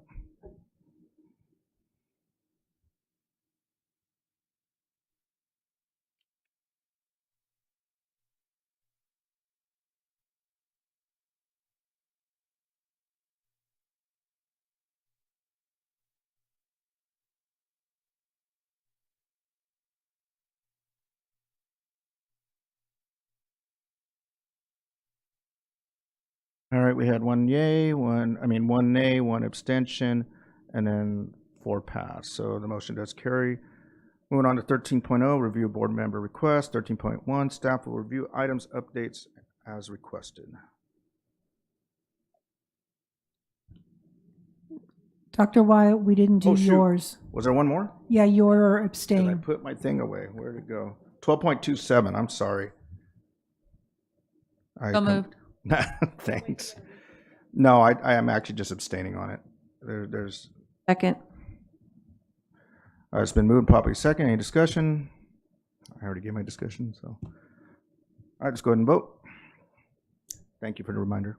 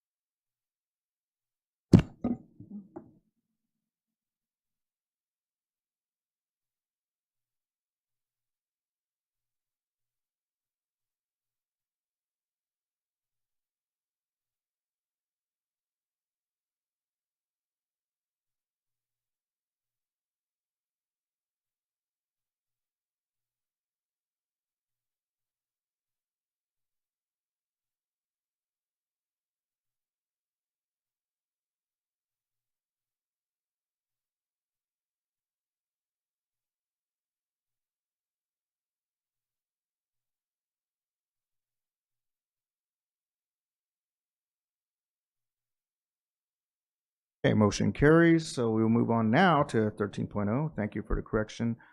Review board request 13.1. Staff will review items updates as requested.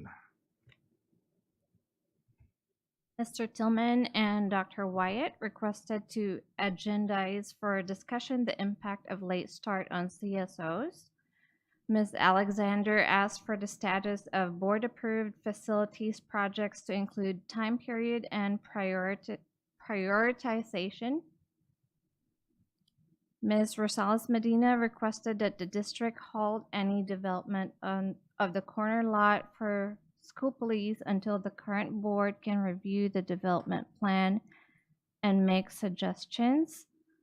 Ms. Rosales Medina requested consensus from the board to agendize presentation on the development of the school police. Ms. Grande requested again to have the new board members' photos updated at the WA building. Ms. Ceballos requested additional specific information on how many students are backlogged in ECATS. What is the reason for the backlog? What is the district's plan to address the backlog? And if I add, what has been the progress made thus far? Because this backlog, I think, has been for the last two years coming out of the pandemic or something like that, because I remember it. So how many did we have then, and how many have we completed, and kind of where are we?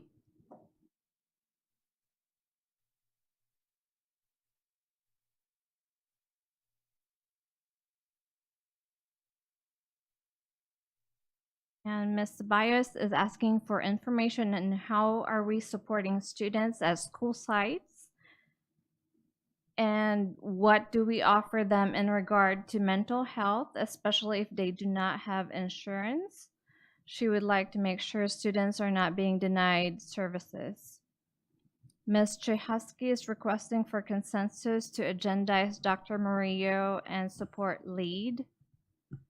And Ms. Alexander is requesting to come back and address concerns from the CSOs regarding the late start. And that is it. All righty, thank you very much. We'll move on to 14.0, 14.1 adjournment. Ms. Felicia Alexander, you had a comment on that one? I'm sorry, I did I just want miss to make something? sure we're clear about the CSOs. It's more than just late start. It was regarding what they were concerned with related to their safetiness. And right. Also, I think we did get consensus to agendize that item. I don't know if that was included on your notes. Correct. We could probably combine everybody. I think you asked for that. We're good.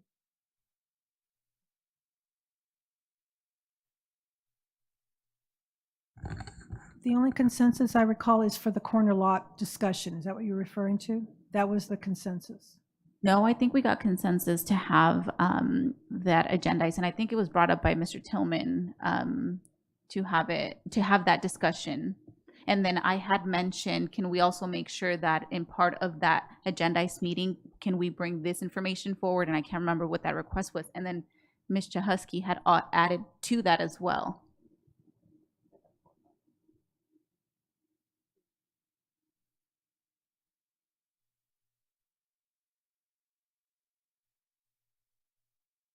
So one of the things that I had requested to bring forward when that got agendized was how are we determining the student, the ratio, the student to CSO ratio per school site. That was my additional input.